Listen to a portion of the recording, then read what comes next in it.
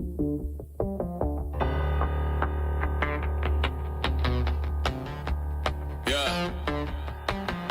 I was born with the story. I was born for the glory. Through the heat and the rain, can't deny and ignore me. I'm bred for commitment, signed up for a mission. Yeah, it comes with the price. It's all in the description. My time has arrived. I can't hesitate. Nothing is in my way. Knocking down barricades. On a different type of time. It's never late. From the jump, I'm the person you can never break. Ain't got time for indecision. Got one love. No, you ain't gonna hold me down. 'Cause I'm a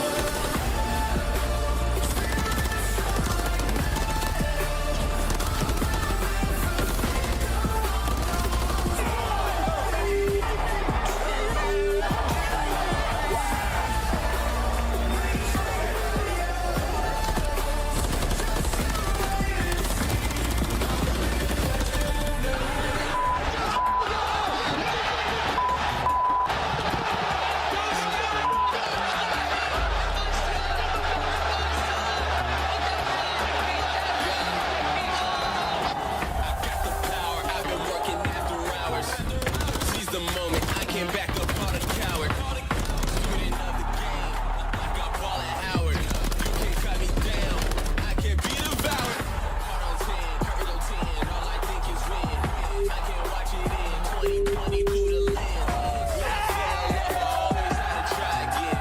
Got the code that connected like I'm signing in. Ain't got time for indecision. I got one love.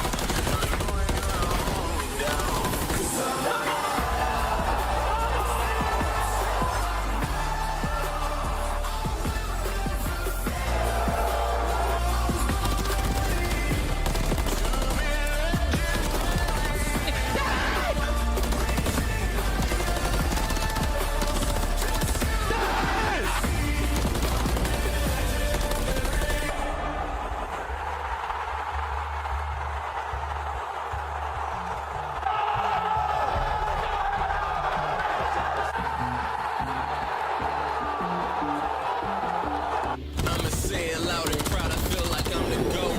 Put some numbers on the board and I didn't have hope. Whatever come my way, I'm with all of the smokes. Mark my words, that's the realest thing in life.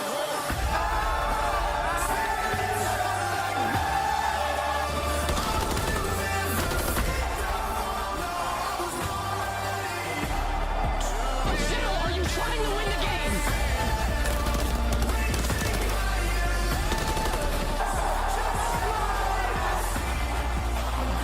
I don't just need to be there, bro.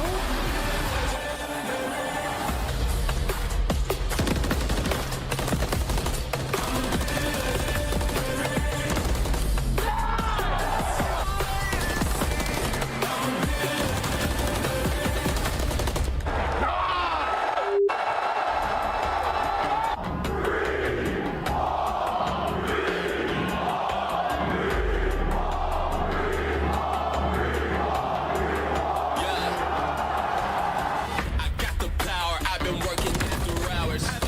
Seize the moment, I came back up on a coward.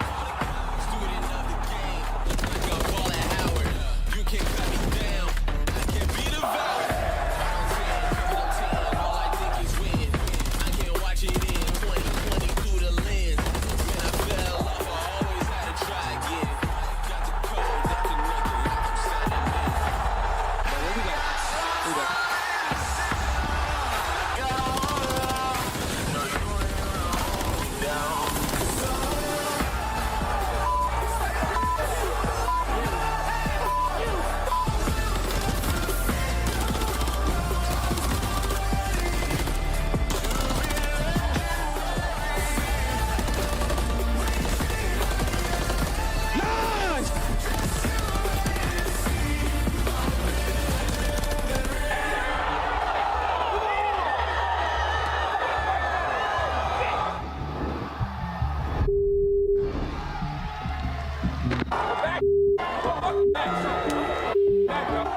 I'ma say it loud and proud, I feel like I'm the GOAT.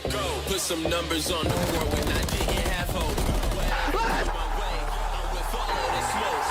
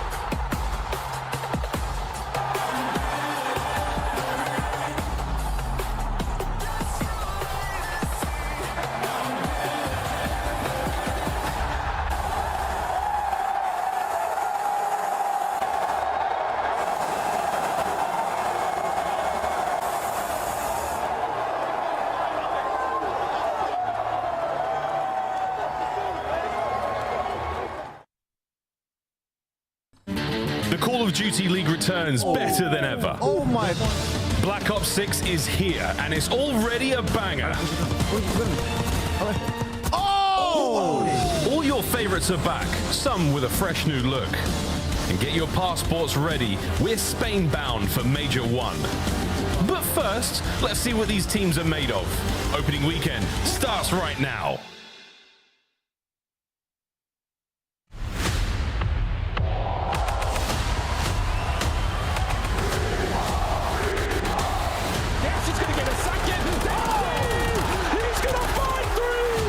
Left in the 1v2 on this side of the map. Off the rebound! That is unbelievable! This does get contested, but Trauser with the double. We are in for one hell of a season.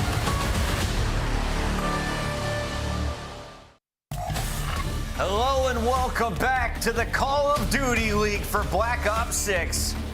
You can see the brand new gameplay featuring some Omni movement, a whole lot of medals, and some brand new jerseys as old faces are now rocking with new teams and new orgs are starting to line up some stellar talent. Welcome in, everybody. It's Chris Bucket alongside Alley Cat and Nameless. And I want to start with you, Alley Cat. Black Ops 6 has been out for about a month and a half. How's it been treating you? It's been so much fun. I've been playing with my parents almost every single night, and these lobbies have been really exciting. It's a family matter. Nameless, I know you've been on the grind for the top 250. Now that seems to be more possible than it was a week ago. How are we feeling? Feeling pretty good. Like 800-900 SR away. Might be able to get it next week. But yes, Black Ops 6 has been absolutely incredible. Been loving it, and I can't wait to see all our new rosters here in week 1.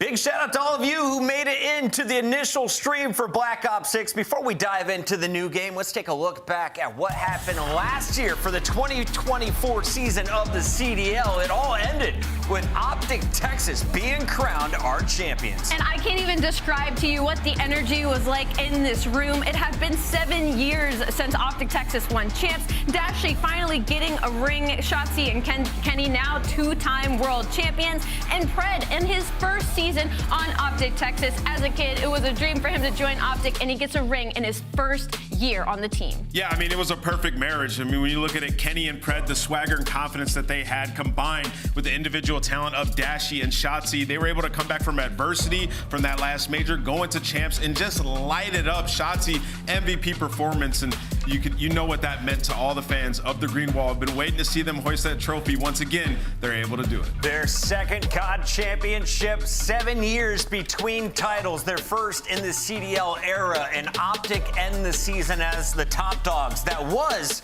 until we announced another $1 million tournament on the other side of the planet. Over in Riyadh, Saudi Arabia, we had the Esports World Cup with a $60 million prize pool. Call of Duty, $1.8 million, and FaZe, they showed up to play, proving that they do not need a roster change to find success. And for Atlanta FaZe, this was kind of a second chance for them. This huge opportunity for them to solidify having Draza slotted into that 4th place, and they get the huge win, almost not dropping a map and keeping this team together.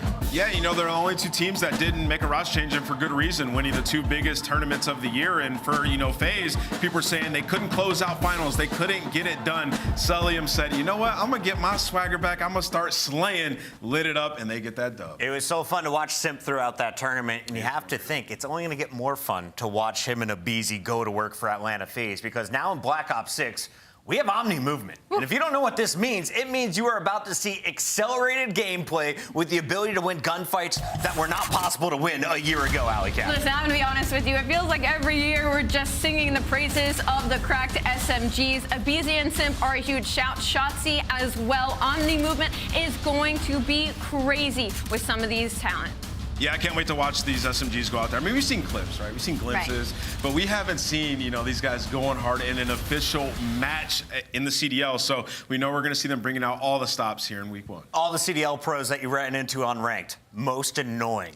I mean, Abizi's always the toughest guy, man. He's just running around. Obviously, Shotzi, incredible player as well. Abizi, both them one and the same. Love that call out. We'll keep our eyes on both those players here in our intro week. And of course, we also have to keep our eyes on the community. We have a brand new segment here called Burgers and Fries. And this is where we are going to review some clips from the community and rate them right here on the desk. Let's start with Hydra. Burger? That means you're buns. Fries, it means you're frying. This guy, well, he's pretty good for some highlights. Yeah, I don't even think we got to watch the clip to know that he probably absolutely twerked on somebody. And that's only Omni movement for you right there. That's got to be a meme. Somebody screenshot that face. I love the reaction from Hydra. Here's a man that we know well, Mr. Stud, ranked teammate of Nameless. Is this a real one, Nameless, or is he hacking here? He's using the Krig. Like, what are we talking about? Jay was absolutely fried. This is my duo right here, pulling out the pistol, going crazy. He gets fries for that one. Fries for Jay all around. Well done, Stud fam. Moving on here. Clip number 3. It's our one and only analyst of the year. Nameless going to town. 2. Walk me through it, Nameless. Give me some play-by-play. Listen, we win this game. I know the score, leads you astray, but I was frying. Nice 4-piece led to the rotation. Just going crazy in the rank a little bit. Fury kill's good enough for fries for me, Alec. Fries and some dip. That last turn on was pretty crazy. Samuel.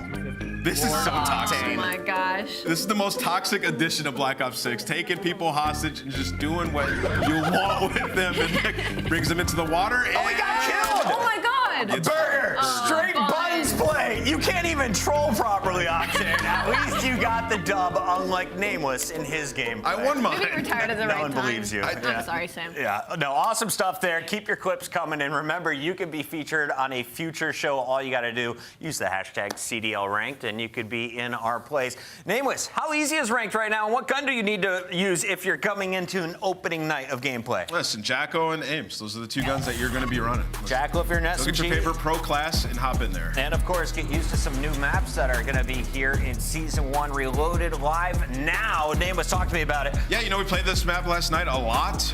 It's really fun. I mean, instantly going to be one of the best maps in terms of search and destroy and hardpoint.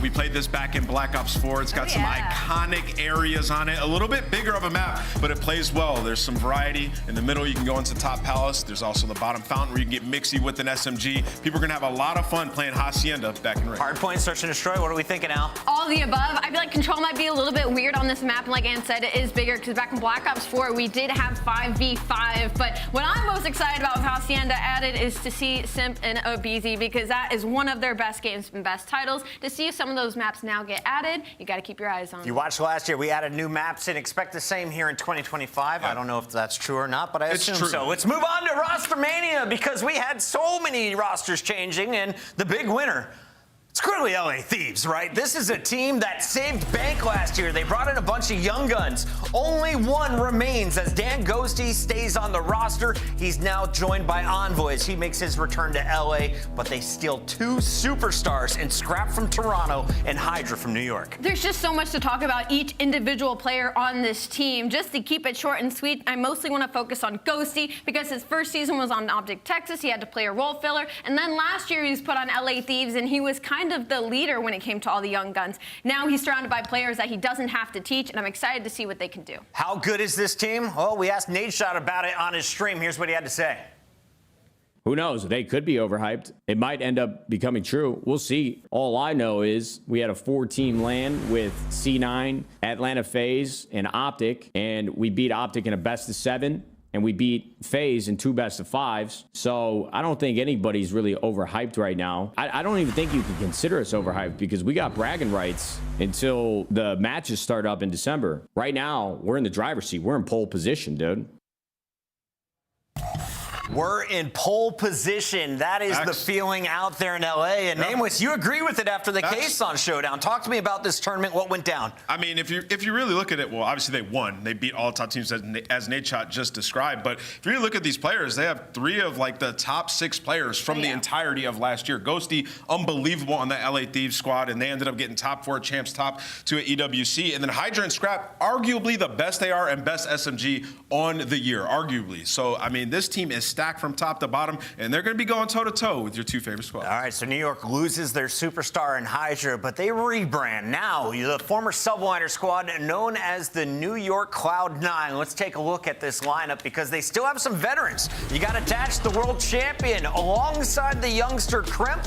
Mac makes his return to the CDL after taking a year off to deal with some family issues. And, of course, you have Sib, the only returning member from 2024. So, Alley Cat, walk me through Cloud9. Cloud9. What are we thinking about the squad? There's still a lot to talk about when it comes to Cloud9. I guess the biggest thing's got to be Mac in his return. He took a year off, and now he's back into the league, and he joins his former teammate in Civ. I like to say he plays a little bit similar to a baby Kismet. He has potential to pop off, but that's not where his strengths lie. It's going to be in that annoying player, getting behind the scenes, playing some objectives, and when you need it, sometimes he's able to pop that 2 and 3 piece and get the break on his own. And you were telling me there's a little bit of concern for any player that takes a year off. Walk me through it as a former pro. What are you looking out for? What do you need to see from Mac? Listen, we all know that playing Call of Duty and being the best, it comes with a lot of reps, Chris. You have to be going hard scrimming, playing every day. So there's going to be some ring rust for him, a player who was already prone to that bad game. The good thing for him is he has some familiarity with Civ, obviously won a championship with him, and then the coach being Accuracy, who also sort of molded him and guided him to be the player that he was. But with this roster, it's just a weird one for me. I think off the rip, they might struggle a little bit versus the top teams, because I look at the dynamic between, Civ and Attach, both players who like to play for kills heavily, right? So you got some raw issues there, and you got Matt coming in after a year off. So they're going to have to be very patient with this roster and with each other, because it might be a little bit of a learning process. For me, it's kind of like this is still a solid roster, and they're still going to contend. It's just, is it championship level? That's going to be the biggest question mark. I am happy for Attach, though, to find himself on a team that maybe will find a little bit more success after his rocky season last year. Is this roster stronger for Attach this year or his Vegas squad last year? Yeah, this is a stronger roster for Attach. I mean, you look across and you got Sib, right, to be like the main slayer. So could take some pressure off him. Maybe he falls back into a gap-filling role. And Kremp, coming off of an insane year last year, could be the superstar SMG they need. Another team that may be feeling the pressure is a squad just a few miles north of New York City, Toronto Ultra, losing Scrap, who was, of course, a Rookie of the Year 2 years ago, basically the face of the franchise. Now the man is in LA, and they make a trade as Joe Deceives makes his way up to Canada. But you look across the board, you got 3 Europeans. You got Kleenex, Insight, and Beans playing with Joe Deceives. What do we think of the makeup of this team? Yeah, I think they made the most underrated moves of the offseason. I'm going to dive super deep into it on my own personal channels before, but when I talk about this roster, I think Beans is great. I think last year he was a slayer on his team. The team wasn't good, but if you look at his numbers, statistically putting up a crazy amount of damage. So for what is asked of him, he should be able to deliver with players like Kleenex and Insight around him. And then Joe Deceives, unbelievable, man. Like, if he was a rookie last year, would have won Rookie of the Year. Now, Ali, I want you to chime in as well, but first, I want you to listen to the comms from this team, because this is what has me most concerned about Toronto. Listening with Beans. I'd say these two. I'd say adaptation, maybe. Me and Joe bring a lot of energy, a lot of sometimes over comms, too much comms, high energy, all that stuff. Whereas you two can adapt to that quite well. You've had a lot of slower comms in the recent years, and been chill and stuff like that, but you're adapting to us, because it's hard to go to your old way of coming. It's extremely hard. To basically just sit there and not call out for most of the time. To be fair though, Toby literally said bring it like. Yeah, of course. Yeah, that's what I'm saying. It's great adaptation to your new teammates. I like it. It's great. Yeah. You could stick it on us and tell us to shut up sometimes, but I might now. Well, you might. Is there trouble brewing in Toronto when it comes to the comms, Ali? Because last year, it was calm, cool, and collected. Every time you listen, it was perfect. Now, you're bringing in a lot of hype from Beans and Joe Deceives, but these youngsters also come with some noise. Yeah, that's my biggest worry. I understand the game plan of kind of replacing with similar play styles, and the fact that Beans is very aggressive, similar to Scrap, but again, he's also very aggressive in comms. So as Chris said, you're kind of completely evolving the camp of what Toronto Ultra has been for the past couple of years. And I'm also worried about the SMG duo of Kleenex and Joe Deceives, individually incredibly talented SMGs, but put them together, the chemistry for me is a very big question mark. The members from Las Vegas Legion are now spread throughout the CDL, but the squad as a whole, totally rebranded. Welcome to the league, the Falcons, as we have some of the best from Saudi Arabia making their way to play against the greats in Call of Duty. Let's take a look at this lineup, and I want to call out Xnit on the far right. When I was at EWC, he was the superstar slayer. He was the guy that showcased his movement. But the other three, they told us there's no way for them to practice hardpoint. There's no way for them to practice most of the game modes we use here in the CDL. It's almost only S&D when they hop online at home. Yeah, and what they showed us at EWC is they can't contend. I mean, they played our Challengers champs in lore, brought them all the way to a Game 5, and the Search and Destroy looked excellent, right? So the hope is they come here, get a ton of reps early on, and they're able to get points early, which is going to be tough, right? We have to be patient with them, but we've seen players come over here and develop. We saw what Heretics were able to do. They're looking to sort of do the same thing this year. And Ali, you were there at the Esports World Cup. What did you see from the Falcons? Because they took Lore Gaming all the way to that Game 5. Just a lot of persistence, and that's what they're going to need the entirety of this season. I think they very much understand the situation that they're in. Obviously, they're going to be behind, but they have the confidence and the work ethic. It's just about not letting your mental get down on you at this point. If you do tend to fall behind and it happens to be egregious. So that's going to be kind of my biggest expectation for Falcons right now, is to understand their situation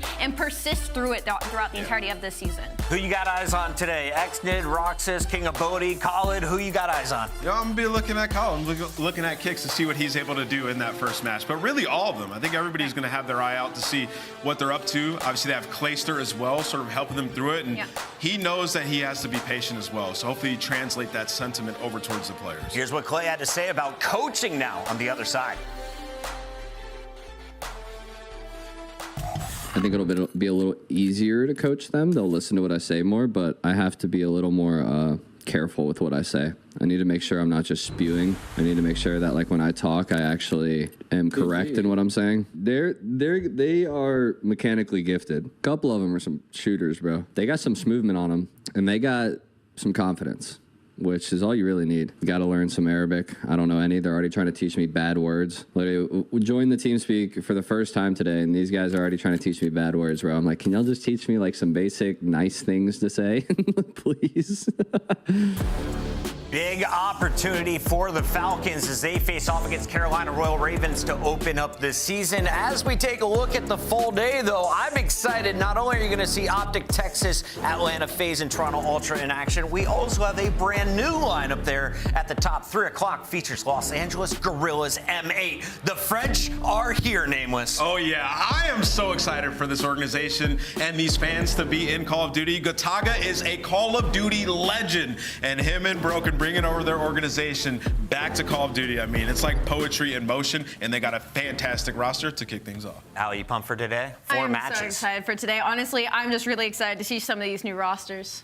Keep it rolling here. Production killing it behind the scenes. Shout out to Clayton in my ear as always. And a reminder, get your pick'ems in right now. All you have to do is scan that QR code and get your pick'ems in now before the games get kicked off. Otherwise, you're scoring 0 points on day 1. You're behind. I haven't done mine yet. I gotta do that literally in our 3-minute break before we start this match. I'm gonna be doing my pick'ems. So if you guys haven't done it yet, scan that QR code and join me. Let's get our picks in. So taking a look at the schedule here, Nameless, I want to know who are the favorites, because we got a whole lot of new rosters, Ali. At the end, we got Atlanta FaZe versus Toronto. So let's start there. Atlanta FaZe, the clear favorites against the new Toronto? Yeah, clear favorites for sure, but I think a lot of people are underrating Toronto. Obviously, going up against Atlanta is going to be tough, but I really do like this roster. Second most one-sided matchup, or more arguably the most one-sided matchup, Optic Texas, who won champs, going up against the new Boston that we saw at EWC, Ali. I don't think, you're right, just because they stayed together in Boston Breach, we're talking about chemistry here, but I don't hate that roster either. And if we know anything about Optic Texas, is sometimes they like to get caught off guard in the beginning of the season, so maybe we could see at least one upset today. Well, we got a moment to talk about Boston. Let's take a look at this lineup, because Nameless, there are a lot of question marks when we went out to Riyadh. Awakening, though, was arguably the story of the tournament for us. The man was absolutely frying. Yeah, listen, this is my guy. And we'll talk about the roster as a whole for a second here, though.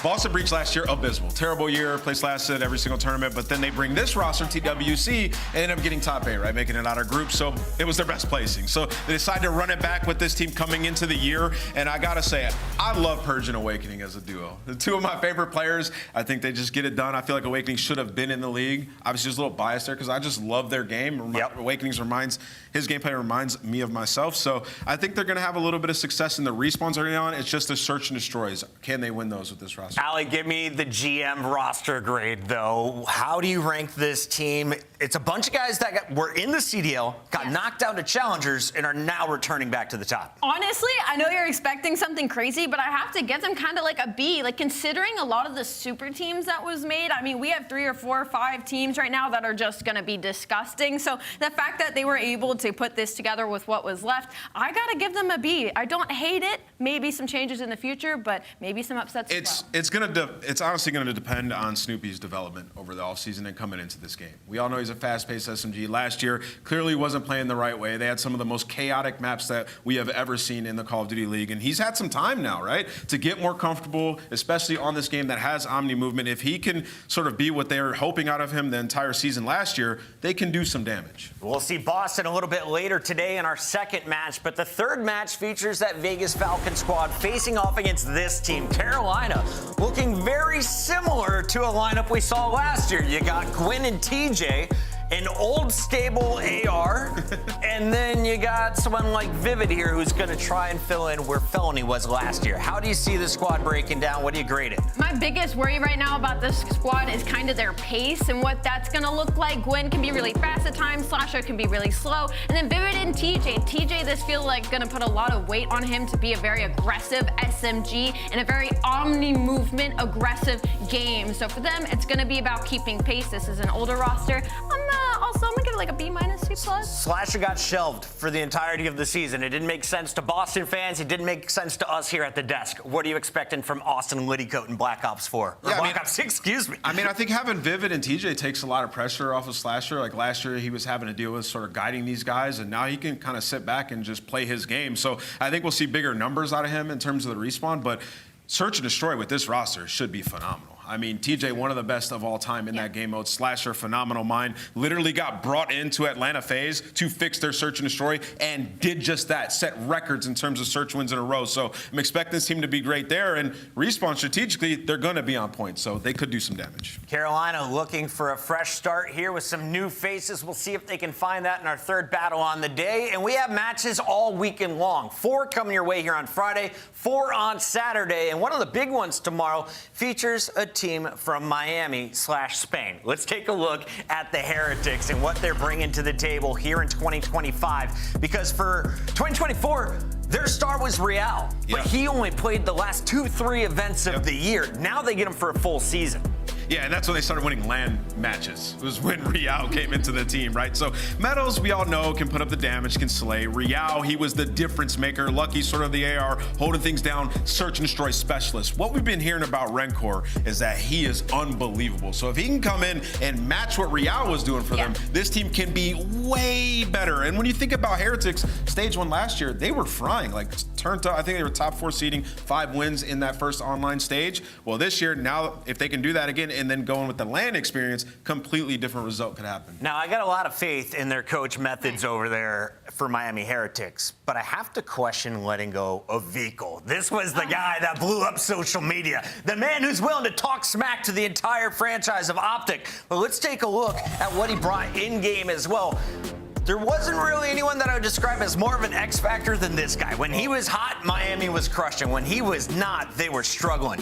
I think it was mutual. I think obviously Vico wanted to go back for his academics and achieved his dream of becoming a pro player. And then they also had Røkkr, another guy from their region that has been unbelievable. So it was like a natural fit towards the evolution of their roster, right? So I think it was mutual, and we all appreciate what Vico did for the esport, bringing that energy and sort of being that enemy to Optic. And I think what's so great about Miami Heretics is they have consistently kept it in the roster to be Spanish, to try and keep it into the region. And the fact they keep finding all these talented players, you could never sleep on this team. You could never sleep on their energy. You could never sleep on their matches. So for Miami Heretics, even though they have the loss of Vico, we know he infected Lucky and Metals. Whenever we were interviewing them, they were very confident. They were ready to talk smack as well. And I can't wait to see them this season. So now, with Big Vic on the sideline, who is that new person to lead them, to instill that confidence when they take the stage? It's got to be Lucky, I think. I think Lucky will definitely do it. He's the silent assassin, though. So, yeah, if he can find it, that would be sick. That'd be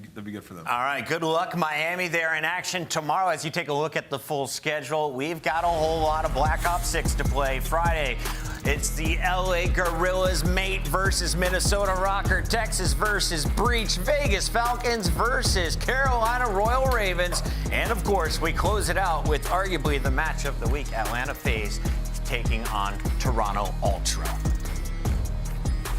It's a great day. It was a great day. Which one of those matches are you most excited for? The one we're about to get in right now. Yeah? Yeah.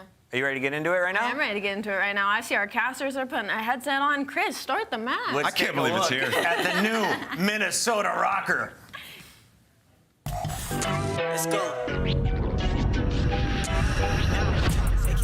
With Babe, comes off with the backside of Palace wall, plus the delayed hit from Estriel.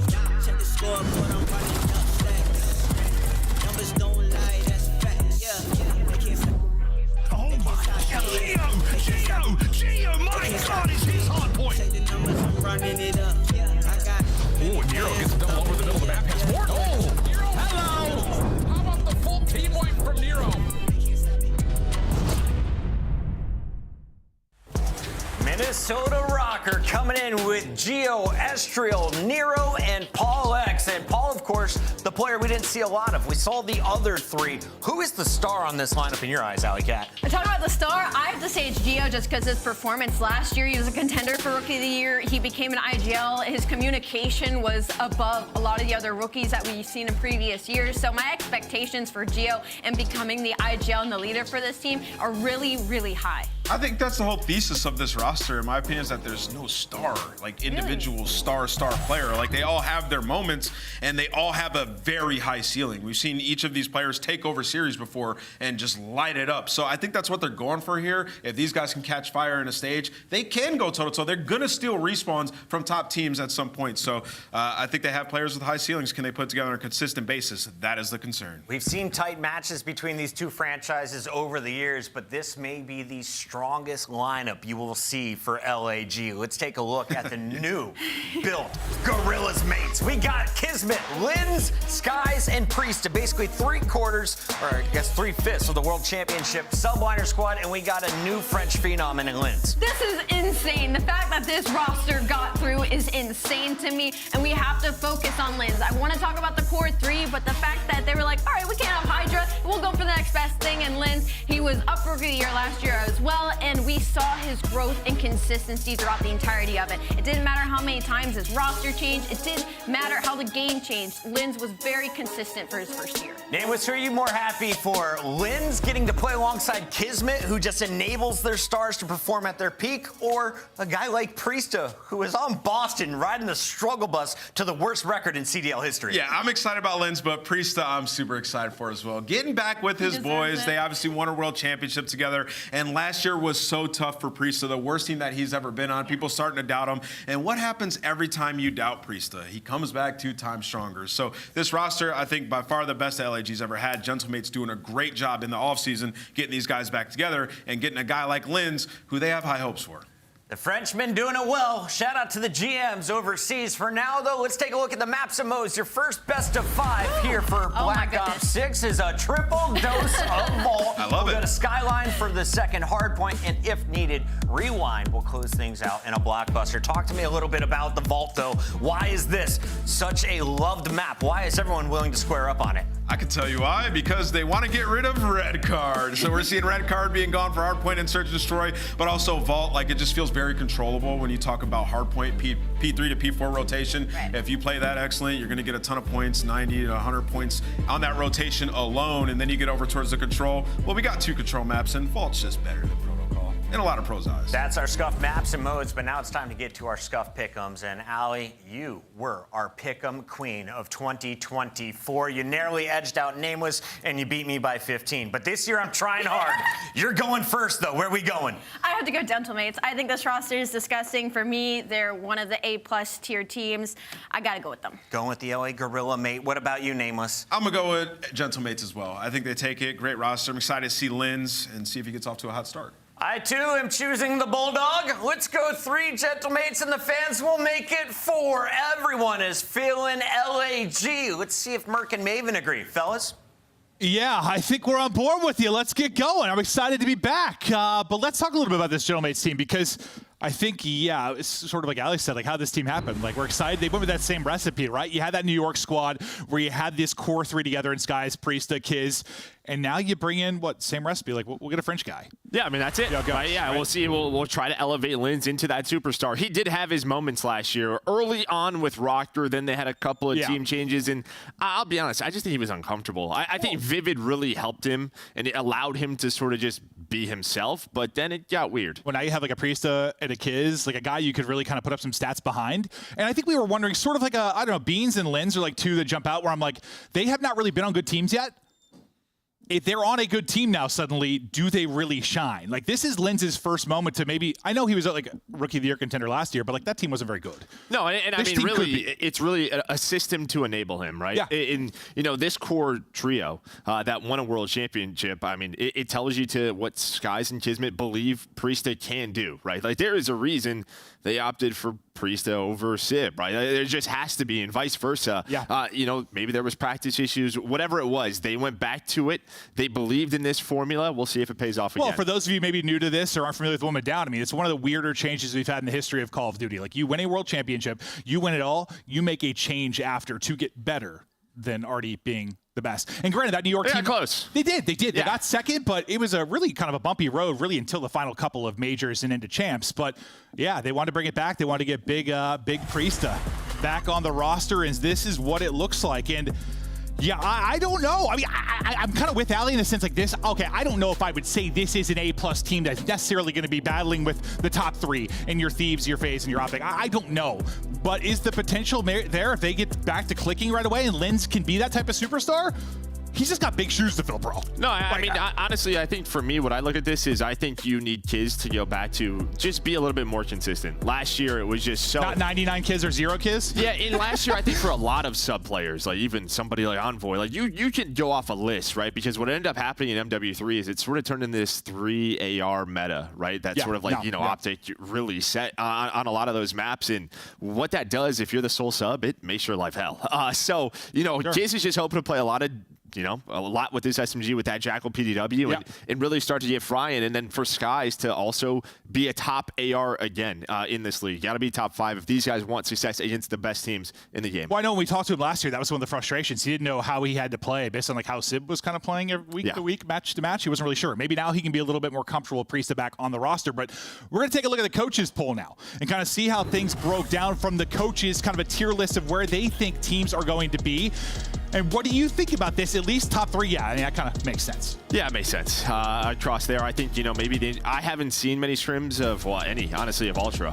I've seen some of the top teams play each other, but I haven't seen that Ultra team play yet. So excited to see them there today. And then there's just a lot of question marks elsewhere. There's a lot of rosters where you're just like, maybe this could work. Really, what happened is like the Hydra to LA Thieves in Scrap to LA Thieves, it really shook the league. It really did, right? So now, I mean, everyone's just trying to fill those voids, and then there's other spots open. Who do we go with? You're taking some risks all across the board. Yeah, because I thought, like, originally it might be even crazier depending on how like kind of the year ended. Like, honestly, if Optic didn't win champs and FaZe didn't win EWC, yeah, who knows?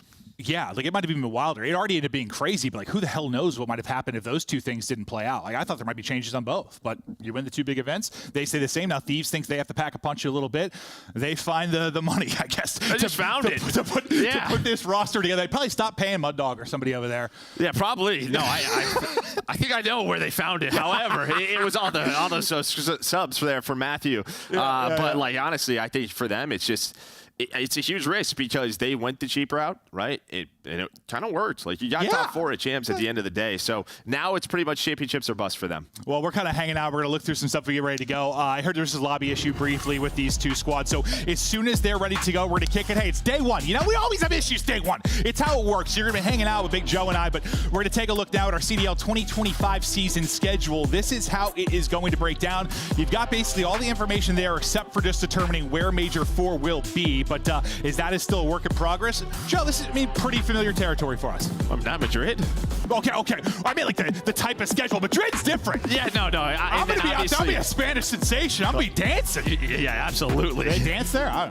Of course, yeah. They love to party. Okay. No, and then you have the minor tournaments obviously added in there as well to spice things up, right? Put some things on the line, break up sort of the monotony of what can be online matches. No, I mean you've even seen like the NBA and other sports starting to do this to add sort of tournaments into it because I think whether you're a sports fan or an esports fan or you're a player in sports or esports. Like, it's kind of exhausting, the monotony just of like your league match, all this build up to it. And yes, it is important, but putting some money on the line and having like an elimination aspect to it, it adds some fun. I mean, I know just as a commentator, I will enjoy, like, I know people don't want single limb all the time, but for like an online tournament we're throwing in like this, I love it. Put a little pressure on, a little something extra to play for. Because even like scrims, like, you know, these players are putting up some extra money just to make it like matter more. That's what this is for me. Yeah, it's what it is. Yeah, I mean, yeah, again, just as soon as we get back from holiday break, we'll have our first one, so should be great. Yeah, no, should be a hell of a fun time. But what if you take, I know we've been watching some of the scrims. Usually, you know, we're kind of boys with Crowder or, you know, kind of Mud Dog on the Thieves side. We'll watch some of the Thieves scrims, watch some of the FaZe scrims they play against different teams, listen to the players talk through stuff. But, like, what's been jumping out to you? Like, what is the beginning of the year sort of like? You've obviously were a pro player for a very long time, very accomplished. Like, what are you just trying to do to ramp up to this point now where we're getting into official matches? Yeah, I think, honestly, the first thing really is like hard point, just sort of figuring out spawns, right? Good spawn, bad spawn. Step one. Yeah, do we have squad spawns? Do we not? You're really just trying to push the limits here when you talk about that, sort of figure things out. If I do this, what happens over here? They're still doing that probably to this day. You know, obviously a lot of search and destroy early on with tournaments is a big thing. And then, yeah, I mean, it's just every single day you're just learning something new. You're learning new spots. I mean, day one's a great time. It's a million little things. I was watching a scrim the other day for a team, and like they had a 4 down in a scenario, and like afterwards, they're like, we need to figure out how much we can push our limits in those scenarios. Like when we get 4 down, like it's like replicating these scenarios. How far can we get away with it? How greedy can we get? All these little things you're trying to figure out that obviously you'll improve over the course of the year. But now we have a big change to this title as well. Listen, we've had jetpacks. We've had all sorts of movement. This year, Omni movement is going to be the big change. And Joe, I know for me, it's just one of those things that's like, once you played with it, it's like, this should have just been how it was all the time. No, it feels great. It feels great, yeah. Right? It's just like, why wasn't I always able to run to the side? It's, like, it's wonderful. No, I mean, listen, I think every single match, someone's going to get destroyed. Probably multiple times. Really, like, if you remember Jetpack COD tournaments, somebody was getting turned on every single game, if not multiple times. So there's going to be a lot of clips. It's going to happen to everyone. Yeah, it's just, there's been some, like, when I'm watching, like, it's just sometimes where you, I don't know, you think you're making a sneaky play or you think you have a freebie or just something. It's just a backward slide, a little something quick. You're like, okay, well. Dude, the animations when you're like prone, but prone like on your back, it still looks like dead bodies to me. I'm not used to it at all. Not one bit. Yeah, I just run by those people all the time. Number of times, I've been in a pub and I think it's a dead body. Yeah, I get shot. I'm like, okay, a dead body shooting me. Lit. Yes, great time. So, yeah, you got to get used to the new animations. It's happened to us. It's going to happen to our pro players. So, yeah, should be a great time. But I think just in terms of this title, like a lot of these maps, just fast paced. Like we're, you know, Vault Rewind if we get there, or sorry, Skyline if we get there. Like just there are a ton of engagements. You know, there's obviously good spawns, bad spawns on some of these maps, but you're just right back into action quickly. Well, we're going to take a look at the map pool now as you're kind of talking about maps. And listen, it starts like this. I know usually like Spencer or the league will tweet out something about maps. Everyone like freaks out. Like, we only have 2 controls. Like, we need another map in here. Why do we have the same maps? Like, listen, we usually end up adding a couple as the year goes on. There's already been talk of Hacienda. We know that came out. You played a little bit today and ranked played. It was great, right? Like, yeah, it's great. Yeah, fantastic. Like, remember how much fun that was back in BO4? Like, there's going to be additions. There's going to be changes. This is just where we start. And yeah, we're probably going to be seeing a lot of Vault.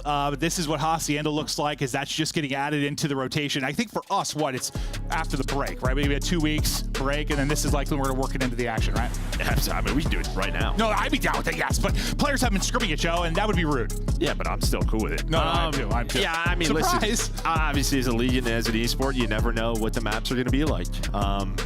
For competitive especially, and I think, you know, you see the map set this year, and I mean, I think we're lucky to have 4 or 5 maps. Like, there are some, like Røkkr, that I think everyone's kind of just like, you put Hacienda in for that. Like, there's some just non-traditional sort of Treyarch maps in this map pool, but... Well, Røkkr probably, if the spawns like weren't as close, probably could... every time I see Røkkr, I'm just like, why don't I just have Moscow? Let's just play that one. Yeah. That would work too. Yeah. We'll see what else gets brought back into the mix. But I'm someone that's always, you know, you get that argument from casual fans or competitive fans every year. Like, in a perfect world, yes, every new map we have is awesome or competitive. It's just not always realistic. So I'm always like, if we had raid every year, I'd be okay with it. Well, the formula is just so different. Obviously, you know, for competitive, like, we do need some spacing, right? Where, like, a lot of the pub maps, everyone's just in these, I want 900 engagements as much as possible to grind my headshots. Well, that's why sometimes you end up with like spawns that are a bit closer than you'd like them to be as a competitive player. So it can be tough. Yeah, it can be difficult. just bashing them together like Gentlemates and Røkkr are about ready to do. Last I heard, they're about a minute out. I imagine if we don't get it solved here shortly, we'll be going to break. Just a lobby issue for the two teams. For those of you watching at home, thank you for hanging out with us. Thank you for being patient. Being patient is probably going to be a lot of me and Joe and Chance and Miles just talking about Lord knows what today. But it's going to be beautiful, and each one of you is a bright ray of sunshine. Except for the people that are just yelling, start the game in the chat. I probably don't like you. Probably 99% of you, but Joe does like you. He's lying. We're going to take a look at some highlights. This is New York back in 2023. And this is what you're talking about. If you're new to it or maybe didn't see this, what a crazy moment it was. You get a win with Hydra, Skies, Priesta, and Kiz. Then you make a change shortly following it to go into the next year. And I mean, I know you as a competitor was just pissed, right? Like that doesn't happen or shouldn't happen. Like if you win a world championship, like, oh, no, for Priesta? Yeah, I was not happy about that. Yeah. No, I mean, there is nothing. That man, I think, throughout his career has been the utility man for, 100 Thieves when they were one of the best teams in the world during the BO4 season. After that, you go to FaZe, I'll do whatever I have to do. He's just a kid that he understands it. He knows what he needs to do. But I think now you're looking at this core, and it's how much, obviously, you give a lot of freedom to Hydra, right? And he is an MVP superstar, but now you're going to individually have to step up. No, you are. But I think there's a reason, like those guys go away but always come back or always find a home. Like, I don't know, your Kismets, your Priestas, your Vivids, your like Loonies back in the day. Like they're guys that people want to play with because usually if you're sort of their duo in a role, you are going to perform well statistically. And then they're also kind of like, I mean, it's messed up to say, but like they're kind of a scapegoat in a way. Like, yeah, in a way. If they're not going to usually put up numbers or kind of the scapegoat. But I've been told by our producer we do have game ready, so fingers crossed we might be good to go. If not, we'll blame our producer. We'll talk about more stuff. We'll just keep chatting. Thankfully, things are starting out. We've got tons of team changes, new rosters, new cities, new game, new movement, new maps, new everything. So we'll have plenty to chat through. But I'm seeing fist bumps. Just a shot of the guys. We did talk a lot about, obviously, the Gentlemate side of this thing. For Minnesota Røkkr, it's a weird one. It's just... Is a team that could do well, sure. I mean, I don't have them in a high tier going into this. It's just... I don't know. You get like half of like the Vegas roster, which we did love like moments from Gio and Arrow. Estriel, like he had some really solid moments last year as well, but it's just on a team that was really struggling, obviously. Well, I kind of like what the desk talked about. It's like, where is your star power here, right? So, yes. I think for Minnesota Røkkr, it's just going to come down to who will step it up this year. All right. Well. Okay, we just teased you a little bit, home. We just teased you a little bit. It's a draw. Listen, maybe not. We've been doing this a long time. We were prepped for this. Yeah. No, we knew this was gonna happen. Joe and I talk about our way, and I'm like, listen, it's day one. You always want to like under promise and over deliver. It's an expectations thing. As the older you get, just set realistic expectations, and you're okay. I knew it was day one. New title. We're gonna have some delays, but we're gonna hang out, have a great time, have a smile on our face, and love each other emotionally, sexually, and spiritually. Yeah. Well, I just think the kickoff land. I mean, Miles and Chance had like a 28-hour podcast. Bro, we were doing. I thought it was like a 2-day event, and I woke up and they were still playing. We were doing like a different launch event, and we're like, I don't know, it was great. Nice paycheck. Busy just casting sort of with some fans and stuff, playing against like the FaZe boys and some of our boys that were sponsored by a company, and we had a smooth day. It was a 3-hour broadcast, and like Joe and I were like, high five, Joe, great day. Earn some money. And then Joe, I'm like, Joe's like, they're still casting. I was like, huh? And I thought it was 2 days. And he's like midday. He's like, they're still casting. I was like, what? Yeah, I mean, luckily, like 3, 4 a.m. Yeah, they just kept going. I literally went to bed and woke up and they were still going. So they had a brutal day one. Yeah. So, but yeah, no. From what we understand, it was just wrong sides was all we had to swap. And for those maybe not familiar with it, you've got a strong side, you got a weak side. It all goes through kind of your ban and pick process when they get set up with how we're going to play this out. That is very, very important. I mean, the problem is once we switch sides again, though, it's just does the lobby die? Because that may happen. You never know, Joe. You never know. Yeah. But this is, again, how it's going to play out. We're going to be a lot of Vault to kick us off for our first 3. I mean, I'm excited to get into as much as I've watched, like, scrims of Hardpoint and Control and stuff. Like, Search is just always, that's kind of my favorite thing to hop in at the beginning of the year. Kind of Search. What it looks like at the beginning of the year towards the end of the year is insane. It usually changes quite a bit. Yeah, well, everything does, I guess. But and I think one thing with this like Gentlemates lineup will just be. I think they're just gonna be a tough team to beat. right? I think they're going to be solid in every single game mode. Like, they may not be as good as or as skilled as our top 3, top 4 that we've talked about, but I think the fundamentals are going to be there.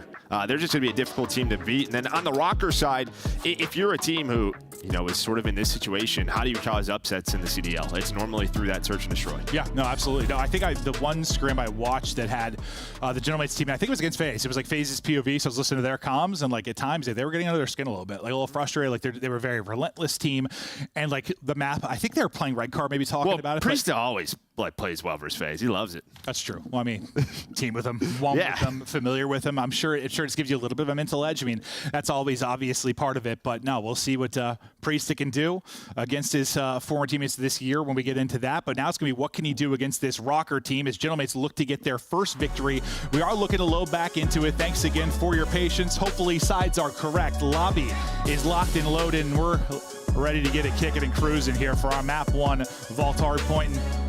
Joe, I know you've been grinding some rank, watching some scrims just for Vault. Why has this become, you think, like kind of the most popular map amongst, well, kind of pros in the competitive community? Well, it's just it's a good size map. I think every single mode is, well, you can tell plays well. I think that's just sort of it. It's sort of your 3 lanes, but still kind of not 3 lanes. Because underground holes. Yeah, underground. But I think it's just a very good pace map. You can make some big plays. Your ARs can get comfortable. Subs have a ton of routes to take. Well, at least a little good opening and start to get to the point here for Røkkr, but it'll be Kismet trying to bring it back inside. So far, so good for Røkkr, but a mix in and around the point. Linz, we're going to have eyes on him. He's going to need to hit a new form. We saw the potential for him last year. I was going to say, we're need to see some flashy moments, nearly able to hit the movement to get the gunny up there, but comes up a little bit short. Yeah, I think the big thing just early on, 20 seconds left on this P1. Gentlemates right now, they're going to try to control that right side of your mini-map, right? That's where the good spawn is for that P2. As Geo just trying to get them off time. P1 can just be tough. There's a lot of different angles that you can get taken down from with Catwalk, with Underground. The nades are hitting. Sky's just trying to do what he can. But behind Estriel and Nero, they're already going to have pressure up towards his P2. And one of the things with this is that back spawn can be very sensitive. If you move just a little bit too far forward, the opponents will spawn right behind you. And some of these kind of 4 hardpoint maps, I mean, I've seen some almost go into time because it ends up like 2 of the hardpoints you're sort of just playing setup for the other hardpoint. Like, right, 1 you're kind of setting up for 2, 3 you're kind of setting up for 4. It ends up with like a decent amount of white time or a lot of contested time. Is everyone just kind of trying to body for our big time? It is a nice break from Røkkr in through the front. You're still spawning safe in the back of your Gorilla mates, but this has been wondrous from Røkkr. Yeah, stuns and nades going down.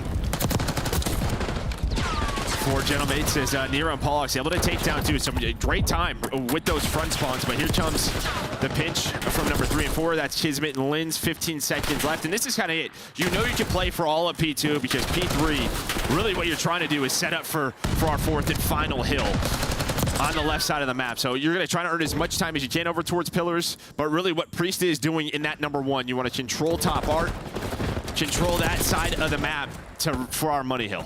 Well, it's a couple of things, right? Like, that's a key position, obviously, with getting set up when we're holding here at 3, then 4, but also just kind of that God power spot, right? You have the elevation, you've got the gunny from there, but you've also got a lot to watch. The comms have got to be on point for that player, because there are a lot of ways to leak through, and you've got to deal with all sorts of stuff. But so far, you've got the position you want to be your Gorilla mates. You've got a 7-point advantage.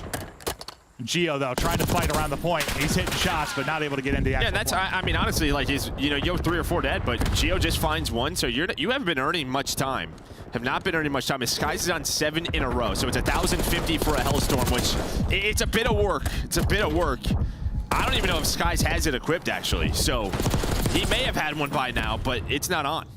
Well, that's a little bit different. We've had score streaks, we've had kill streaks, we've been back and forth across some of the titles. Tons of score you got to earn here to try and get it. Is the Hellstorm will see be the one thing thrown into the fray. Linz is ripped down to 50 HP. They've got the kills, 3 through on the feed. Gorilla mates now set up with one of your money hills, and they are locking it down. This is prime position now to get a lot of time. The player in the point gets picked out through the doors, though. That's going to cause a rotation for another player into it. That's the opening you need if you're Røkkr. You get one pick, people got to rotate, and you move on in. This is it, though, right? You still have 2 close, spawning very close if you are Gentlemates. So they're going to immediately trade.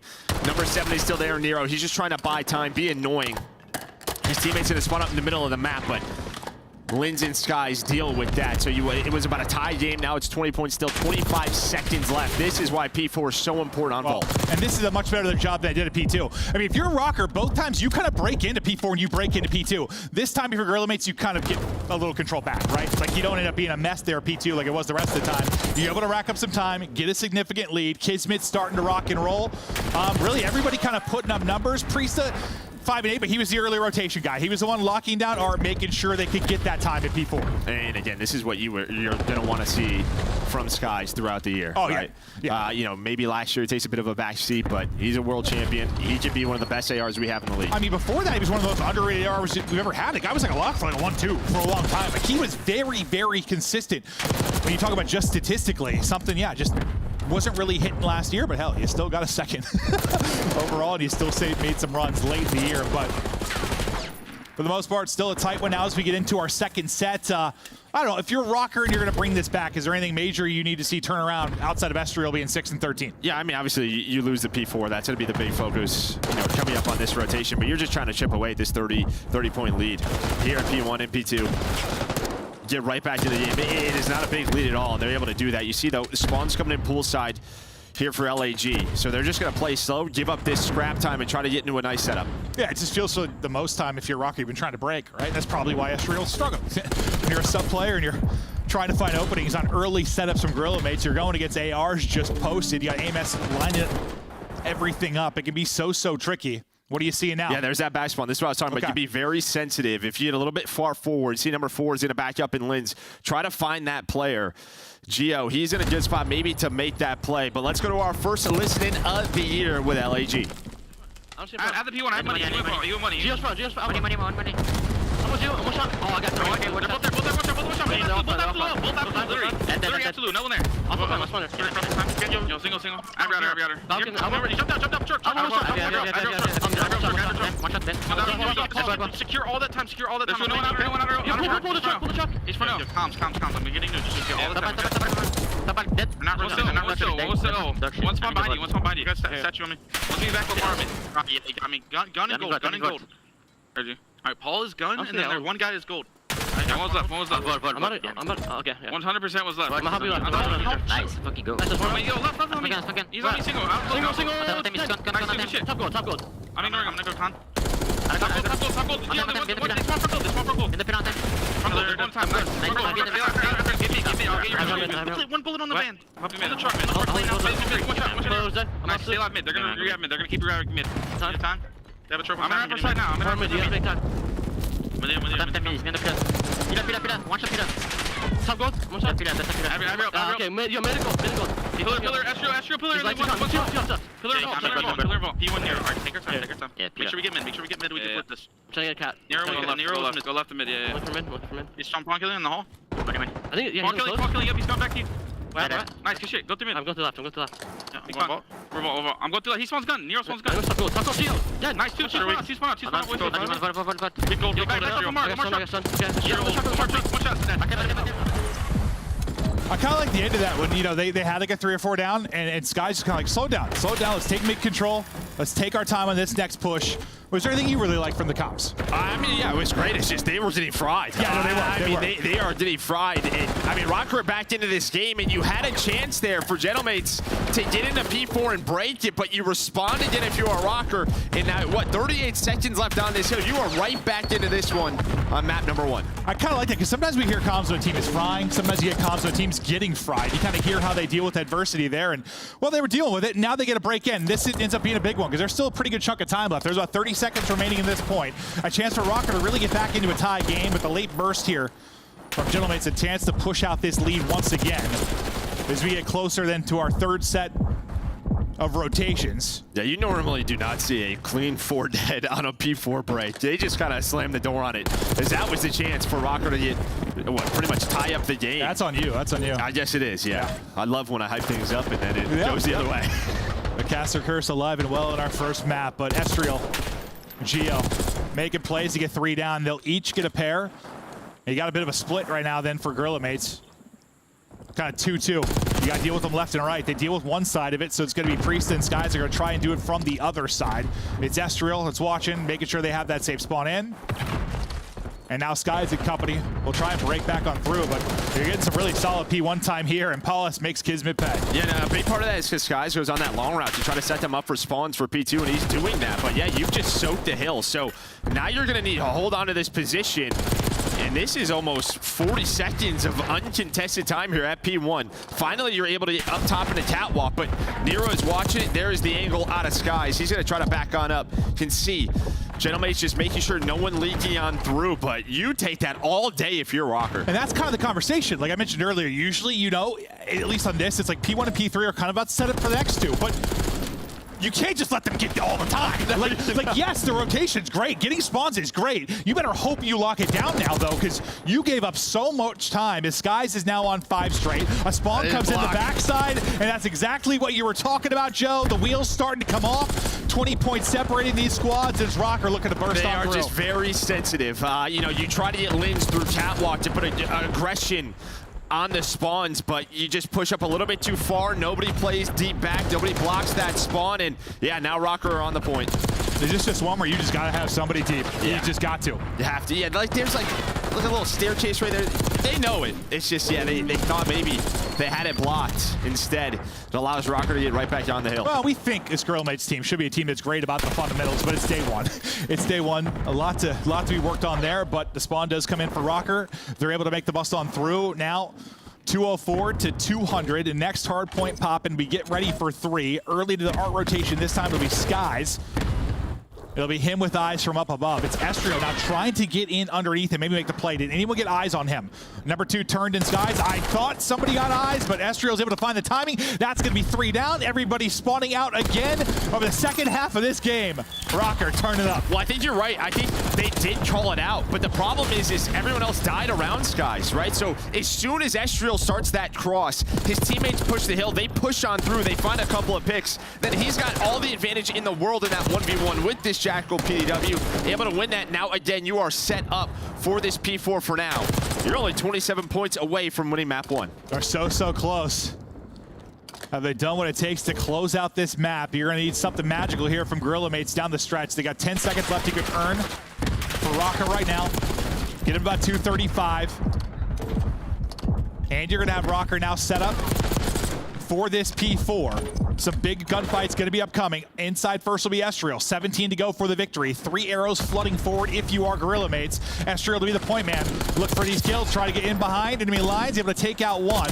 Take out 2. Estrio popping off late. Now 5 just needed for the W. Kismet, though, going to win a big gunfight on the site.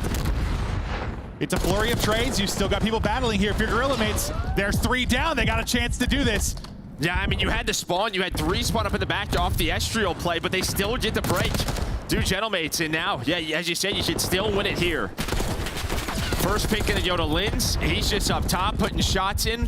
Gio's trying to work the top side to get a crossfire, but they're just getting picked apart from these power positions. That's what's tough. If there's a change in 1 second here, and there has to be a rotation, you feel okay, but you have to get in. Through. You gotta get in. He got in. Who was that? Estrio makes the play again. He's able to find the 1v1, but they're gonna need to get on for a couple more seconds. Gio maybe with the opening and the double, and he does it.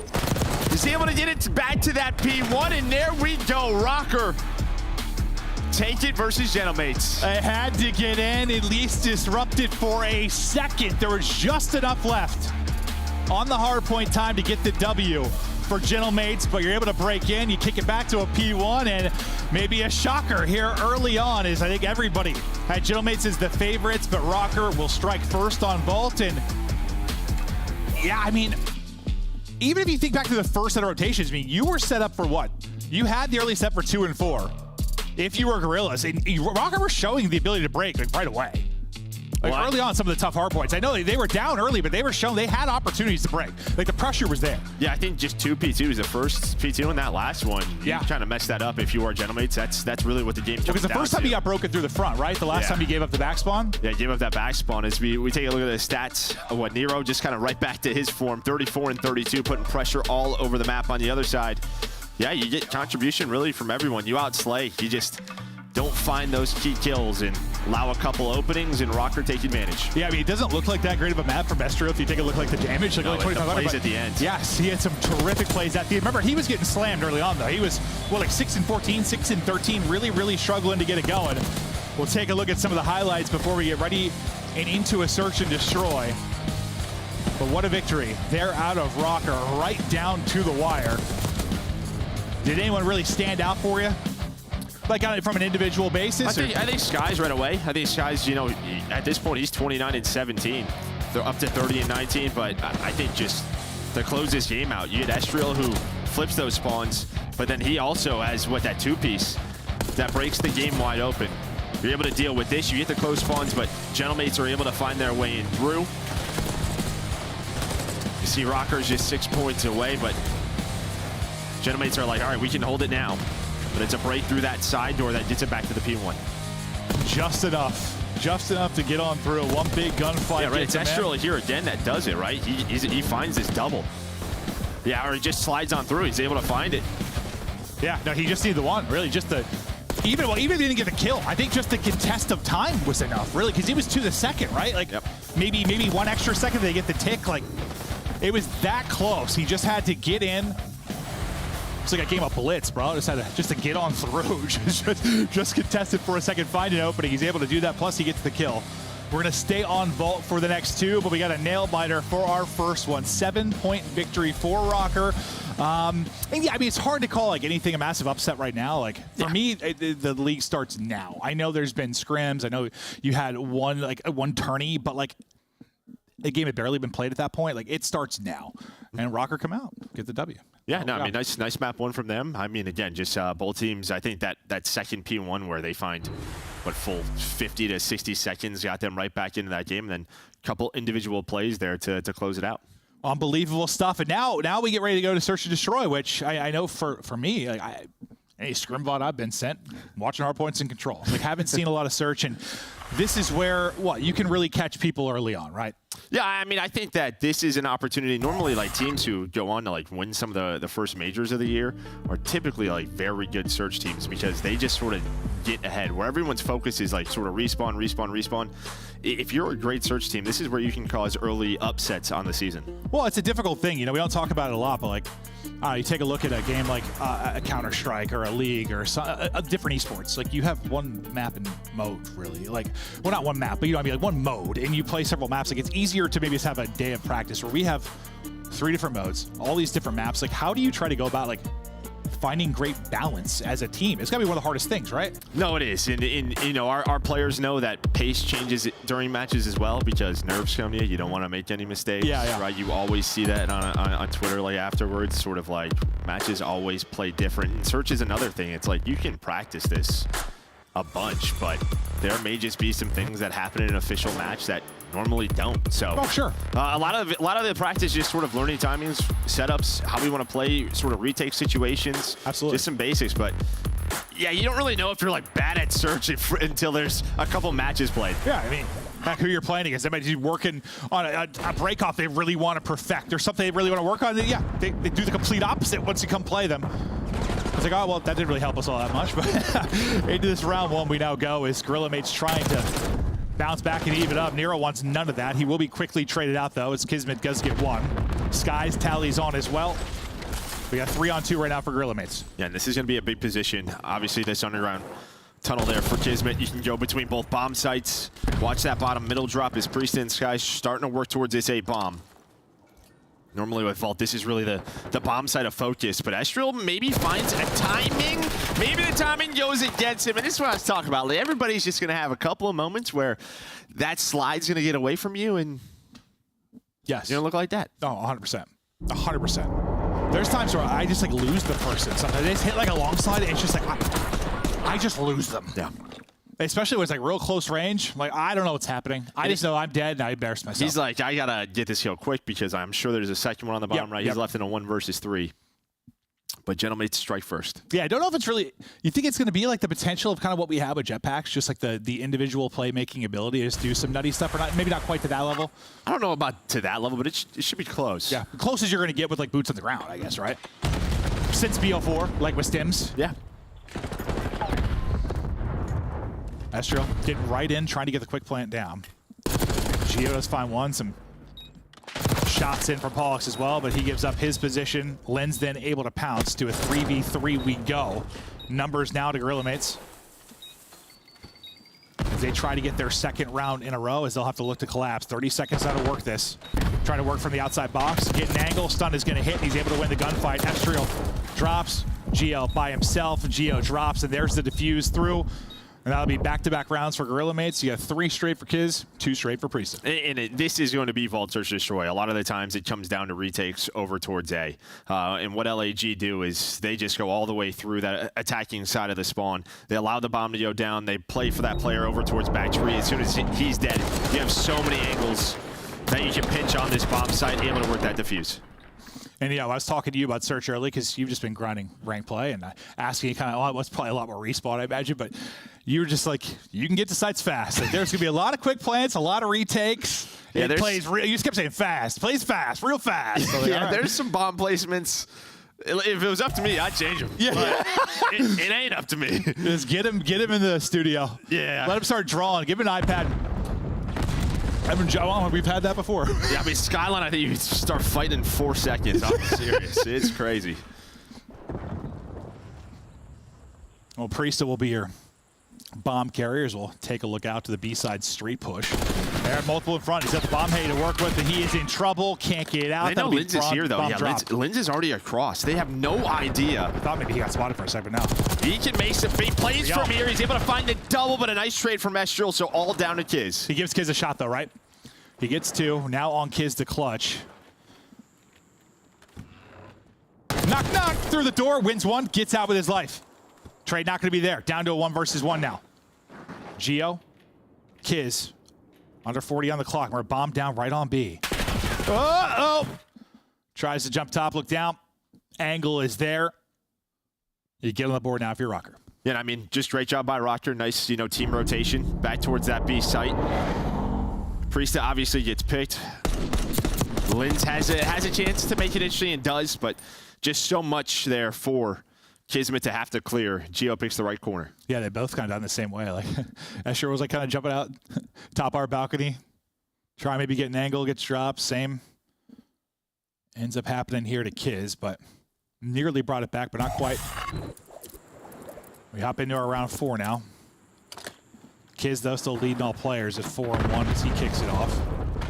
Offense back for Røkkr. We're getting right back to poolside. So this is the opposite look. They went 4 top B. This time they go 4 towards A, and Linz able to hit the pistol shots, but just like that, it's still a 2-on-2.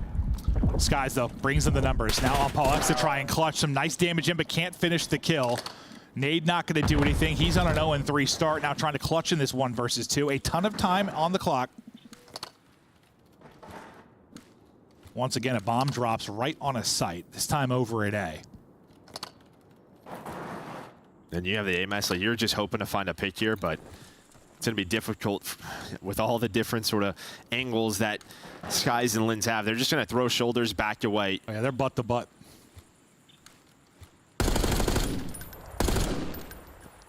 Just hoping he can rip one.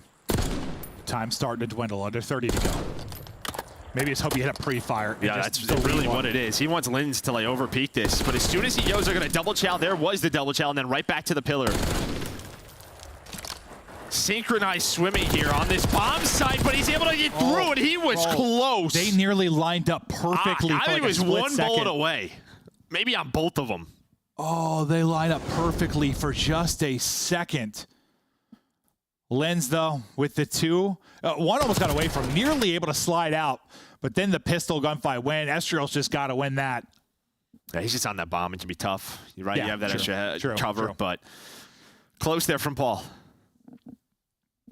Yeah, I didn't think he was going to even get that kind of opportunity, honestly. Like, to slide to there and nearly just line them both up. I think maybe, like, the player shouldering didn't see him slide because maybe he hits behind the bomb, like the angle. Kind of what it seemed like. Yeah. But you'll keep the advantage if you're Gorilla Mates. This time they'll try their odds over at A. Well, Kiz just gets swarmed. So does Priesta. The setup there inside the point just falls apart. Lenz has nearly been the hero of these last couple of rounds. His multi-kills have been the difference. This time going to have to do it from a 2 versus 4. He's already able to take out Geo. Now, what can him and Skies do? I know Sky is also known kind of for his S&D capability. Really, he's just waiting on Lins. He needs him to make a play here with the sub so they can get inside a vault. But you're watching that. He's able to get away with his life. Paul doesn't want to overchow. And that's honestly kind of the fun thing about the early skirmishes, that you come down a lot of these 2v2s, these 2v3s, these 1v1s, and you give Lins time to pick them apart. There's another one added on. Oh, hello. RC car in, they're able to take that out. Lin gets some damage in, wants to challenge behind it. Sky's able to get the kill, and that is how you do the 2v4. All smiles there as Lin's now with multi-kills in 3 straight rounds. Beautiful stuff there. I mean, it helps when you get one more kill, and then you got the RC. Okay, I lied. Maybe it wasn't. Sky's got the other 2, but still.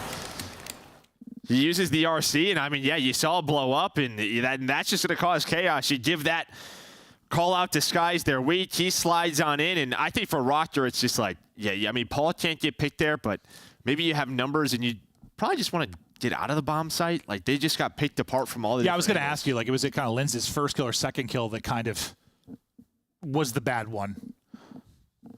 Well, we're waiting to see what's going on. We have a 4-1 advantage right now for Guerrilla Mates. I know we can see the game, and it appears that we are frozen currently between rounds, so we're going to wait and see if we're going to be loading back up with a 4-1 advantage here for Guerrilla Mates, or what the deal is. We're hopping back to us just for a second while we get them to figure it out. I don't know if the lobby crashed or what exactly happened. That's what it looked like. Day 1? They won 4-1. We're done. That's it. It's day 1. Oh, I thought they said they won. I'm like, okay, Joe, I don't know if we can make those calls. No, it's day 1. This is just... Yeah, yep. It's going to be a party. Just roll with the punches, Joe. No matter where on your body you're being punched, you're just going to roll with it, Joe. I'm rolling with it. Absolutely. But bit of a blunder there. But yeah, 4-1 advantage for Gentlemen. As soon as we can get back, and we will. Thank you again for your patience at home. But yeah, bear with us. Day 1. Early in the title. We're going to have some issues, but that's why you get to look at us handsome lads as we hang out and chat through things. But as it was a 4-1 advantage so far, and that's the only search and destroy we've seen so far, at least officially in the league. Gentlemates were up. They did rely on some kind of bring it back moments from Lin. Some big moments. Like Røkkr had some rounds they're in control. Like, it probably shouldn't be a 4-1 score. No, it should not. But yeah, I mean, obviously, Gentlemates, they do have that. And I mean, I think really kind of what we talked about, what does BO6 S&D look like? I mean, I think like last year, a lot of the defenses were spread apart on the maps. You're trying to find pace with MCWs. I think we're like 4 rounds in a row where the defensive team is running as 4, just trying to find an opening, right? Just flying together. And that's like what we saw in jetpacks all the time. That's exactly what I was thinking about. Luminosity. Yes. Yeah, exactly. Sam Octane LaRue. Just sort of this death Nikki ball. D. Death ball. Yeah. that's kind of it on some of these maps. Yeah, that's what we're seeing. But hey, I want to give a shout out. Listen, we were talking about Gentlemates and how excited we're having them here. We got some watch parties going on. Gataga, we've been a long-time fan of his from back when he was a competitor. Their fan base we're going to have just from like the European and French side of this is nuts. Listen, I remember back to like, dude, this is like BO3 back when we had what, like a Vitality, Millennium, going up against like a Fabi, like a German team. And this would be like it was a LCQ type match that had Røkkr down there, by the way, that picture they had out of him. You want to get one of those of me? I'm that just pans a little bit lower? No. Oh. Well, no, anyway, that match, by the way, it was like a losers qualifier. Yeah, it was like 100,000. It was like 100,000 viewers. Yeah. Like the French fans, German fans. It can be insane. So that was 10 years ago. Yeah, it was. That's why we're so excited though when Heretics got involved. Like, what did I say to you like years and years ago? I was like, I'd do anything if we just had like a good French team, a good Spanish team, a good German team. Like, I'd be so happy just for those fan bases that we have internationally, because that's the one thing sometimes we've lacked in COD esports is we just. North American players, for the most part, run shit. It's just that's just how it's been. Whereas for most other esports, it's not really the case. No, not really the case at all. But I mean, here's the good thing. I mean, yeah, Gataga, legend. I mean, I played against him years and years ago, right, in Europe. French monster. Same with Brokey. Just those guys are incredible creators, and they've built up this fan base, this organization. So we are very happy to have them with us. No, it's awesome to see just what they've been able to do, because that's a question mark a lot of times of players. Like, what do you do? Once you're done competing, you can't compete forever. Whether they're talking about like athletes and like sports or they figured it out. Yeah, I mean they had a fan base. You found me. Now you're stuck with me here, casted in Columbus. But now we're having a hell of a time. But it's exciting to see what they do. The fan base they have built, and I'm sure we're going to be bringing in a lot of French viewers to watch this team. And that's why it's cool we've got Lens on it. I mean, I know this is sort of the recipe for success for the other 3 guys. Sort of get that French submachine gun. He's got big shoes to fill, and kind of what Hydra was able to do with those 3 guys. But I think he's a young player we're excited about. Yeah, I think Skies tweeted out like, our fans are insane. Like, I'm downloading Duolingo now to learn French. Like, I'm like, respect. No, yeah. That's awesome. It is so, so cool. And just to get another fan base kind of behind this league, behind E-Team, as we get back into it. Remember, it's 4-1 advantage to Guerrilla Mates, so they need 2 more rounds here to take this map 2 and tie us up at 1-1 in this best of 5. So we go over to Gio's POV and see what the line side looks like from tree side. And again, you just see all the purple arrows, right? Just sort of scanning, trying to find info, but not ready for this. Good trade, though, from Priesta into a 3-on-3. Another retake scenario here towards A. Nero is trying to shoulder the bottom mid push, the full side push, see what info he can get. Pollux just tucked away in the corner. He's able to get a freebie there onto Priesta. They go 1 for 1. I thought it was a great snap there from Pollux, but not enough to win the gunfight. Popping out Gio, the reads on the next one, able to win the 1v2. It's like a mantle party there. It's just everybody's mantling out over the balcony. Some awkward gunfights, but able to clutch up with the 1v2. Yeah, I mean, the good thing here is, right, you're still so weak if you're Skies from that previous gunfight. Just you had a great snap to weaken him up. Maybe if he's full health, that's a little bit easier. You see how quick they want to go for that trade. Kismet gets caught, and then you hit the backslide. If you're Gio, you're ready for the next one. Great stuff there. Heads up play to get the clutch, but that just looks, the whole sequence looks so awkward. Just you never want to, like, you know, even though that was kind of pushing each other, but maybe hearing like comms, people are like mantle cheese, like you don't mean to when it happens. Like, yep. God, remember that? What was that? Priest says he had a bad one back. Was that? Oh, Hotel. When BZ had that 1v4, remember he like mantled over that? Never. That's like the most famous mantle I'll think of. That just, oof. That one's tough. But Gio pulls off the 1v2. You see we got the scoreboard updated here, custom in-house to show the 4v2 advantage now for Guerrilla Mates. Priest trying to spot. Teammate gets the kill. Next gunfight in front. Nice drop shot there from Pollux. Quick trade though, as he's so tagged up. Lins could do it. They have a 2 versus 1. Gio, well, you clutched in a 1v2. Can you do it again? A little bit different of a situation now. This looks like Pollux's POV from earlier. Tries to go through, gets in, catches one, nearly another. Oh God, another bullet or 2, and he's likely clutched that one. That one almost looked more awkward than the other. Like, I thought he got spotted by the first player. He does, he just gets behind the pillar. Right, he hits the slide timing. The first player has no idea, and then Skies is like, all right, you know, you got to take the challenge. So great trade there, but yeah, close clutch. Gio almost does it back to back. I just thought there was like time for the first player to like react, but it just didn't happen so quick. So quick. Is they're just smiling, having a bit of a laugh about it. Some wild situations in this map too. But that brings us now to 5-2. 1 round needed for Guerrilla Mates to even up the series. Quick hit from Røkkr. Again, takes out 1. Damage into a second. Lins with another multi-kill in this, but he will be traded out by Paul. We take a breath.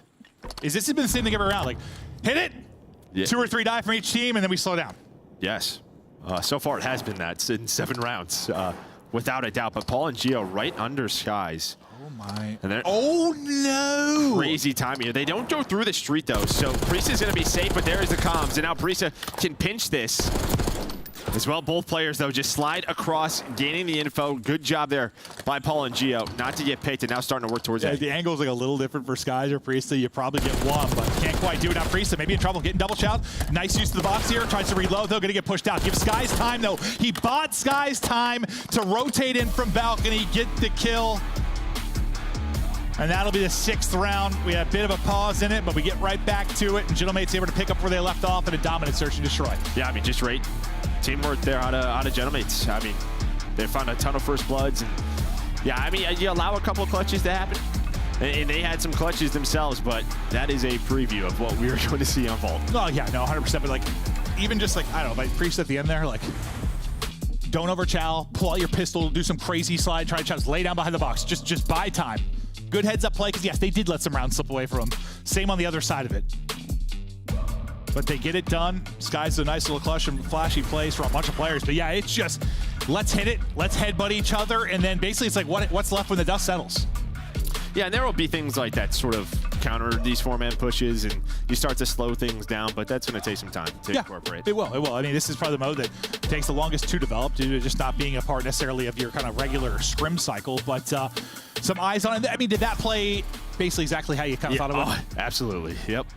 Retakes at A. Yeah, fast is how it was. But 2 maps underway. We're tied up 1-1. We're going to kick it to the desk now before we get to the map 3. Chris Buck, it's all you, baby. Thank you, gentlemen. A brand new halftime segment. We got Alec and Nameless to break down the early action, and let's start here. Minnesota steals game number 1 after everyone chooses Gentlemates to win the series.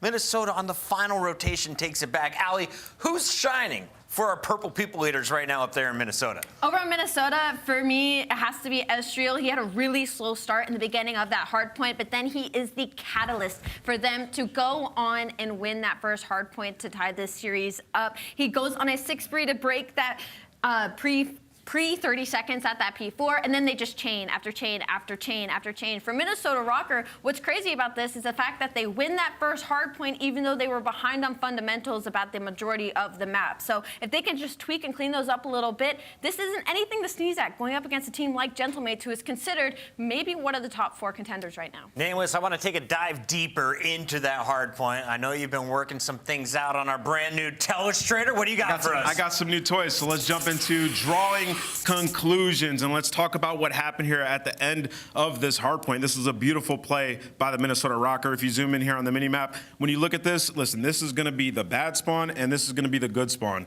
So what you see here in this situation, they're going to have to break. So Estriel has to make a miracle happen here. So he's going to go through low bottom vault, get pushed all the way up and get the kill on top of the building, and then the rest of the players end up pushing through and flipping. But what happens early is Priesta tries to rotate over to help, he dies and he ends up spawning out. So they're aware of that. When Paulek sees it, he knows, turns around to try to play for it once again, and then there's a flurry of kills. So let's clear the screen so you guys can take a look at what went down here. It was a massive play in this situation. You know you have to find somebody first and get that first blood. So what you're seeing here is Paulek spawns up, right, in the bottom right side of your mini map, and he knows because he spawns there that Priesta kill, he's getting the bad spawn. So he plays the timing, leaves to go help his teammates. They end up getting 4 kills, spawning them all the way out, which leads to them winning this map. Just an incredible play by Paulek and Estriel. You saw him get all the way through. If it wasn't for that, they don't win this map. Fire breakdown and fist bump for that one. That is the exact change, the exact turning point when it came to that hard point. Not only does Estriel get the first kill, allow his teammates to get 4 down, but like Ant just showed you, he's able to also secure spawns for the first time for P4 for Minnesota Røkkr to then go on and win. We're expecting a ton of vault, and already you've seen it twice. You're about to see it a 3rd time for Control. Before we get into that Control, we're giving our players a moment to get a drink of water. Let's take a look, though, at some of the big plays from S&D. This is LAG bouncing back. We thought they would be a tough search squad. Who showed up on vault today? Who showed up on vault today? The entirety of LAG Gentlemates. But like you said, it's going to be Skies and Kismet for me. I mean, just the pace of which they were playing this map number 2 was insane. You talk about this underground, this is the doghouse for Kismet. Nameless, it's day number 1. I know we all locked in Gentlemates to start the game. Yeah. It's halftime, though. 1-1. I'll give you and you alone the opportunity to flip. Do you think Røkkr steals the series? I'm going to stick with Gentlemates. I think the end of that hard point, as we just saw, it was sort of a blunder there. Played a little bit too aggressive. I think they had a chance to win that, and I think they'll figure it out here in the Control coming into this game number 3. I love this roster, though, and I think, if anything, so far, we may have underrated Røkkr a little bit. They were playing sound Call of Duty on that map number 1. We saw some big plays. Spawn awareness was there throughout the entirety of the map. So we could have ourselves a Game 5 banger to kick things off. You know, my big fear was who is going to be that IGL for Minnesota Røkkr? Who is going to lead the team? Can't wait for the comms opportunity to listen in with this squad, because they are finding success against world champions. People who have been here and done it at the highest level. Taking a look at the remaining maps that we have to go, it is a best of 5. We're guaranteed 4 maps here. Not only are you going to see Vault Control, we'll get our first dose of Skyline Hardpoint. Yeah, I'm really excited to get to that game 4. When I first saw this layout, I was hoping we'd go with the distance. So as we go into Vault Control, if you want a player to watch, I'm going to shout out Nero. He had 34 and 32, doing what he does as one of the engagement kings on this map, and I'm expecting him to do it again. Nero, player to watch for you, Allie. What about you, Nameless? We still got a little bit. I want to see what Lens does here. I mean, Control, obviously a slay-heavy game mode. He's got to be that guy coming in. I mean, he's filling Hydra's shoes, let's be honest here, on this roster, right? So he's got to be the fry man. We'll see what he can do here in this vault. Well, there we go. The match is ready. We got map 3 coming up next. Take a look. Upgrade your game with the Scuff, the official controller of the Call of Duty League. Good job. I know you.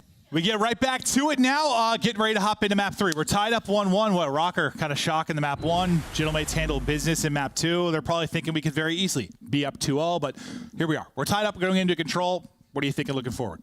I mean, both these teams are probably like more reps, honestly. Like, we're still just so early. Like, yeah, I mean, you're going to get some more reps on these maps in official matches. Yeah, how do you feel about, listen, these are official matches. This is the lead up to Major 1. Yeah. Like, we have this thing every year where it's like, we have 2 weeks, and then we have this long break, like over the holiday with Christmas, and then we come back and like a map gets added in. Like, is this just, do you view it differently as a player a little bit?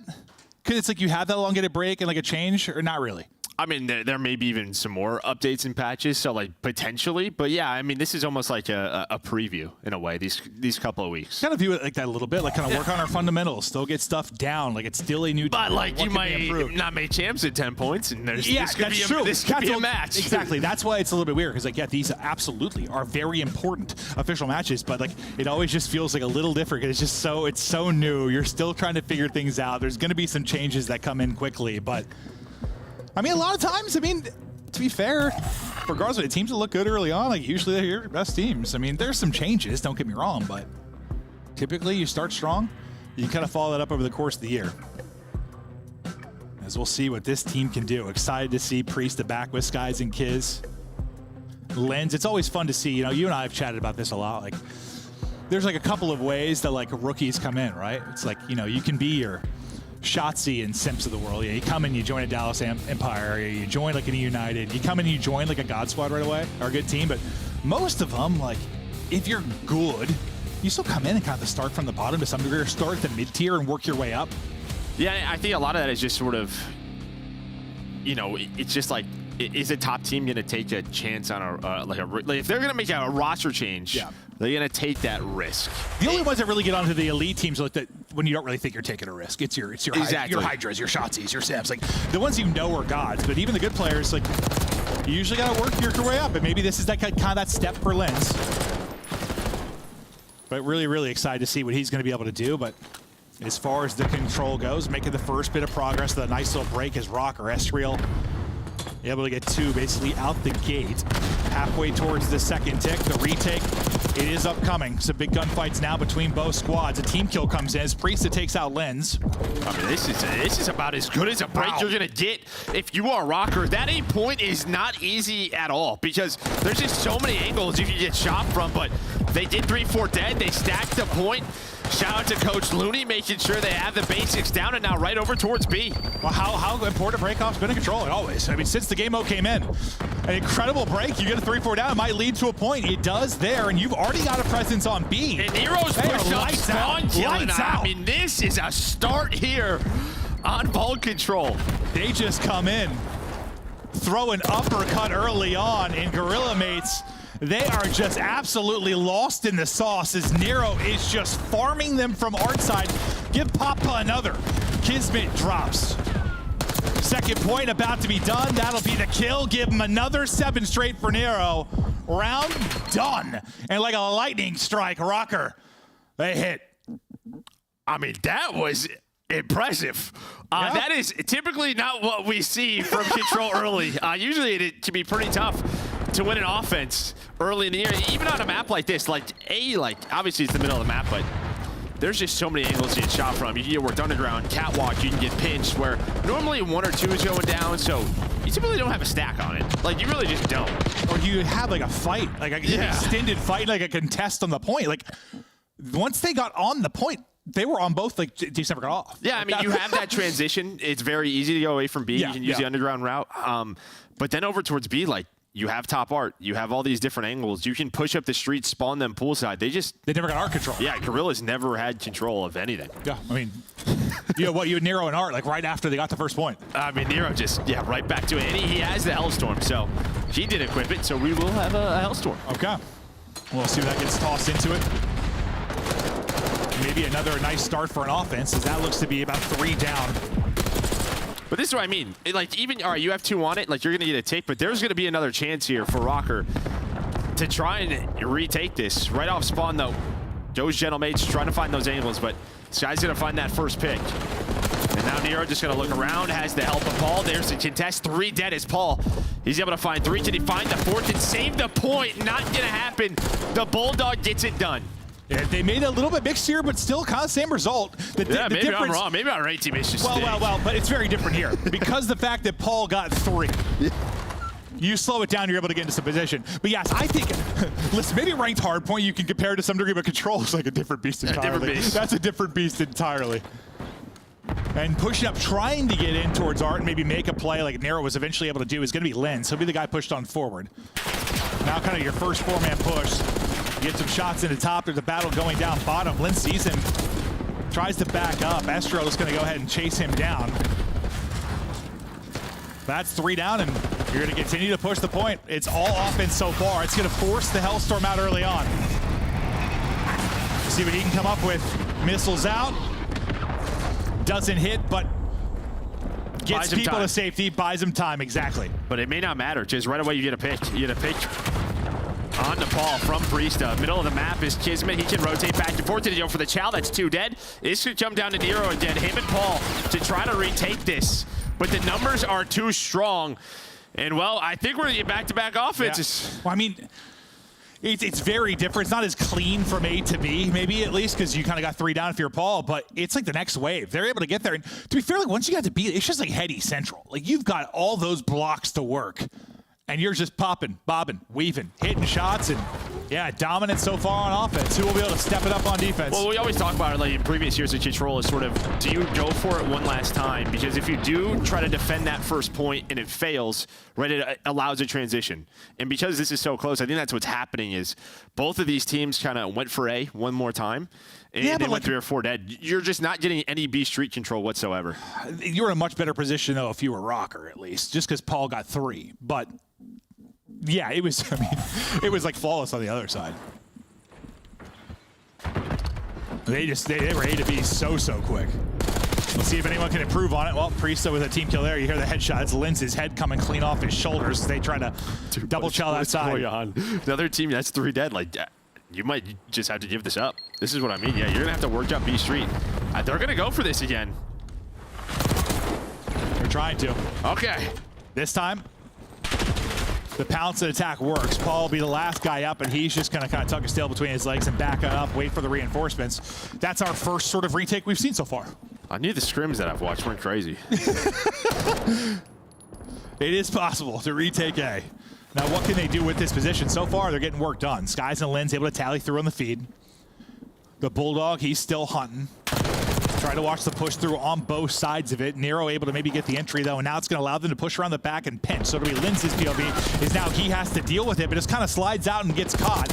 You've now got people collapsing on both sides. The Sky's got to keep his head on an absolute swivel. He's able to take out 2, but he would have had to find 4 there. Everybody else got picked. Yeah, now you're going to have that 3rd tick in. So that'll be done. You get that minute extension. 1 life advantage, but you at least get into a setup. So you're going to have Lens pushed up. You have Kismet inside of Vault, Skies, Priest, and making sure nobody can work the pinch. And Priest's only kill is on Lens. Well, no, I did. That's just by that. Oh, yeah, I know, right? I looked at that a couple of times. I was like, I don't think he's 0-5. Yeah. We also knew, we said day 1, we've got some issues sometimes. Day 1, month 1, usually some Codcaster issues as well. So numbers not always correct, but we'll try to keep you up to date the best we can. Usually for the player bottom right, when you see their tag bottom right, that'll be the accurate number for what they're looking at for the entire game. Yeah, so 1 minute to go now. Nero trying to work that pinch. In a much stronger defensive setup here towards B, and they're really controlling it from the middle of the map. Just watching those crosses. Zestro, that stun doesn't hit. He would have stunned both of them. Instead, he gets taken down. A much better time this time for your Gorilla mates in defending B. Røkkr trying to find this opening. You're down to 40 seconds. Gorilla mates a slight little life advantage, trying to increase that there with the kill behind Lens. Nero looking to chow out. Can't quite finish the first. You got to worry about the top art angle as well, because Sky's going to try to get shots in. Couldn't quite finish him, though, so... Yeah, numbers here. He's able to tuck behind the van. Kismet and Sky still trying to do their best to hold, but they're going to have to apply pressure at some point. Unfortunately, another team kill. Is Nade going to take out Kismet this time? Pollock's going to be the last one up again that kind of backs out. Well, he does have a little help in Geo. Nice chow there from Paul. mean, the finesse ability really from the subs of Røkkr have just kept this alive. The nades have not connected. Paul and Nero have just put the pressure on, and now that allows Nero to go on a pinch. Gio is able to find another one. It's only 25 seconds, though, 6v6. And there is the time. So Nero, you'd take it down, and now things will slow down. You need to get him, though. You couldn't let him get loose in Art and just pick you apart like that round one. Back and forth we go. No respawns remaining for Røkkr. They're down to 3 players here. Paul, Estriel, Nero. Now just Estriel and Nero. I thought they did enough to get the round win, but it's looking like a little bit more juice in the tank here for Gentlemates as they hold off. They get the defensive victory. So a team can win on defense. They can. I mean, yeah, just good holds from them. I think like Kids had a couple of big kills middle of the map where, you know, really what we've seen from both of these teams is you're putting a player or two on it, and then you're trying to get someone through that lobby door, like near that line, to basically just get a crossfire. That player is just trying to not allow people to cross out of Art and slide onto the point and contest. And Kids had a couple of big kills in that area on defense, allows him to get to that point, allows them to hang on to B. Barely. I thought when the UConn called the 3 down, I thought that was it. I thought they needed like half a tick, but they need the full bar still. Like a little bit more on it might be enough to do it, but really just comes down to lives. Good job communicating and dealing with Nero when he got loose into Art. I just feel bad for Priest because I know there's someone typing like he's really 0-5 in control, and he's not. Yeah. I swear we had this issue before, like updated after the round, like what did change?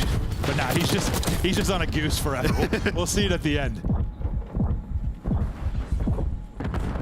Kiz, 16 and 14, showing off his movement. He's on 4 in a row. Paul Kiz. Paul and Nero gonna take down 2, so no early A pressure. And Nero just trying to find some spawn kills, but Skies has his teammates back. Probably, well, definitely the best position we've had from a defensive team onto A, but now you flood 3 on through. You get in through pool side, Paul X up, he's up top. Trying to lock it down, not a lot of ammo left in the gunny. Not a lot of health left either, but Linz, it's a multi for him. And that should be a good presence. They get the 4th player there. It's a nice presence now onto A as they'll start to push this. It'll be 5 straight for Skies. And a minute extension. It's looming here as the nades start to flood on in. Thought maybe they go for one more time, but they're just going to try to lock him in. You get a nice kill there if you're Skies, though. Maybe get you out and try to apply progression over here over to B. Yeah, I was waiting for Estriel. He was on the full flank. I was waiting for him to go, but he ends up just kind of waiting. Maybe they decide not to retake, so they were just trying to trap them in the area to find the kills afterwards. Finally, they start to come through. But Brisa hits the slide and destroys Estriel. The problem is, though, his teammates are off spawn. Yeah, so he's 11 and 18. I mean, not having the best of maps, but that looked good.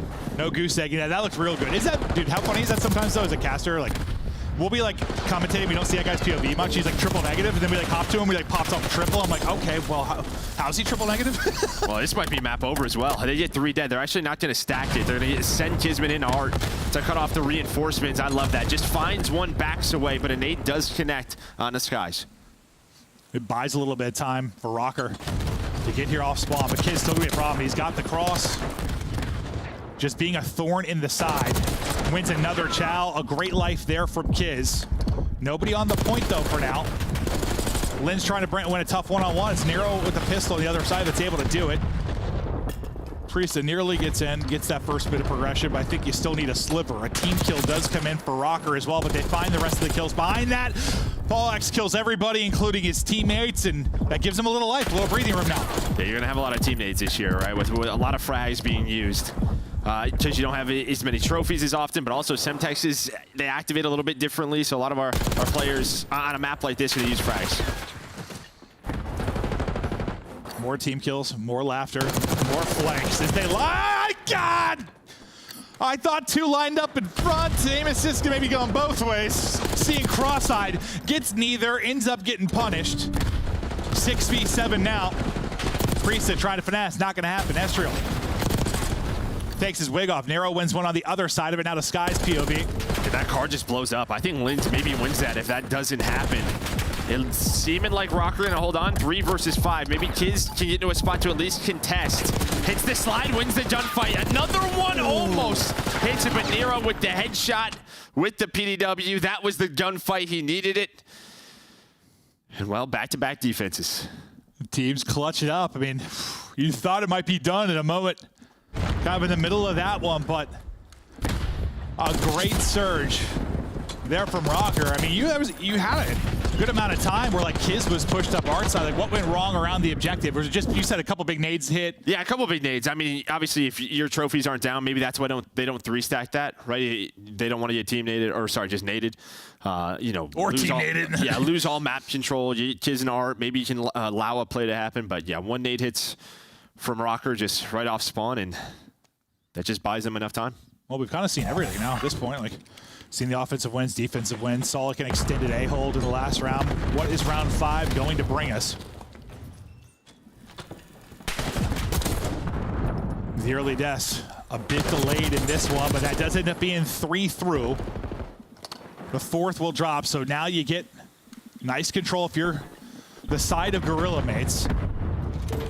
A great opening break from them. Now, what can they turn this into? Guys is 29-14. I mean, talk about his respawn performances. Even with that map 1 loss, he has been putting the numbers down. You kind of figured back with Priest this would be the case, right? Like, he can be the numbers man. Hell, maybe a little more comfortable kind of playing that role. If the start was good from Guerrilla's mates, it's a good little retake here from Røkkr to try and get some mid-map position. At least I thought so for a second, but then Lens pops a double. Estriel answers with a double. Just keeping enough to make sure you can't get too forward if you're LAG, but look at that number 3. Keep an eye on Kiz on the map. I thought maybe Paul was watching that cross. So I'm going to imagine he did because, yeah, Gio is looking at this. What timing? Yeah, he has to pick up that back route. So I think Paul did call this out, so it's just going to have a one-on-one with Gio. Both players just gonna chill in their respective It's kind of like houses. hardpoint. You just have these, you have these extended 1v1s in hardpoint too when you're trying to set up for 4. And he's like, Paul, I saw him. I've been looking for him. I don't know where he is. Kiz just staying alive, but you know, you're kind of relying on your teammates to try and win on the other side. Skies does get the pick into top art, so Gio will drop, and that's going to be the call to pounce on forward. You need to get help from Kiz, though, because you then lose 2 of your teammates. You're kind of going 1-for-1 on both sides of this, so you haven't really got anywhere. It would be so tough to be this player in Kiz's position, especially him, right? He's a guy that like wants to fly and help his team on the objective. Finally, he's going to activate here, right? Because you're getting kills, but your teammates are dying elsewhere. Exactly. So now he finally is like, all right, let's go. I'm going to try to help you guys out, get you over towards B, but Nero didn't take him down with another multi-kill. He's had some big ones throughout this match. Yeah, it's eventually you just get antsy. It's like, I feel like I'm getting kills. I feel like I'm helping, but you feel like you have to be a little bit more involved. Freestyle, he gets a dead slide there as he tries to go chow the edge. Skies can't connect either, but you're still on the point with 32 seconds remaining. Estriel with the movement, he slides out and chows, picks him off the point, and now time is starting to dwindle. Røkkr close to taking both of the respawns in this and getting back to a 2-1 edge. Kill feed lights up white again. Røkkr looking good. They got a 4-life advantage. Time is on their side. Estriel again with the movement and chow out. Been an absolute demon here late. No respawns remaining. You run by 1. Things fall apart. And it's just enough here from Røkkr. That was a 10v6. They go 10-0. They don't lose a player over that final stretch. Some ice again from Minnesota Røkkr in the late time of respawn. And what the Des was kind of talking about, you know, just giving props to Røkkr in this roster. We just really weren't sure. No, you have no idea, but they are playing well. Taking 2 respawns away from this team. Playing fundamentally well, and I mean, the individual skill is showing, right? Like, yeah, Kismet in spawn, but in their spawn, but he can't help out. You had another situation where Lins is there 30 seconds later, and then it's a double kill from Estriel on the point. So it's like, Lins is like, I can't be here all game. Like, we have to go. So just some big plays from the SMGs from Røkkr. Whew. I mean, they're up there as one of the biggest question marks as teams, right? Like, I know there were a lot of changes, but I think there's question marks in a lot of places. I mean, there really are. There really are. Besides 1 through 3, I think everyone is just... Yeah, no, you're right. You're right. And nothing matters till we get into the official matches. And so far, a great showing here for Røkkr. Granted, it's been a round 5 control. It was, what, like a 250, 200 hard point. That was a close one as well. The only real dominant win was that search and destroy the map 2, which... we'll see. If you can get it to a map 5, you're feeling probably pretty good if you're Gentle Mates, but you still have to get it. all the way there, and you're going to need to win a map 4, which I believe is Skyline, right? Yeah, that is Skyline. I mean, this is we're fighting. Bocage? Yeah, no, on it, yeah, modern day Bocage. Yeah. It's funny how crazy Bocage was that, like, no matter what, when you start laughing about, like, a crazy map, I just think Bocage always. Like, it's just, like, my default. Oh, Bocage?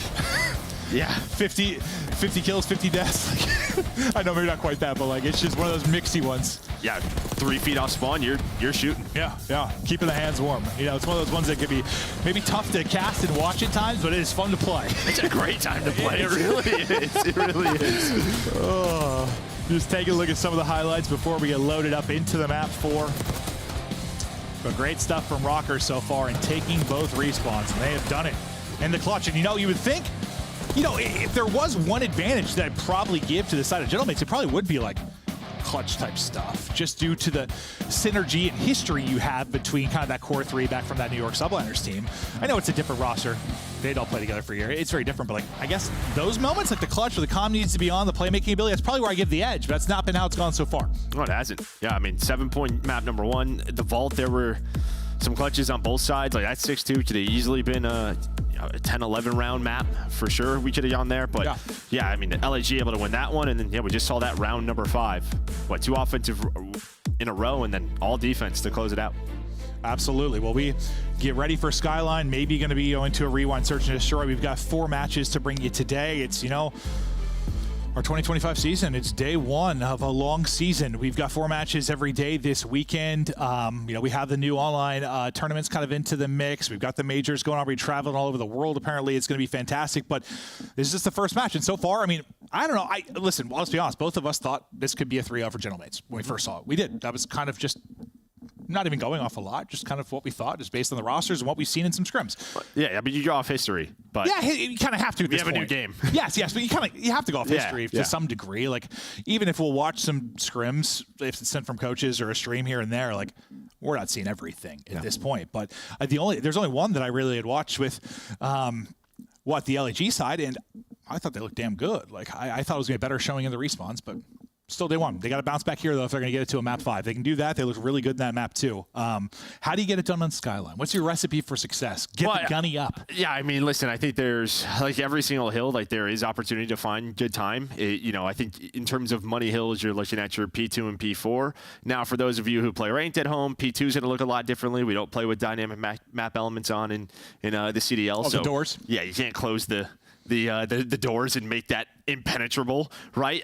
But yeah, you're looking at your P2 and P4s, but I think the difference will be, like, how much time can you find in your P1s and your P3s just in those setups. Listen, nothing will beat an Avalanche in the middle of a search and destroy game. Like, I don't know, man. Wait, didn't we have a map? What was the map also in AW that we played only the one part of it? It, like, transformed to, like, another part opened in the middle of it, but we just played, like, the one part. Wasn't that a map too? Yeah, that was a search. That was a search and destroy. We played that, yeah. We've had some wild stuff. Sure have, Joe. Yeah. Doors. I mean, players should deal with doors. I'm kidding. They do. I would if it was up to me, I'd delete those as well. Listen, thank you, MW 2019, for doors. Yeah. But we get ready now to continue on our best of 5. First to 3 obviously gets the victory. Could be done here in the hard point. Could be 3 respawn wins for Røkkr. And a series win if they're able to do it there. Coming out so strong in the respawns, but yeah, again, they've been so tight. Some little mistakes, some little clutch moments, and your Gentlemates, you might be on the other side of this. You might already have a series victory, a chance to win both respawns, but now you got to do it. We are going to be hopping out real quick and back in, just because, unfortunately, the teams are on the wrong sides again. So I don't know who we're yelling at. Could be the players' fault, coaches, admins. I don't know. But wrong maybe sides, someone didn't write it down. We'll be right back in. Yeah. But that is very, very important because, well, we've had some maps. I mean, listen, it varies. Like, there's always a strong side, like always. A lot of times it's kind of just based on what side the P2 is on. But, like, there's some maps where, like, over the past couple of years where it's like you might be getting 100-point leads. Like, it could be huge. So, yes, we got to get the sides right. Yeah, I mean, what was it, Hackney? Yeah. Hackney Yard? Can we, let's just, I never want to talk about that game again. I'm sorry, Joe. You know, that was a title. It's my bad. We did that. I know you've tried multiple times. Have you seen that? Listen, I'm going to show my age, but what is it? The Eternal Sunshine of the Spotless Mind, the Jim Carrey one? I haven't. Oh, well, he, like, He basically had like a bad breakup, and he went to like a doctor, and the doctor can just they basically delete your memories. So he has had her wiped out of his memory. So you just want to do that with 2019. Yeah, that'd be great. All right, we get back, but hope we don't get fired. Game is ready. We get ready to go. Hope you guys are having fun at home. Matches are continuing on. We got Call of Duty League action all weekend long. Røkkr looking to close it out. Gentlemates looking to push it to a map 5, but we are excited to be back. Hopefully you're excited to be watching. Whether you're watching the CDL broadcast, checking out many of the watch parties that are going on, however you like to digest your CDL content, we love you. We appreciate you. Thank you for supporting the league and the broadcast. We try again to get back in. It's a beautiful overview. It's a beautiful house. It is. Is that Tim the Tatman's house? It might be. That's Scumpy's house? That's definitely. That could be Scumpy's house. Yep. It's got a panic room. That's what I mean, dude, for sure. Dude, that's Scumpy's house. You think he crawls in those vents? I think that's where Methods lives. That probably is Methods' apartment. Like, within his house? Yeah. Pays rent? He can fit in those vents now. Map 4. So can you. That's true, true. Fitness grind, Joe. They call me Lance Baldstrom. Hitting the Peloton. Do you also have one ball, or? Last I checked, no. I'm going to check now, though. Oh, God. The wheels are coming off. Oh, we're having some fun here. Nobody in the point for now. Not a whole lot of time earned, but everyone kind of battling now for this P2 that is upcoming. And what are you seeing so far on the minimap with regards to the upcoming? Yeah, you kind of just saw those parallel spawns there from 2 and 7. That's what can make this map tough. Like, there's just some openings where you're thinking you're blocked in a spawn, or that they're spawning on one side of the map, and then there's just parallels. You get shot in the back. Your setups are breaking up. But you do have the spawns right now if you are Gentlemates. You do have pressure, though, from Estriel. It looks like he's trying to sneak John through, and he does. He finds one. He's trying to find another, and there is the double. So immediate pressure, and there we go. He gets the third as well, and they did the spawn flip onto P2. Listen, Estriel only had like 2,500 damage in the map 1, like half a lot of the other lobby, but he had some big multi-kills and rotations late in that hard point, now making his presence known. He also started like 6 and 17 or something. It was not a great start for him in the map 1, coming out much better here. A great triple to maybe get them going early, but you battle back in if you are Guerrilla Mates. And this is just what I kind of mean. Obviously, you have good spawns, but it is just relentless pressure that you are fighting. There's a lot of different openings, even on this P2. It's one of the hills you can get a lot of time, but you have to watch piano hop, the zip line, 2 back staircases, top hall. We only have 4 players, so it can just be tough if you don't get a clean 4 dead. So you battle back in if you are Gentlemates. You're only down, what, 10 or so seconds, and now you're set up there at P3. One of those ones could be tough to get those full holds, get those 45, 50 seconds. You're just going to be battling. It's a nice little snap there from Nero to finish off the kill with the headshot. And once again, fighting in from the point will be Røkkr. Estriel, Nero, the subs doing such a great job up front. Just alleviating the pressure kind of from their back line, doing the dirty work, getting the time, winning the fights. The question is just going to be, how long do they want to hold here? Just you want to flip for P4, that you want those right side spawns. It's just when are they going to go? But so far, they did this on Vault. They just held a setup, didn't get too antsy, like on that P1, and that's where they found it. Already around 30 seconds. Great for P3, but there we go. They get spawned right behind them. Does Skies and Kismet able to break. Yeah, sometimes teams just get a little too focused on your money hills and just, yeah, they give up a ton of time like we just saw there. Like, you can battle it through your non-money hills. I mean, yes, are they typically the easier ones to hold? The easier ones to hold spawns? Yes, but it's not like you can't find time at other hard points. Like, it is possible. As we've seen a couple of times now for Røkkr is kind of doing it the dirty way. It was another multi-kill for Estriel before he fell. It's just a spawns. That's huge. Gio wins that next gunfight. Spawns his teammates up, so immediate pressure from Nero, Paul, and Estriel to get them off the hill. They were 3 down, so I was thinking they're spawning out, and then I'm like, nope, never mind. Just comes down to a gunfight. And now it looks real bad if you're Guerrilla Mates, because you put so much into like setting up, right? And you get broken pretty early. You're going to be down, what, 75? Somewhere in that ballpark? Unless they can get a break here. What's tough about P4 is, not only, I mean, obviously you have the good spawns. There's a lot of different places you can go, but there's a lot of corners in this hill. You can hop on the sink, you can be in the shower, the tub, the toilet. There's a lot of places, but Linz deals with all of them. Okay. The toilet, the shower, the counter. He's got it all. Ninja nasty everywhere. Woo! And it's against the mating gorillas. That's impressive stuff, Joe. I've watched some Planet Earth, but I don't know all the details. Lens, another multi. Oh my God! Dialed in. A triple there for Lens. He's on 6 straight. Picking them apart. That was a thing of beauty. That's the type of plays you're going to see from this young man. But they need to get some time. Yeah, I was going to say, his teammates aren't in a position to get on the hill. So you're still holding on to this 50 or so point lead. There's going to be the break, and they're going to get the flip. So nice chance here for LAG to get back into the game. Down 50, trying to make the rally. Kismet's turn. Maybe to make some plays. We'll have the Priestess POV from top. He gets ripped a bit. Wins one, though. Lynn's able to take out the second now. Lynn's leading the lobby at 19 and 10. Nice strafe. Nice gunny there from Kiz. He can't get away with his life, though, so the pressure going to be flooding through the bottom side of the map. You see it start to come forward. Lynn's is going to be the next one up the bat. He's got the angle. How many can he actually get? No multi-kill this time because one slides by behind him. Priestess can't get the trade either, and he's got more close by. He's at least able to take down one. I mean, both teams are just fighting for position. Nobody's really even been in the hill. But Priestess with the 5 spree with the AMS, and now he is just finessing. Giving all this info to his team and playing his life, buys enough time. So the stuns, the nades come in. Unfortunately, they hit him, but they are about to take the lead. Yeah, I mean, it was looking ugly for a bit. They got into that 60, 70-point hole. Excellent job battling back, though, and now we've got, what, basically a tie game. 1 point separating for Røkkr, finally able to get in, but I mean, you'll take that if you're Guerrillas mate. You give up the final 20 seconds, maybe it's not a big of a deal, but screw it. You're able to battle back in and just get that time as well. So we now get ready for the next rotation. You'll have early control. Well, this is where Røkkr got a lot of time last time. Yeah, I mean, they just sort of held a normal setup here. They didn't overpush. They tried to make sure they didn't flip. The one time they did get broken, it was because like they got some split spawns. Did LAG. They're starting to hold strong. There's the pressure, though, from Priestess, Skies, and Kiz.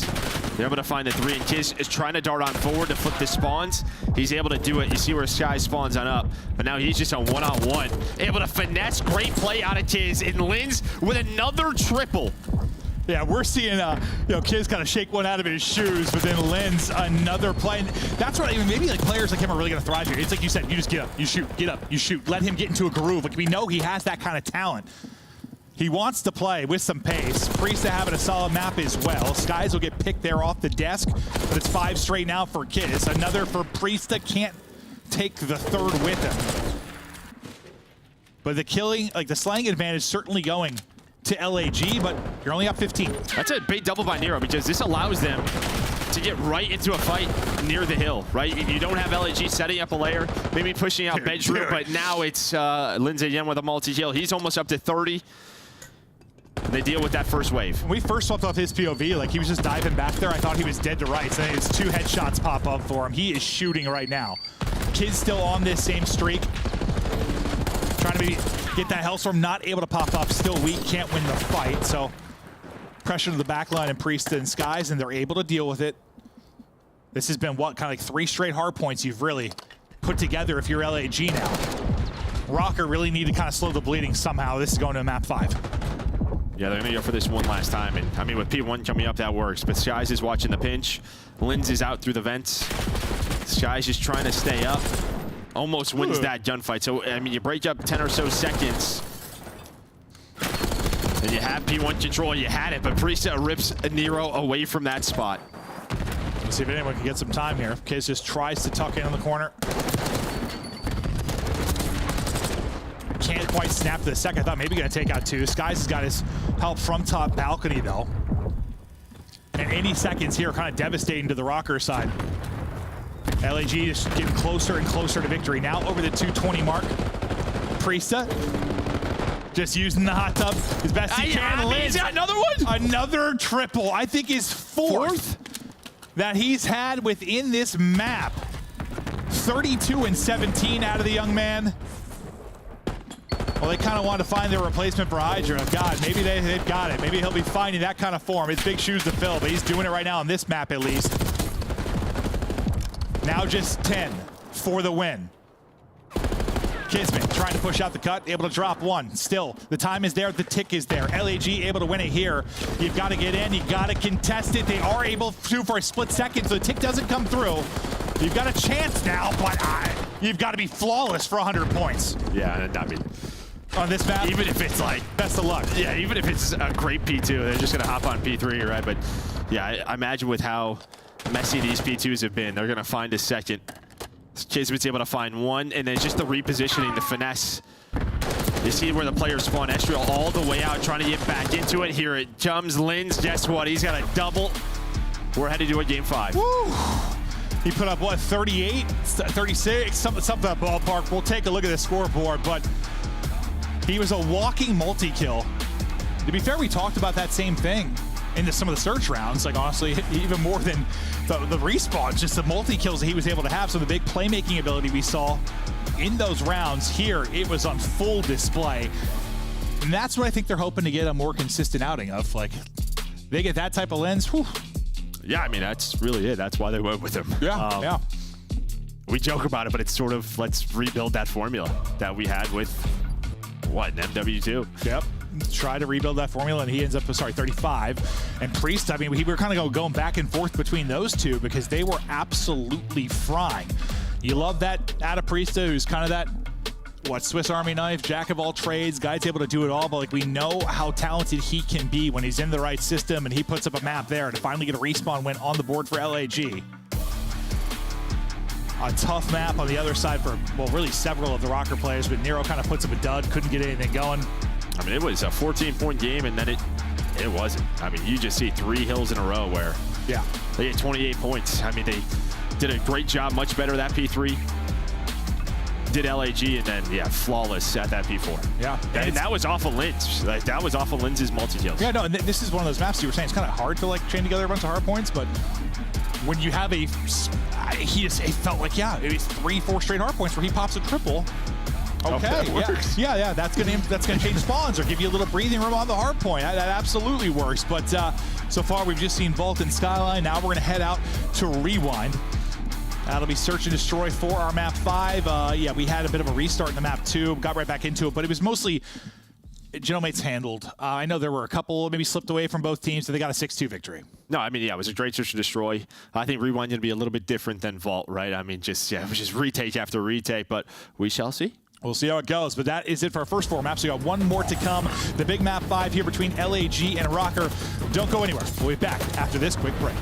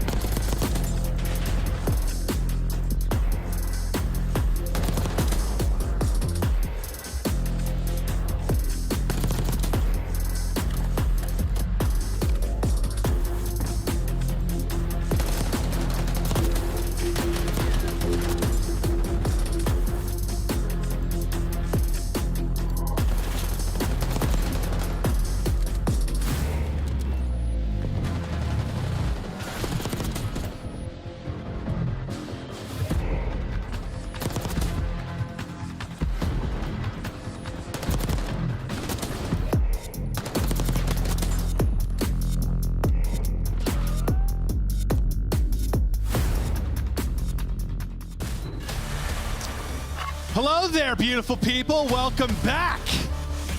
Ready to get back to the action. Joe is just checking out Gotaga's stream, having a watch party over there. Viewers are popping off. Let's see how the French support that's coming in now for the Gentlemates as they push this to a map 5 with a big victory there on Skyline. Austin, the best they've looked in a respawn so far, certainly. Yeah.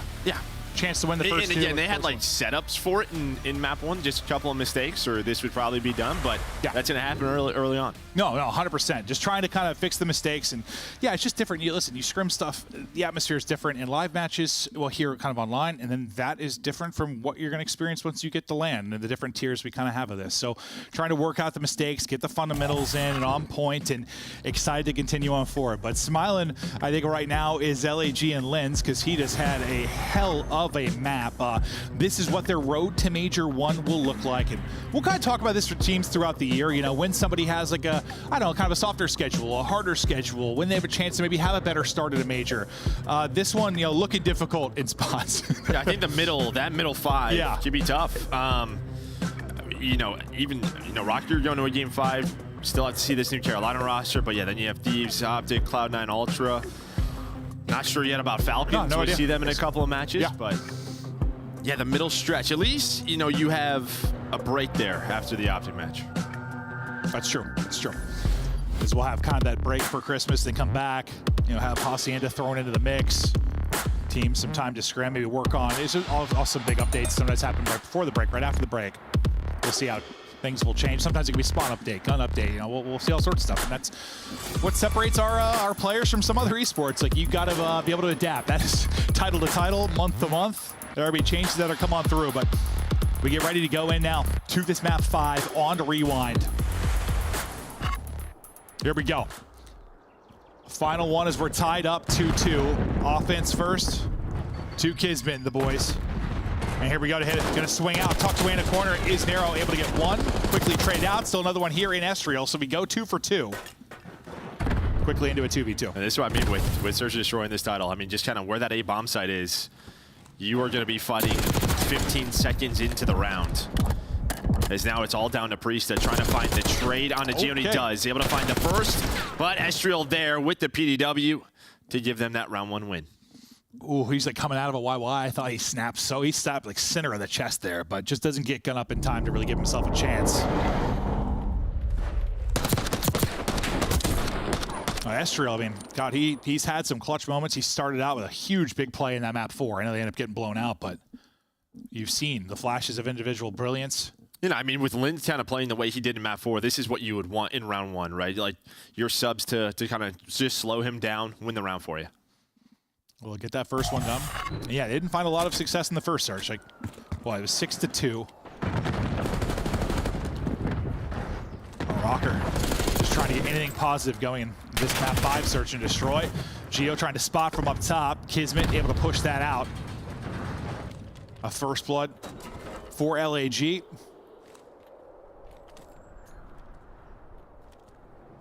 Now we'll see if maybe they can connect on the nades and push behind that. Not able to hit, though. What's tough now for them, with Linz in his position and Priest in his, you're kind of... You have connector, but you're kind of just in a really tough spot. You don't have a lot of room to work with, I guess, if you are Røkkr right now. Plus, you're down a man. Sky's going to find some info, but it should just come down to this 1 versus 1 here. Kids, though, just going to back away, not over Chow. Goes right back to it. Oh, good job just getting out. Oh my God, Risey jumps over, one comes through the door. Lynn's able to pick up that kill. Now trying to swarm in behind another. He will get another and another. Dial up a triple again. Lynn's continues to make plays. I mean, dude, this guy.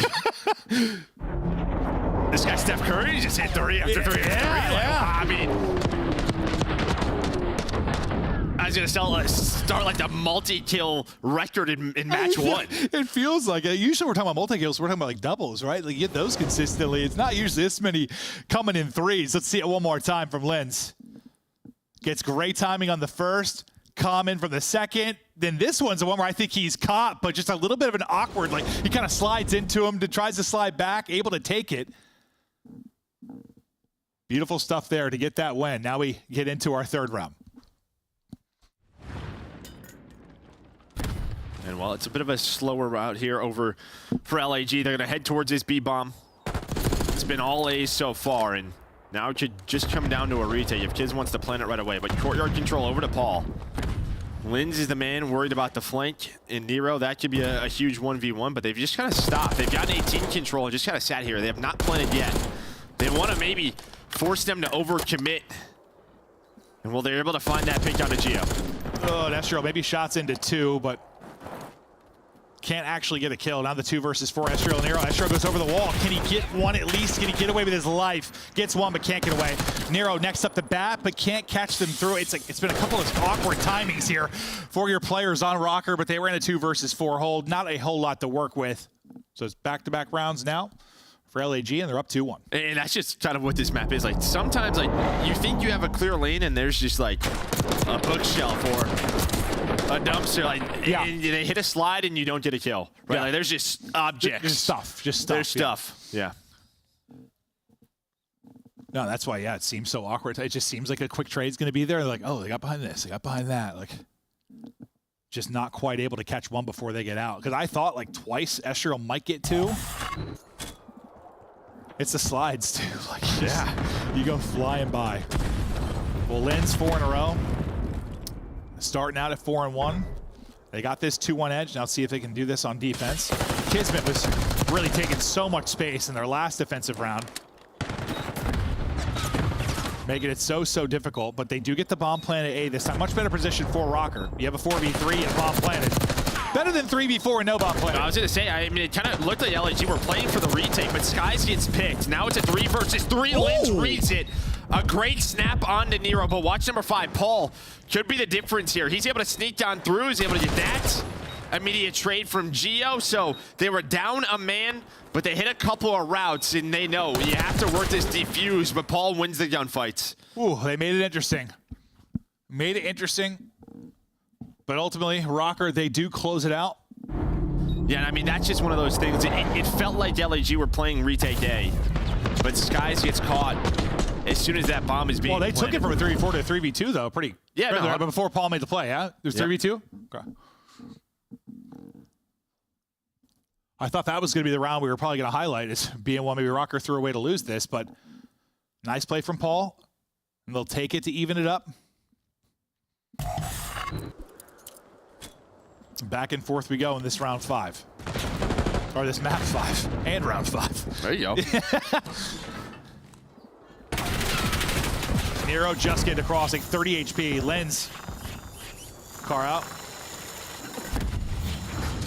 Looking for his opening.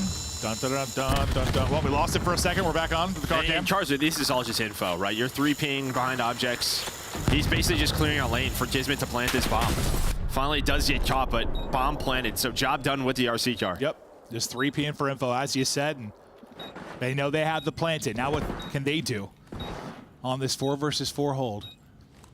They've given up a lot of position here.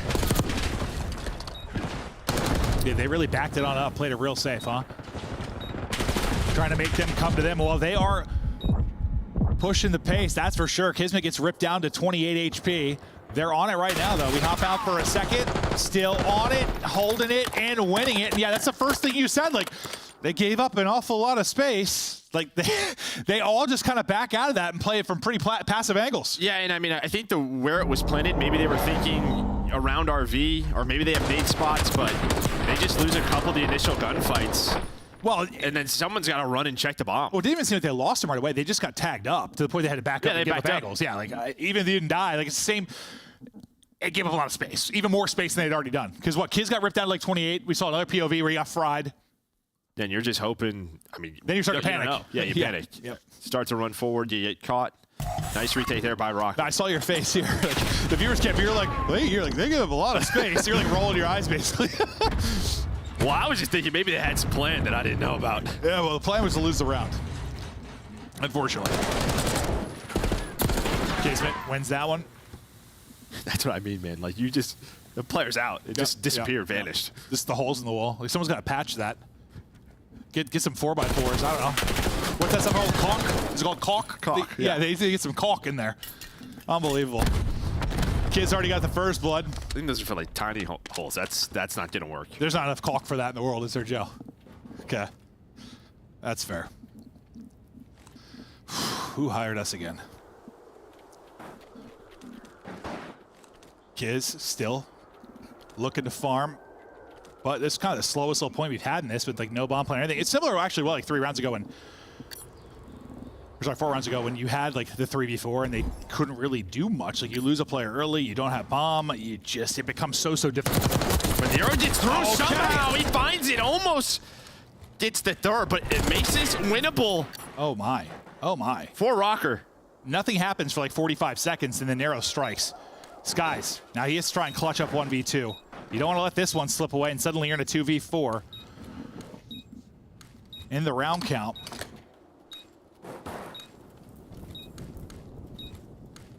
Just looking for info. Time dwindling. Spots one in the corner without just able to win it. Knows the challenge coming in! And Skies wins the 1v2. Not even FaZe. He's been doing that for a long time. Oh, what a read. What a clutch. Skies brings it to 3-3. And I don't know what the initial setup was in the 4-on-3, but I mean, Nero just can't cross the street and get to it. Yeah.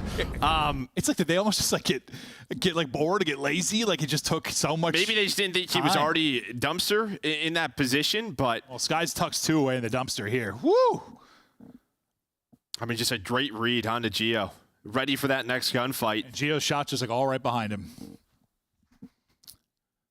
What a clutch there from Skies, 3-3. And that, I mean, you clutch up because you had a 4v3. That one nearly got away. I hear a car.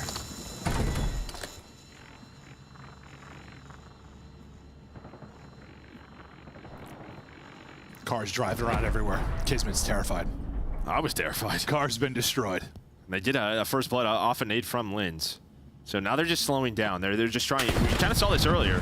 Over towards that B-bomb after a first blood where they just kind of waited to see what does Røkkr do. Trying to catch them, maybe trying to flank, hit an opening. Now maybe time to work this A objective with the trophy. Here's the cross to the plan.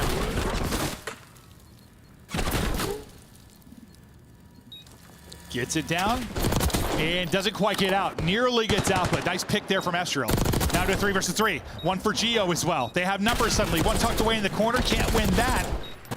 It's all on Paul. Priest has got his position.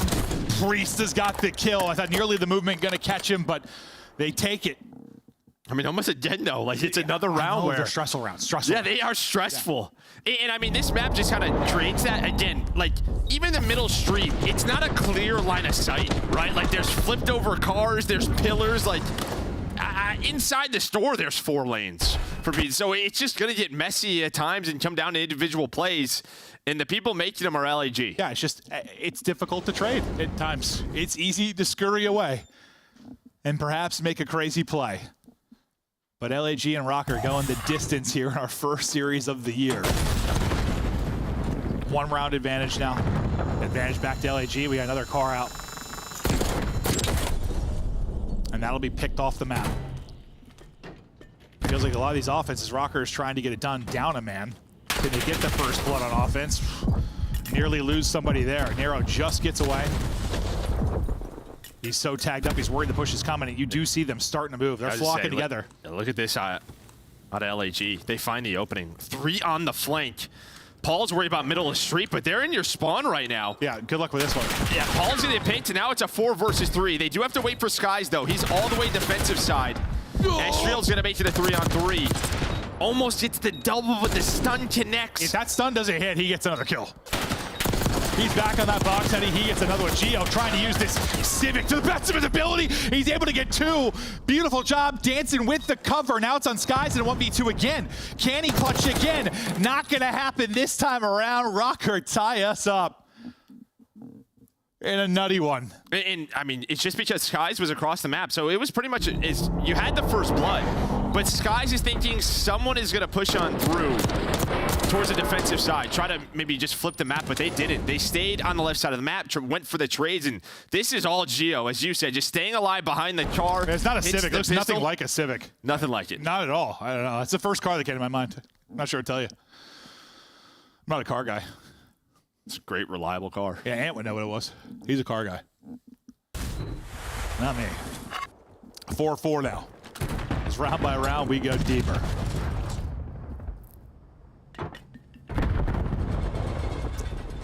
Passive offense here so far out of LAG. As they've gotten a couple first bloods off of nades, really to open things up. They've done a great job getting first bloods on offense. Can we see where Estriel is? Yeah, there we go. Thank you, observers. You guys are the best. But yeah, I mean, you have, what, 2 teammates watching over him, and he's just watching this cross, and there we go. Just a great shoulder. Yep. Kid's gonna back away. Neither gonna over pursue. Here comes the teammates. As Estriel just flies on forward. Yep. He just gets isolated once Kids gets the info. Another first blood on offense for Guerrillas. Gio, can he use vehicles to his advantage again? Not this time. You get a pick on either side of it. You got numbers, 2 LAG. Lintz trying to get the trade. Dips away, pre-fires. Lost him. Wow, 9 HP. Barely wins that one. Well, Gio's trying to run at him. They have to plant a bomb. 10 seconds left. Just trying to find Gio. How Gio knows. He maybe thinks they're going towards A. A bomb planted over at B. Yeah, he catches him and gets out. Probably winning this round, but now still opportunity to do so. Can Gio clutch up in the 1 versus 2? Coming hot off that 1v2 gunfight win in the last round. Eyes on both, not gonna happen. 1 round closer now is LAG. And I'm very surprised Estriel just ran forward there. I thought he was just gonna back up to his teammates. Like after he gets spotted by Kids, you mean, at the beginning of the round? Yeah, I mean, he just starts to back up and then challenges that next wave. And if you're gonna do that, you just have to let your teammates know. Yeah. So that they can hopefully follow you up. Instead, he gets isolated, gives him that man advantage. And just once again, a really good job, at least in the early part of the offense, giving yourselves numbers. If you are Guerrillas, mate. 1 more round, they close this one out. Or do we go to a round 11? Gio nearly gone, hit the 25 HP, but staying up for now. We'll see how Røkkr try to execute this, Joe. I mean, we know this LAG team, they love their nades. Always have. Those extra details is a part of the reason why they've been in back-to-back World Championship finals. Almost catches Gio there right off spawn, but yeah, 4 versus 4. Saw a lot of that last year, that's for sure. They were on Subladder's side. Estriel with a big first blood. Trying to find the wallbang against Kiz. Plants going down now. Skies does get a pick to give him a chance here for 3 versus 3. Can he get away with his life? Just barely scurrying away, but Skies is able to get out. So big one there from him. Great job playing his life. But now where's your opening going to come from? Well, I thought Nero was getting out, or sorry, Kiz was getting out. Not going to happen. All on Skies now. 1 versus 3 this time. But it's looking like a round 11. There's one pick though. Hold up. There's not much time to work with. He spots another one though. They're just running from him. Nice job, just backing up, making him chase with the time against him. Skies can't clutch up in the 1v3. We go the distance. Round 11 for our Match 1, series. baby. Yeah, you gotta love that. Starting off with a banger. I mean, Nero, he was watching that pinch. I think he sees Kiz inside of Jen's towards that connector door, and it just hits the timing on him. Yeah, I thought Kiz was getting out, honestly, like from his POV, but did not happen. A 1 round to determine our match victory here for LAG and Minnesota Røkkr. It's going to be offense out for Røkkr. We got a car out here in the round 11.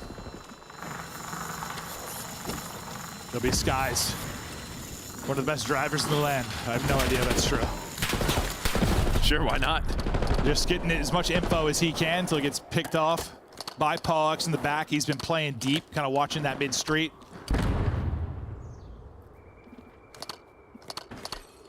This just might be another A retake. The way both these teams are playing. This guy's just trying to hit the wall bangs. He hits a couple of players now, a trophy down. Yeah, 45 seconds ago. Starting to see that bomb move towards A.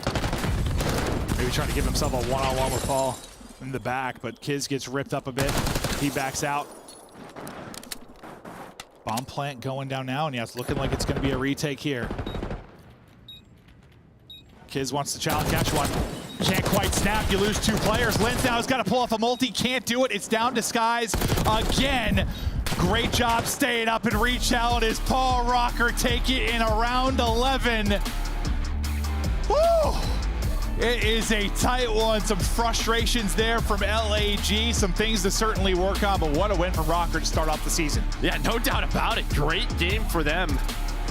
Just staying alive, keeping all the maps close, and then clutching up in this map number 5. And even in that round 11, I mean, I'm trying to talk about taking space. Like LAG, they just had no info on the bomb plants, right? You saw Kiz trying to find, you know, a couple of wall bangs, but that was really it. And then once bombs planted, they're... Yeah, he did. Like, Skies was trying to get info from, like... You have a couple of solo chows, but that's really it. As good as they looked kind of in the vault search, it didn't seem like that same level of comfort was really there yet. But I think that's what we're going to see. Like, teams are going to have a couple of maps they're good at in search. A couple they probably struggle in as everyone tries to improve in that particular mode. But really what sets the tempo is Røkkr winning a couple of respawns early. They win the 1 in 3. They get advantage in this series. They're able to close it out in the map 5. There were some brilliant moments on the other side from Linz, really in LAG. Some really some great moments from Skies. Kiz had his spots, but like Røkkr get the victory. And like, no one really jumps off the page for me that much from like an individual standpoint. Just every guy kind of had their good team effort. Most of them, like, we couldn't really see the stats, but I think what jumps out to me is like the multi-kills from the subs, right? I think Estriel and Nero really had some impact moments. Well, some impact moments, and they get a series victory. So a hell of a start there for Røkkr to break down the first series and get ready for the next. We'll kick it back to the desk. Dang, Maven looks like a model these days. And what a series. Black Ops 6 is off to a fantastic start. A round 11, game 5. And not only are all 3 of us wrong, the community was wrong with us as well. Minnesota Røkkr pulling off the first shocker of the season. It's the first upset of the season of our first match that went to a game 5, round 11. You actually cannot make that up or a better way to start off the season. And I do have to tip my hat to Minnesota because, again, we hyped up how good this LA Guerrillas Gentlemates team is supposed to be. And Minnesota Røkkr, even when they had that struggle in that map number 2, they bounced back to that map number 3 vault. Nero showed some consistency throughout this entire series. I know the casters said maybe there were difficulty kind of pointing out a star here for Minnesota Røkkr, but I think for me, it had to be Nero. He stayed consistent through a lot of these respawns and got them out of a lot of sticky situations. Yeah, you know, I think throughout this series, what we learned about this Røkkr team is they really can't compete. Something that I was concerned about was the situational awareness for them, like how it would be, because you have a lot of players who kind of individually play like the slaying player on their team, right? And you put them all on one squad, how will it work out? Well, we saw in the control and their back-to-back defenses, like just excellent plays, cleaning them up off of B every time they needed to. And then in this search and destroy, you know, they gave away a big clutch to Skies, the 1v2, but the tried and true slow plan offense to get the bomb down at A, we saw 5-5, how they developed throughout it and how they ended up clutching it up. Paul X on the street just putting shots down on the Skies. Eventually, you see right here, finally gets the kill on them, and then they slowly push up, get bombed down, and get Nero in a position to find 2 kills. Just excellently played by the Røkkr, and maybe we have an underdog here. Guys, you know what? I think that is the first time that I have personally witnessed Paul X win a CDL match. Paul, well done. Great stuff from Minnesota. It's great to see him going from challengers back into the highest level and finding a dub. We got time, though, for our scuff. Play of the game. Let's take a look at this one. Coming from the boy from Ohio. He goes by the name of Nero, and he opened up game 3 when it was all knotted up 1-1. Well, he opens up 9-2 to start control. What do you think of his performance on the SMG? And this is what I talked about right when we were heading into it, is that they lost that vault 6-2. Like, they got it handed to them, and then they come into this control, and Nero's like, let me put the confidence and the momentum back into our side. He opens up with 7, a dominant offense by side of Minnesota Røkkr, and then they go on to win 2 defenses. They put together a group of slayers, and they got the job done today against 3/4 of the World Championship Subliners roster. We got to interview, though, a very special guest, and we have a very important question. Who is leading this team? Allie, when you saw the roster, you said, it has to be Gio. I'm told he's going to be joining us live. Gio, are you there? Not here yet. He's coming, though, Nameless. Yeah, I mean, Geo played great throughout the series as well. You know, I'm very surprised at their performance, especially in the Search and Destroy. You know, when you're going up against Team Gentlemates, formerly the New York players, that was their best game mode, coming out different strategies, and they're comfortable in the chaos. Even finding that RC car later in the game to push up and make a play, it didn't matter. They just waited for it. Saw Nero leaves, the doors closed, so clearly the communication is there. Like, hey guys, wait, slow down. We'll have our opportunity in this round. And sure enough, they did later. End up closing it out. The interview is ready. Let's bring Geo in live. Congratulations, the first Black Ops 6 win here at the CDL. Tell me about the squad. How do we feel on opening night? We feel great. Our scrims have been going good, so we have a lot of confidence going through us. We all trust each other to play the game, and we won. Gio, congratulations on this win. I mean, it is a proper upset. And I think you guys know that heading into this is a big way to start your season. When it comes to this roster, on paper, you know, I didn't see this coming. And so I kind of want to ask you what it was like to put this team together, kind of what came first, what the discussions were like, and how you guys are getting along. Well, for one, we're getting along really well. The squad come down was me and Justice, rookies last year. We were a team of 2, and Røkkr hit us up. And then DK became a free agent, so we automatically scooped him. And then we wanted to be good at search, because we know our respawn was really good. So that's when we picked up Paul, because he's been known for being really good at search and destroy. So we knew it was going to mesh really well once we did the squad. Yeah, clearly that worked out. We see you guys in that game 5, absolutely phenomenal. You know, a lot of people didn't really know where to rate you guys, even in the coaches poll. Like, people just didn't know how you would perform. And you as well played like a vet in that series. Coming from year 1 to year 2, what do you think you learned most that's going to help you throughout this season? Man, just playing with confidence, trusting myself, trusting my ability how to play that map correctly. Obviously, my coaches Looney and McGee from last year helped me out in my gameplay a lot to be good and consistent as a player. So just staying good, consistent, being a good teammate, and just hopefully keep going on with the winner. Yo, Gio, if I play you again in ranked, you're going to lose this time, by the way. No, I'm not. I was way too close, bro. I thought you guys were going to be buns because you only won by like 30. But hey, listen, you guys are nice. Listen, man, it happens, bro. We're trolling. It happens. They put up 220 on you, Gio? All right, they did now, but we replayed them and 3 of them in the control. Wait, about that. Bose was lagging. He forgot At the end of the night, Bose was Gio actually walks lagging. away with the first CDL That's a dub. I 2-0. got to close it out here. Gio, thank you for joining us live. Yes, sir. Thank you. That is Gio. That's Minnesota Røkkr with the first win of the night. But we have 4 matches here on opening day. And as we go to break, a quick reminder, we've got some special friends, and we hope to see you all at the Esports World Cup. The Esports World Cup officially the partner of the Call of Duty League. I read that one off my card. Here is the screen. Pumped to go back there July and August. The 3 of us were out there. We had a fantastic time. Oh, yeah. I can't wait to see what they do this time in 2025. Man, it was a surreal experience. Oh, yeah. I mean, having another champs after champs is just absolutely incredible, and just more content and competitiveness for the Call of Duty fans, man. Get pumped for it. Hopefully we have for years to come, and I can't wait. When we come back, Optic Texas, your world champions, put their title on the line as they face off against the newly retooled Boston Breach. Don't go anywhere. This is the Call of Duty League.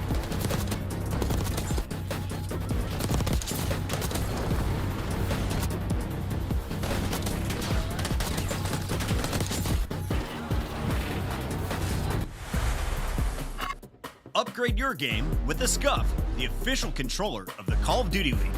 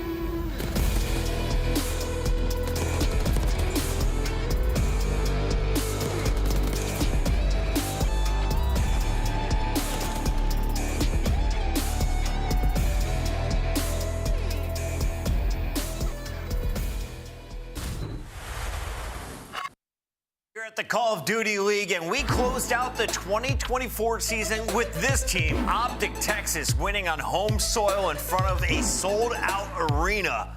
What a tournament and what a finish as they take down the Subliners to wear the most recent crown. 7 years. It was 7 years since a championship was brought home to the Optic Texas camp, and they couldn't have picked a better year to do it with the addition of Kenny as well as Pred getting their rings for their first time on this organization. Namus is going to tell you why they're great, but first, if you don't know them already, it's time to meet Optic Texas.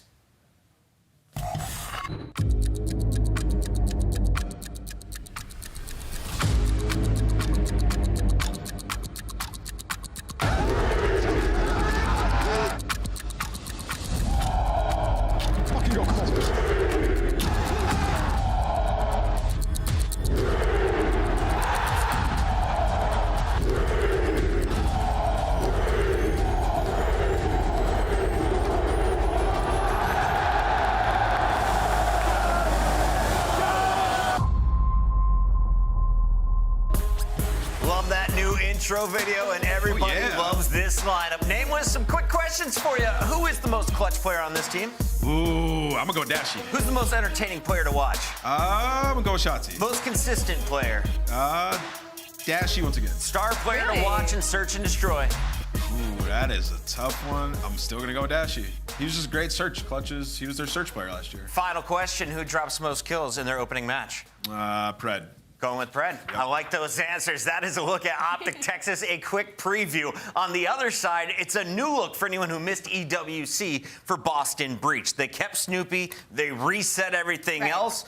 They seem to retooled and found a squad that could find success here in 2025, Allie. Which is funny, because when you look at the squad on paper, you don't think it works, but it's just one of those things that does. For the Boston Breach, they have a lot of, I want to say, firepower now. With the addition of Awakening, their slang is going to go up a couple times fold. The biggest question, though, as everybody is asking, is we keep building around Snoopy.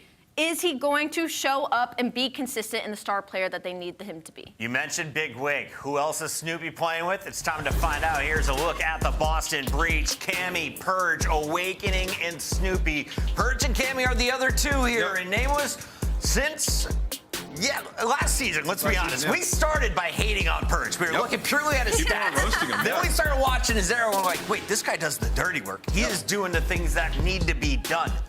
How is he going to fit in with some great ARs like Cammy and Awakening? Well, I'm thinking it should help, Snoopy a lot as his dual SMG as well, just kind of learning from him, playing more objective-minded. But then when you talk about Cammy, he's got to be the leader for these guys, right? He has championships. He has that history. So he's going to be able to rein these guys in. They're going to have to be good at respawn because the team is built to be a respawn roster. So that's what we're looking at in the hardpoint. And as Allie mentioned, the evolution of Snoopy is paramount to this roster's success. He has to be a slayer. Allie, we got our maps and modes. Talk to me about these teams and what you see happening across these five. I'm just happy we're getting a little bit of a mix-up. We have Røkkr here at the end of the series, should we get there, but we're opening up with three different. It's Skyline, Rewind, and Vault. As that opening hardpoint being Skyline, I obviously want to lean over towards Optic Texas being the favorite. This is a map that they are going to love. It is one of the smaller maps. It is close quarters and opportunities for players like Pred and Shotzi to get lost. So I'm leaning Optic Texas early in this series, but for Boston Breach, should they get to that Røkkr, I feel like that map might favor their playstyle. What is the meta right now? Do I have to run 2 ARs, 2 SMGs? Can you run multiple SMGs and flood everybody, all ARs? How do these maps play out in the best of 5? Who is best suited on which map? Yeah, I think Optic is suited for any playstyle because they have the hybrid players. When you look at Pred, he was pulling out ARs left and right. Kenny can run SMG if he needs to,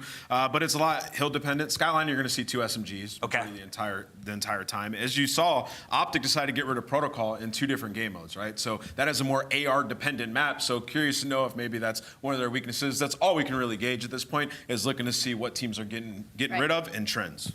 On the flip side of that, though, for Boston Breach, to answer your question, there's a lot of flexes on that team. They're going to be a more AR-heavy roster. That's why I speak on Røkkr near the end of the series being more favorable towards them, because there is so much pressure on Snoopy being that sole main SMG for this squad that I'm worried about the pacing.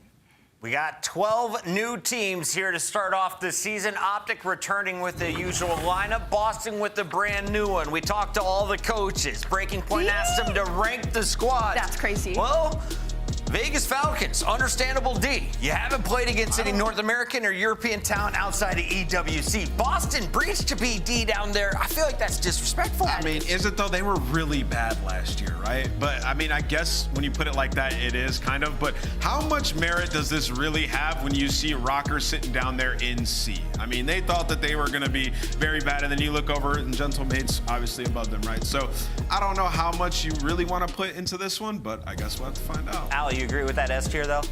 I do agree with that S tier. That LA Thieves, FaZe, I almost want to say New York should be a tier more above, maybe going over to that A side, but we'll see. Matches haven't really gone for We do have that Atlanta versus Toronto matchup, S tier versus A tier in the coaches poll. That is the final match on the night. This is match 2 of 4, and we also have Vegas Falcons playing Carolina after this. So jam-packed day of CDL and 5 more games potentially coming your way. We're just waiting for the players to all get in the lobby and get things going. In the meantime, reminder, get your pick'ems in, and we have been 0 for 4 as a community. Let's try and right our wrongs. Ali, I'll go first. Optic, Texas. Yeah, I'm going to agree with you on that one. I think we're all might go to, because I'm going to go for Optic Texas, which means we're going to set up for the upside. I'm going to go with Optic Texas as well. Yeah. We get it right here. We get a clean sweep of loss last one. Did you have to ask?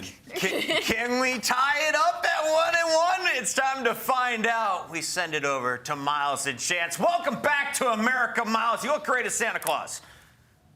Thank you very much, mate. It was a whirlwind trip, but we are now back, and I've managed to wash the die out. But guys, bold picks on choosing Optic Texas to walk away with the series. Very, very brave indeed. But I'm really excited to see where this goes, Chance. We've got an opportunity for Boston to do the funniest thing they could do once again against this squad, but just want to see them play Black Ops 6. That's all I want. It's all I ask for. Yeah, and, absolute pleasure being able to sort of welcome in the reigning world champs, you should say, to the year, and they're going to be welcoming Boston Breach. It is going to be a very interesting team to watch, and frankly for Boston, I mean, they're just on their redemption arc, and there's no better team to strike against first than the reigning world champs, but this is going to be one hell of a series. Always is. Well, we typically have an issue, let's say, with a team winning a world championship and their performance in the following season. Let's see if that is still the case for the boys of Optic Texas. The Skyline hard point to start off our series. A lot of fun, though. We'll see if Boston Breach again, Chance, if they can be the team to walk away with another upset here in the league, and a squad that proved their worth at the Esports World Cup. Well, they managed to keep the learnings going, find further chemistry, and get even better at working together as a team. What a test this one should be. Optic Texas, no small task. No, not at all. And Skyline's going to be a very fun map to kick things off with. I know a reputation that this is just a blitz of a map. You play at a lightning pace, but we saw in the first series, like, you can slow it down from time to time. We'll see how the meta develops. Is right now the development just for Big Wake to pick up all 3 and get the time. I just love how everyone was the final fight there. Everyone's got their sidearms out. It was so intense. The opening gambit pays off for Boston Breach as they find themselves with the opening time. Oh, Shotzi from the top rope. That is something you're going to see all year long. Yeah, and just paying attention for those, the Codcaster does have a handful of bugs with it, so Kenny and Shotzi are going to be pretty difficult to keep track of in the kill feed, but yeah, you best believe if the player's flying off the top rope, Shotzi, the usual suspect. Yeah, it's going to happen, folks. We'll do our very best to keep you guys filled in. As time, once again, remaining very much in the hands of the Optic boys off the rip. Purge, Mania screen, a man who's come under much criticism since he joined the league. What can he bring for us here in Black Ops 6? Over to P2 we go. Fun little hard point to play with here. Plenty ways in, plenty ways out. And so far, Optic seem to be in control. It's done. Now it's Breach. Yeah, Breach actually handled that incredibly well. It was the double underground route getting taken, but they sniffed it out. Now Purge is sniffing out all the pressure, uses the zip to get out of dodge, and Optic trying to storm through the front, but for the moment, no open avenues of attack. Nearly empty pockets. It's time to get in there, boys, and take care of them with nothing but direct eye contact. Ooh, Shotzi, out he goes, causing problems. Over to Cammy and Purge, still on the inside of the point. 30 to go. And there's the opening attack. Fred and Kenny on the pinch. Oh, doesn't get a whole lot. Awakening and Snoopy find theirs. So there you go. Shotzi, another bite at this one. Managing to catch one. 2, looking for a third. Yeah, so keep in mind, Kenny is actually Shotzzy in the kill feed, so that's a Shotzzy 3-piece, and Easy Back, best of luck this year, buddy. This is going to be ridiculous, because also Cammy is Purge in the kill feed, and then your mystery player for the Optic side of things, well, that is going to be your hidden Kenny player, so have fun keeping track of that. We're just going to make it up. I'm just going to make up the stats this year, folks. There's another big old plot twist. Plot twist, once again, though, is Boston with a solid lead, now starting to evaporate away, starting to boil things alive here in the kitchen.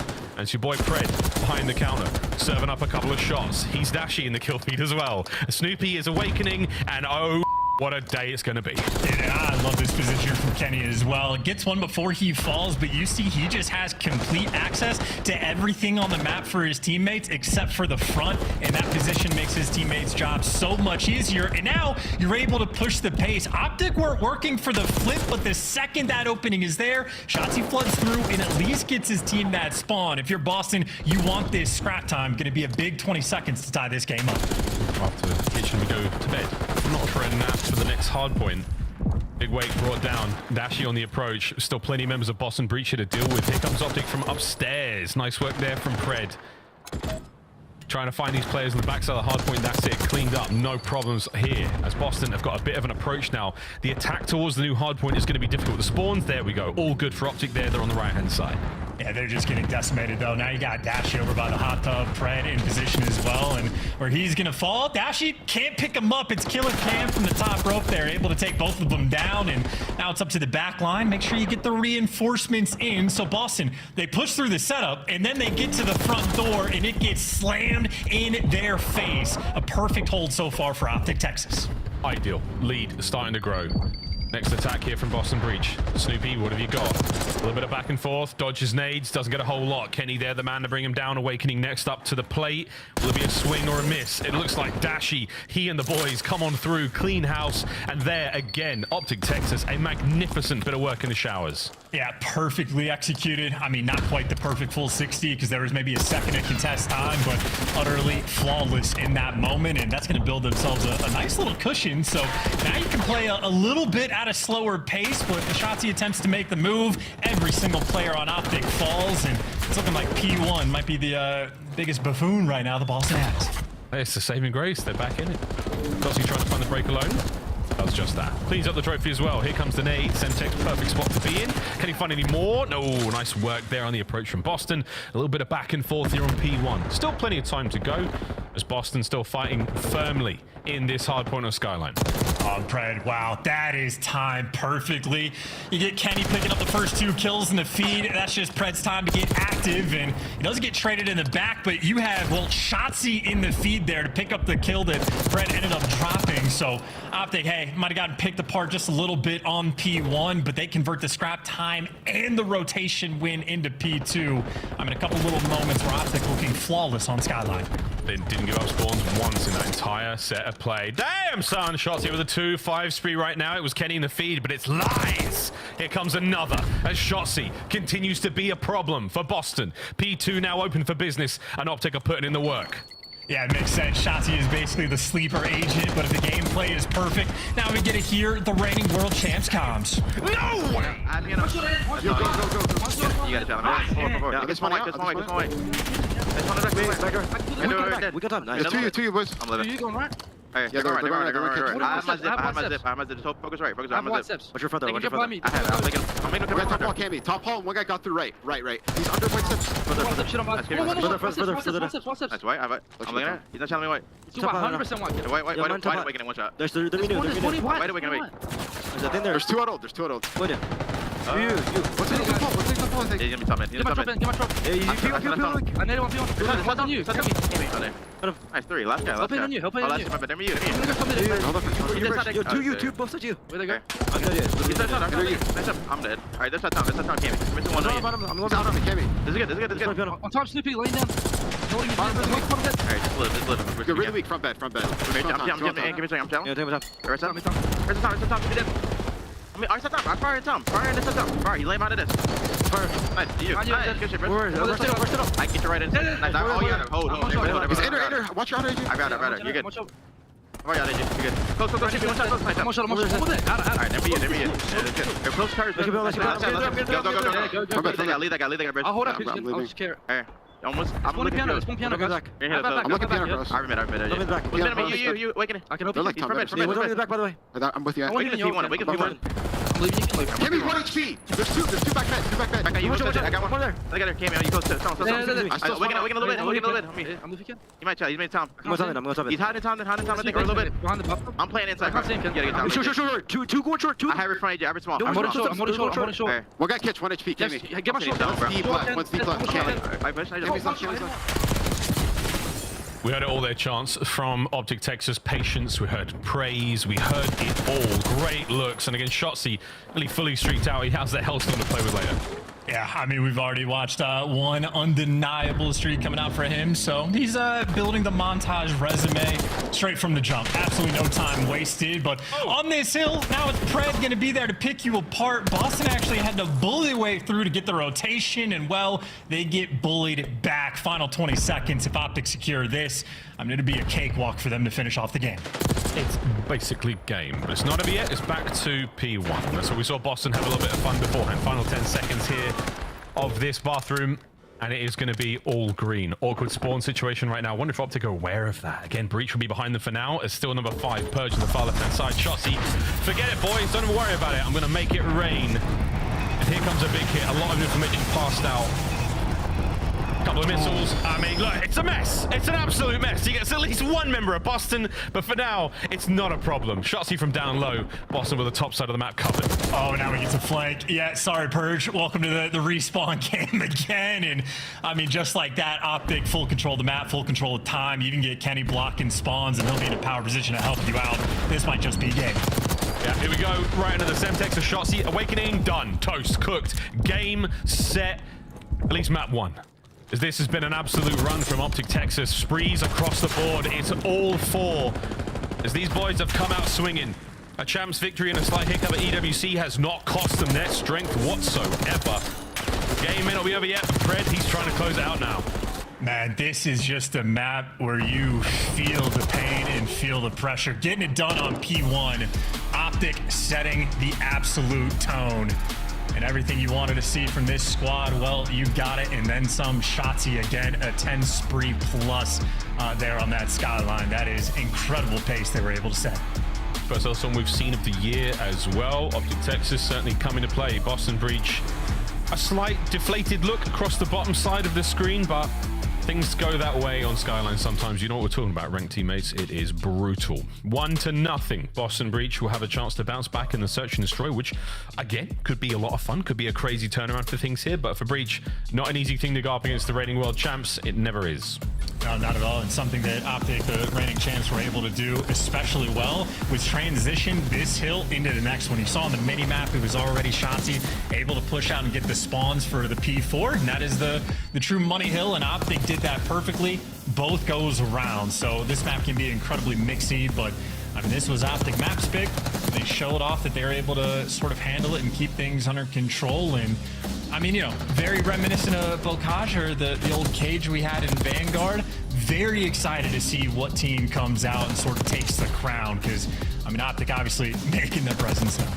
Oh yeah.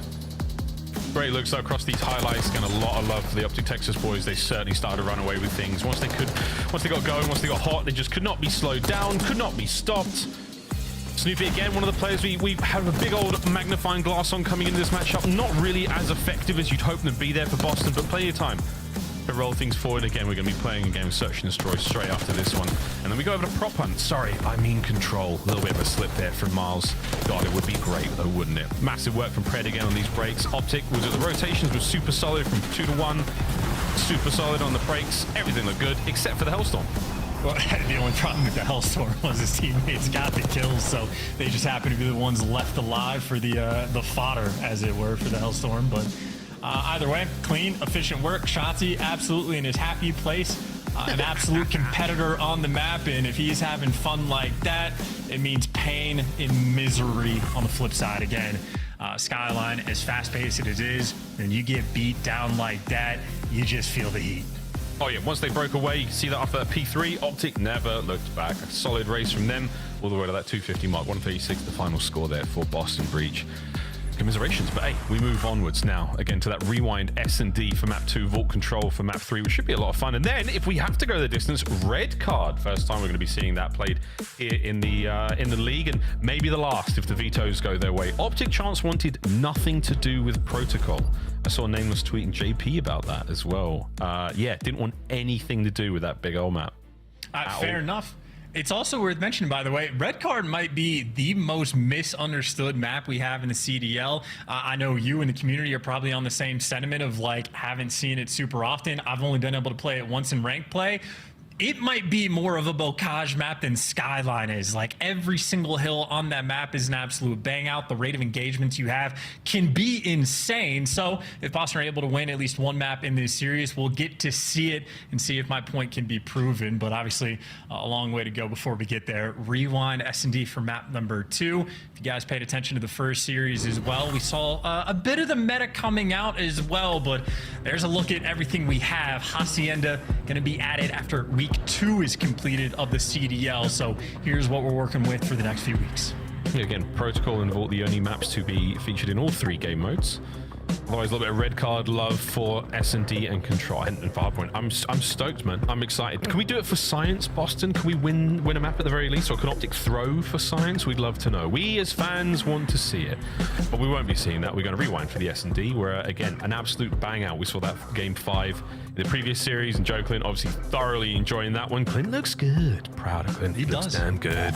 Looks Joe trim. We'll see who's going to be as trim as Clint in this matchup. Fast-paced map. Here on that A-bomb site, it is a mix fest. It's a blowout, and there are more brands than I can name. Oh, what do you know? It's Scuff at the drive-thru. Nice. Good job, team. That was great. And speaking of Maven, he's old enough that he used to be a regular at these kinds of stores all the time back in the 90s. Very familiar. Admittedly, I was also. Well safe. Yeah, no, that was great. We can say it. We can say so they're dead and gone, right? Sure, we can say it. A relic of the past here in the world, and very much so in this map as well. Folks who don't know what beepers are, I mean, the kids, there's a lot of learning to do here. We're going to be learning as the nades are bumping on the approach over towards the bomb site. And whoa, what do you know? Opening gambit here from the boys. Solid work out of Breach to manage to push forward, but you do lose Purge. Yeah, and Shotzi is already behind you. Elise gets traded out, but him and Dashi is serving up all the kills. Last man standing is Cammy, who is indeed Cammy in this time, and he's gonna get it. Kenny interested in the chow. Cammy interested in the round 1 win. That was, again, an exciting round. A blowout that didn't necessarily happen where I thought it was going to go down, and then a 1v1 Cammy versus Kenny. Great looks. One thing we haven't really touched on too much, but I'm sure the COD world is thinking about it. Cammy back on a Treyarch title. Is it too early to call it? Round 2. Here we go. He certainly had more fun in Cold War than Kenny did, so maybe that's how the tides will turn. But I mean, Dashi did a great job sort of backing the whole team down, but really just a trade fest. So Optic, I mean, maybe continuing that Skyline pace into the S&D as well. A little slower this round. Haven't quite hit fast forward yet. I mean, Snoopy's just on the outside of the fight here. Awakening is going to be the man under the amount of pressure here. Shotzi on the little crossover. Snoopy does manage to get involved on the back line in a big way. Brought to his knees. Cammy on the pinch. Immediately brought into the fight. Fresh magazine. Snoopy there to buy him the space and time. And Kenny, last man up in this 1v3. Surely he falls here. Boston Breach. Delightful back-to-back round. Oh, that's an absurd pace, too. Snoopy. Hope I don't make that mistake again, but 0 time wasted straight through the middle of the map, ready to go on the flank, and his team just does a great job of slowing things down. Like, you know, Big Wake inside a courtyard might have just been a free kill, but by the time Optic actually take him down, they just lost every single ounce of map control that was available. So suffocating there from Breach, and I think if I were them, maybe make an A-hit call, try to slow things down, see if you could pick someone up on the flank. It's hard to control that pace, and one thing I like seeing out of Snoopy there, hit that door, wait a few moments. He played that timing great. Here we go, in towards the A side of the map. And it's not another blowout chance. We've got different looks here on Rewind. Yeah, and I think Boston very much were ready for some fast flank to roll through because, again, Optic hit that in round 1 pretty quick, but good adjustments made on both sides and 30 seconds burns. No kills just yet. Here they come, though. Oh, no, but it's not the way you thought it was going to go. Trades either side. Shotzzy finds another, puts it all down a big way. 1v3. Demon Joe. What have you got? Stunned. Not a lot of hope now. No, rolling together. Wins is 1, but not quite enough. Optic Texas stop the steamroll and get themselves on the board. Yeah, interesting round as well. I like what I saw Shotzzy doing inside of generators, like gets inside but closes the door behind him. That way you sort of like, you know, you stave away some of that intel from the other team. You open the door, see they're closed, think you have a little bit of space. You only have to worry about Zig, but he's willing to do the high IQ things as well as the crazy movement. Shotzzy, unmistakably one of the smartest players in the game. That boy's been on some trajectory since he started things going back in the MW 2019 season. On board with him now. Nades up, won't connect. A little bit of intel passed either way. Ooh, does catch a stun for his troubles. Here comes the 2-2 split from Boston Breach. They're going to run into trouble any second now. Those hedges are about to be full of bodies any second now. Come on, boys. We're on the edge of our seat. Snoopy pops top. Cammy's there as well. Trades are in. And it is a non-stop bit of a battle here on the bomb site. Okay. On the other side of the map. Most clutch player of 2024, Miles. Let's see what he has in the 1v2. He's definitely got something. Playing that one a little bit slowly. Comes Awakening. Makes it a 1v1. Big Bruce doing what he does best. Full pockets. Snoopy, you're in trouble. That one's for you, mate. A big clutch from Bruce. That's kind of hard to even get hype about. I'm not going to lie. Like, it's in the cards and he plays it perfectly, but I just don't know what Boston were doing. The way the clan tag, Bruce's clan tag's coping as well. It just couldn't be more perfect. Ice cold. And a massive round victory there from Optic. I mean, that's just the Boston special in my mind, though. They had perfect execution, get a man advantage, and then they just toss it away in one of the worst possible ways. So Dashi, I mean, again, perfectly played, but it quite literally does not get easier than that. But that is exactly what you want for the 2-2 equalizer. Bit of a 3-speed there from Bruce as well. Penny playing a lot of intel, and he runs into Cammy, who once again finds the better of him in the 1v1. Might have been a team fire there, but hard to tell. Red on the inside here. Shuffling here defensively as Optic Texas. This is going to be a lot harder to work down a man. Those trades can't be trades. Here come Boston, looking to make the entry. Good intel there from Pred as well. Knows the pressure is going to be coming down this B Street. B Street is not necessarily the gens. Red spots another. Great job on the tactical retreat. Trophy there to help him out at 45 seconds. Spots at least one. Will he be going for this fight? Oh, here comes Dashi to help out. Great work from Optic. They don't overcommit, and they manage to make it a 3v3. Oh, and Dashi had a great pickup as well. Everything going right now for Optic. Yeah, nades are in there for Shotzzy. Spots out Awakening. Might be able to take the fight. Yeah, he does. Awakening in trouble. Awakening down. Snoopy with a bomb still in hand, and he's on the run. Last man. Might be able to get the plant. But this is a difficult 1v2 against two of the finest submachine guns in the league. Wow. Gets out of dodge. At least has some timing going his way. But now the question is time on your side? That bomb gonna get defused. He checks it. He does. Gets away with his life. 30 seconds to continue the dance. Oh my good God. Snoopy's gone another lap. Shotzzy. 20 seconds to get the defuse. There's 4 million places where he could be. You may as well hop it. Or here comes the corner. They're either side of one another. 10 seconds, and I don't believe it. Snoopy, you have clutched. What a round for Boston. Redemption for the kid, Miles. Redemption for the kid. Toss the 2v1 he had against Dashi. Makes up for it with the 1v2 for the momentum, and that is perfectly timing as well. I mean, Pred maybe, I don't know, a half a second, 3/4 of a second off of getting the defuse, and I mean, he's just able to catch shots. He just takes a quick little reposition back to where he came from, and the bait ends up being perfect. Shotzzy might get the kill in the end, but Snoopy there to crush that momentum. It's beautiful stuff. I think there was a lot of players and a lot of fans as well worried about how that. Oh, hello. Okay, Demon Joseph. Okay. Goodbye. Okie dokie. Is anyone on Optic going to get one? Yeah, Pred. Good luck, mate. He's going down swinging, though. Eyes on one.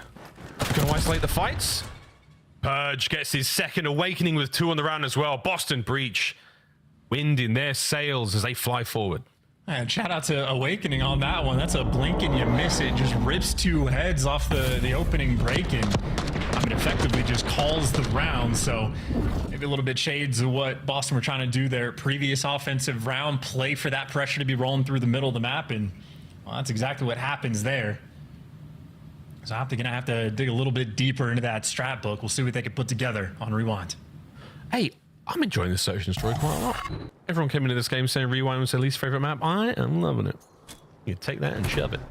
Of that Nade 2 Awakening, will that connect? Oh dear.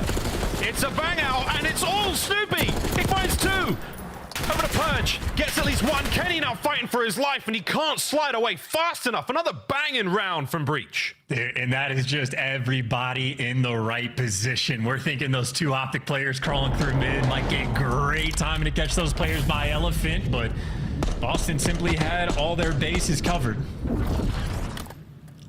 And I think this map especially is nice just because you sort of have different looks in every single direction, different pre-nade spots used to capture different sections of the map. If you want to work flanks, you can do it. If you want to just hit through the center of the map, you have opportunities as well. So different teams are going to be able to build out different styles. But right now, Boston firmly in control, a round away, and we're guaranteed a red card. It's crazy. Come on. For science, for the fans, for the Emperor, Cammy delivers. Pred now trying to catch out anything. Not an errant Boston member to be found. They've flooded to the inside of the store. Bomb site now crawling with them. The hopes of the map on Shotzzy and Dashi.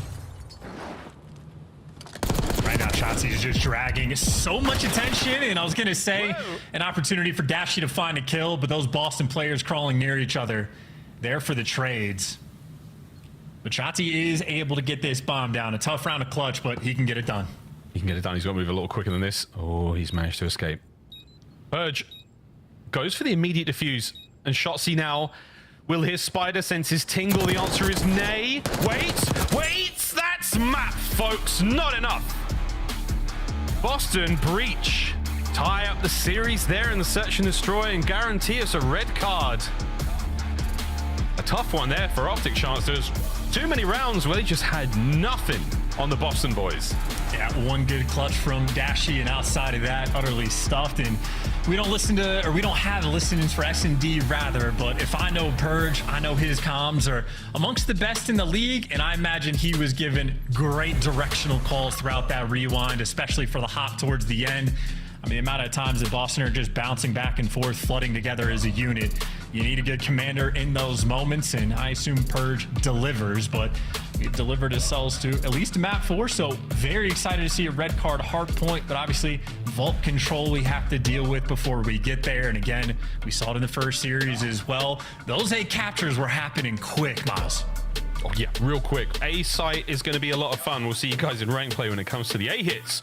We'll be going to Vault next, though, folks, to play a game of Control. I'm only kidding. We're actually going to be going to a commercial break. No, I'm not, guys, because it's a brand new season, and I've just reverted to old ways. We're actually going back to the desk to play with Ant and his Telestrator. Yeah, this thing's cool. New things. Love to see it. We got Ant back here with some more conclusions to draw. But Ant, first, let's talk about the big picture. Coming in, Optic's expected to be the favorites, world champions. Were you guys expecting a 3-0?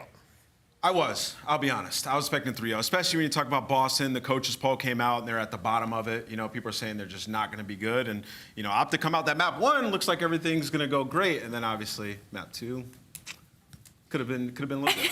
have to disagree just a little bit, just because Optic Texas tend to do this at the beginning of the season, where they go up against a team where you're like, they're gonna bop them probably. You know, they're just coming off of a great season, they have a great lineup, and then they have a few blunders like this. So the fact that Boston Breach took that map too isn't too surprising to me. 2 matches, we're guaranteed at least 9 maps. I'm a happy pucky. Let's jump into map number 1, though. Optic takes care of business in the hard point. Ant, walk me through it. Yeah, so let's jump into drawing conclusions, and let's talk about Optic Texas here on that skyline. An excellent P2 rotation. We're going to roll this clip here. You're going to see Shotzzy. I mean, this guy's absolutely insane. Finds 2 kills, and he's going to rotate towards the back of time. He loses this guy up top, so he knows they have to clean him up at some point. But as it stands right now, currently, Optic have the spawn. So what you're going to see is Pred pushes up, dies. So then Shotzzy is going to get up top here, and he's going to find 2 players right here, kill them back to back, right? And then what happens is he knows his teammates are spawning out. So we're going to pull up the map here in big zoom, and we're going to talk about this. So all his teammates are spawning over here, and he knows that there's players that are located somewhere around him, but he knows that there's only 2 because he just got 2 kills. So he's going to reposition and find a kill here on the back stairs. And what that allows is his teammates to get pushed up closer to time, clean up the last player, and then Shotzzy's like a bull in a china shop. He can just go absolutely insane and pick up the rest of the kills to find the streak. So as you're watching it right here, Shotzzy's currently blocking. His teammates have just caught up to him, and he's just finding kill after kill once they get set up. Shotzzy's an absolute madman when he gets up top here with the SMG. And there's 2 really big points there as well, and during this clip, is when Shotzzy gets that first kill and then he goes and doesn't chase for it, right? He backs up and plays his life because he's like, I'm not going to run into somebody's pre-fire. And as you pointed out, his teammates coming in from the front, because of Shotzzy's presence right there, they're too worried about him. They're like, we are still missing a player, and Shotzzy being the player we're missing is not how we want to go down. Boston's in frantics. His teammates come for the break, and they get the time and the win. Boston feeling Shotzzy's presence. So did Kenny. Let's take a look and see what happened after the 10 streak from Shotzzy. Here's how he used the missile, and these new ones, they go boom. And walk me through it. I mean, yeah, he calls in the streak, and then I think he was just a little like gun happy here, just sprays it everywhere, doesn't care who gets hit by it, finds 2 of his teammates, but in the end, he ends up taking out Purge. You can see Bruce is sitting there like, brother, how did I die, man? Calm down.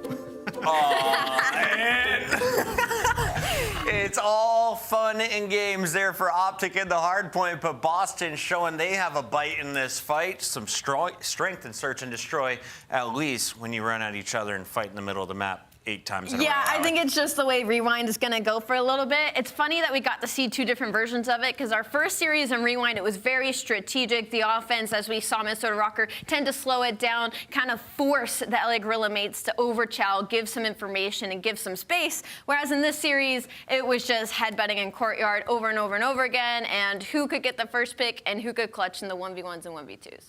2 games in the books. We're going to at least 4 maps here in our second of 4 series on the day as we get ready for map number 3. Here's a quick look at Boston Breach.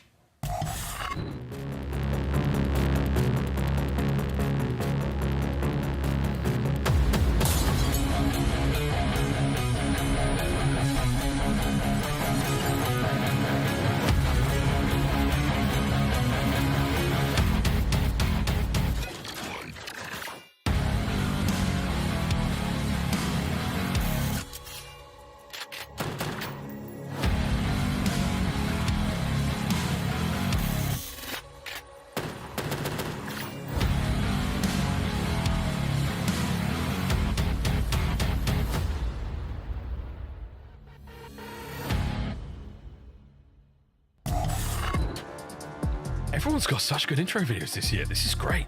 This is a good year.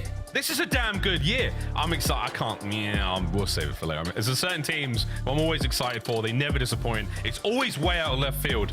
And we'll see them a little bit later on. But that is that, folks. Nameless, great shouts there on everything that happened in Hardpoint. Search and Destroy. Wasn't a whole lot to break down except for damn Sun. And now in this game of Control and Vault Chance, let's find out. Yeah, it's going to be a fun one. Also, just to shout out the burger thing is going to get memed like absolute crazy as well. So excited to see community reactions to that. It's going to be great.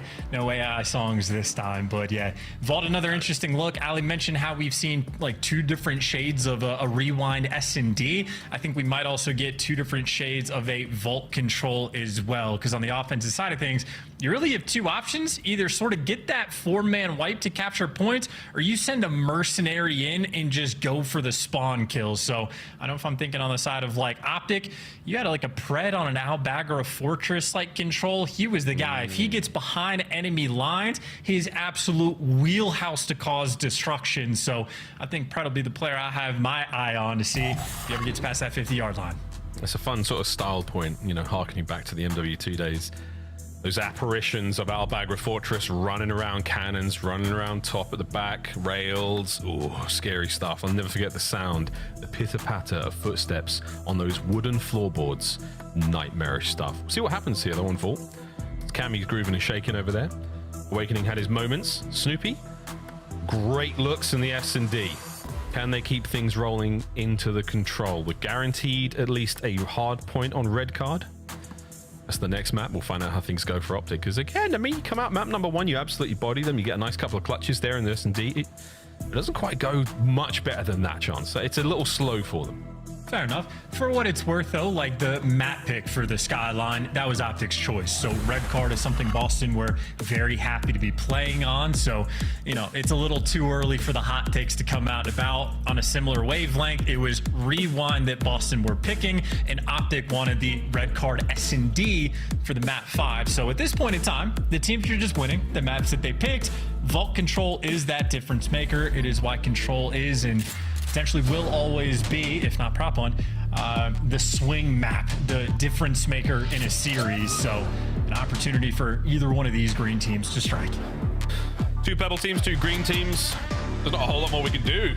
Aside from that, I mean, even Nen was talking about how Linz is no longer on Røkkr. Man, it was a tongue-twisting day.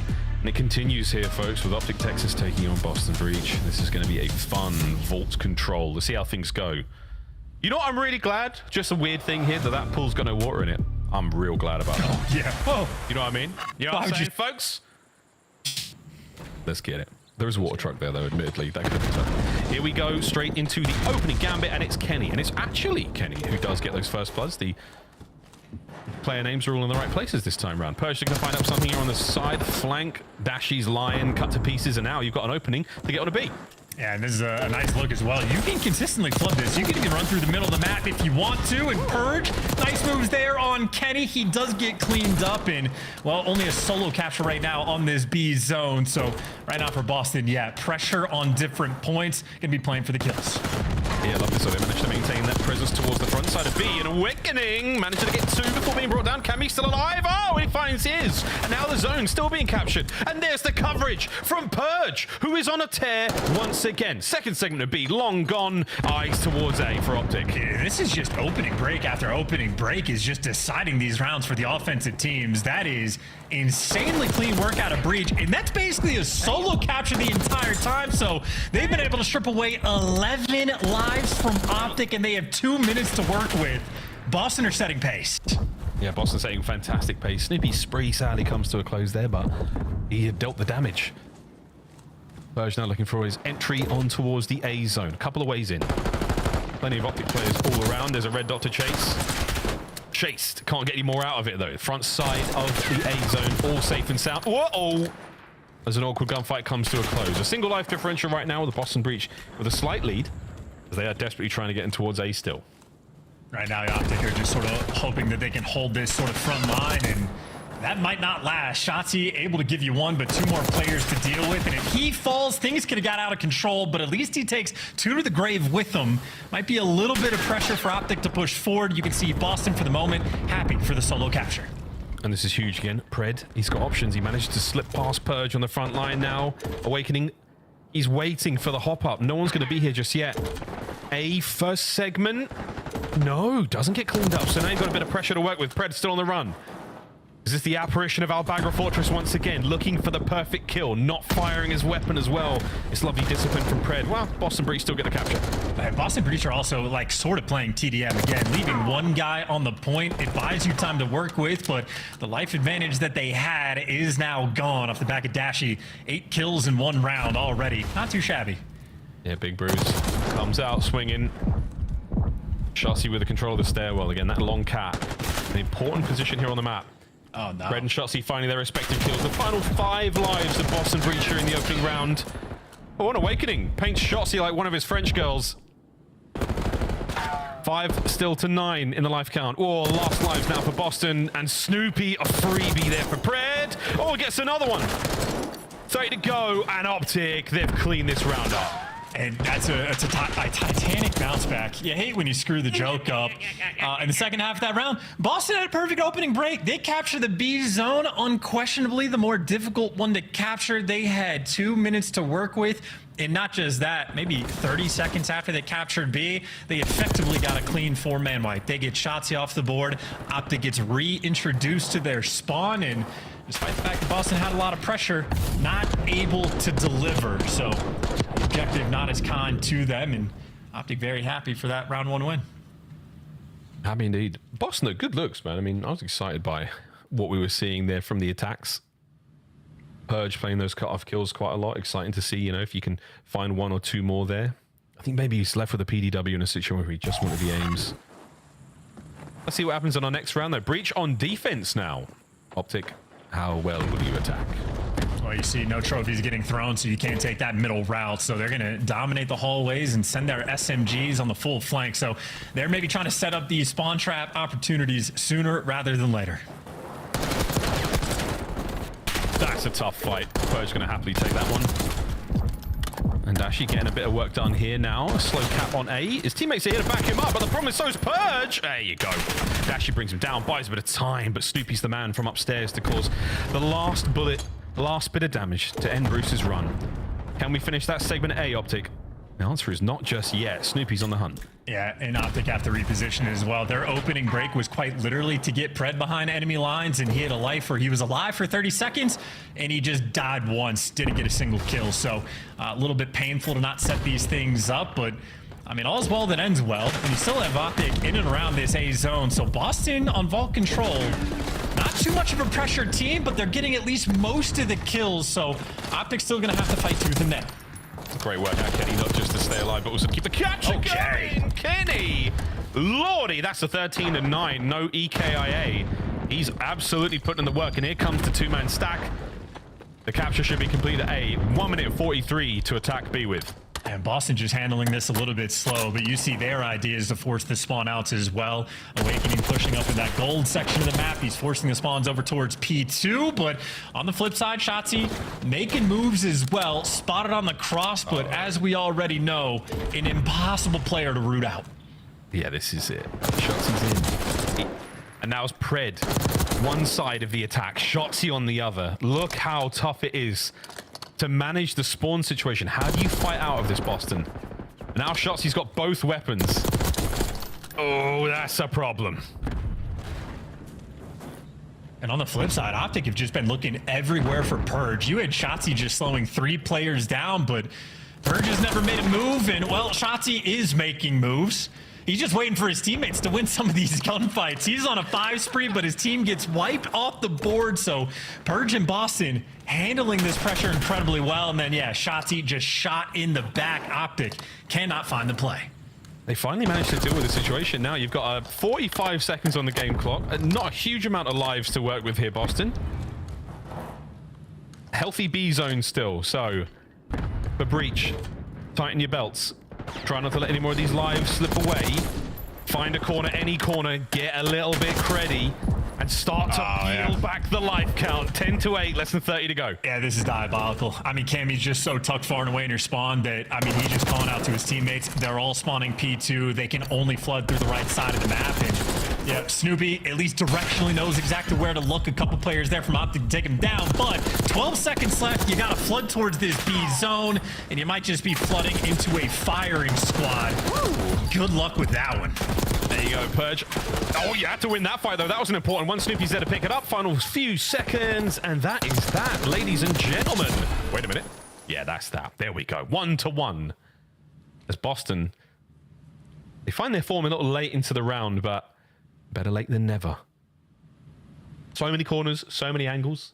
This map's hard.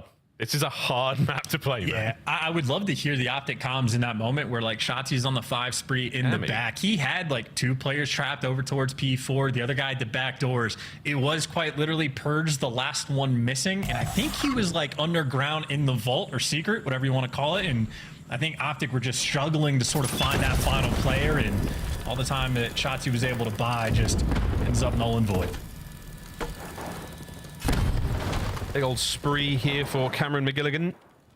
Can he get himself that Hellstorm? The answer is probably not. It's score streaks here, folks, so you need the points. Say, and that's the end of the run. Pred puts it to bed. The Snoopy there to once again keep rolling things forward, puts Pred down. And there's the slow cap on A and B at the same time. So Boston maintain at least one of these, pull Optic all over the map. Yeah, and I mean, Boston really with that type of idea forces Optic to make like important decisions constantly. It's never easy the route you're taking off spawn, but so far Optic handles it, clear out the pressure on B, try to swarm on Cammy over towards A, and Shotzzy gives you 2, you get the wipe, he gives you 3, and you're back in your spawn.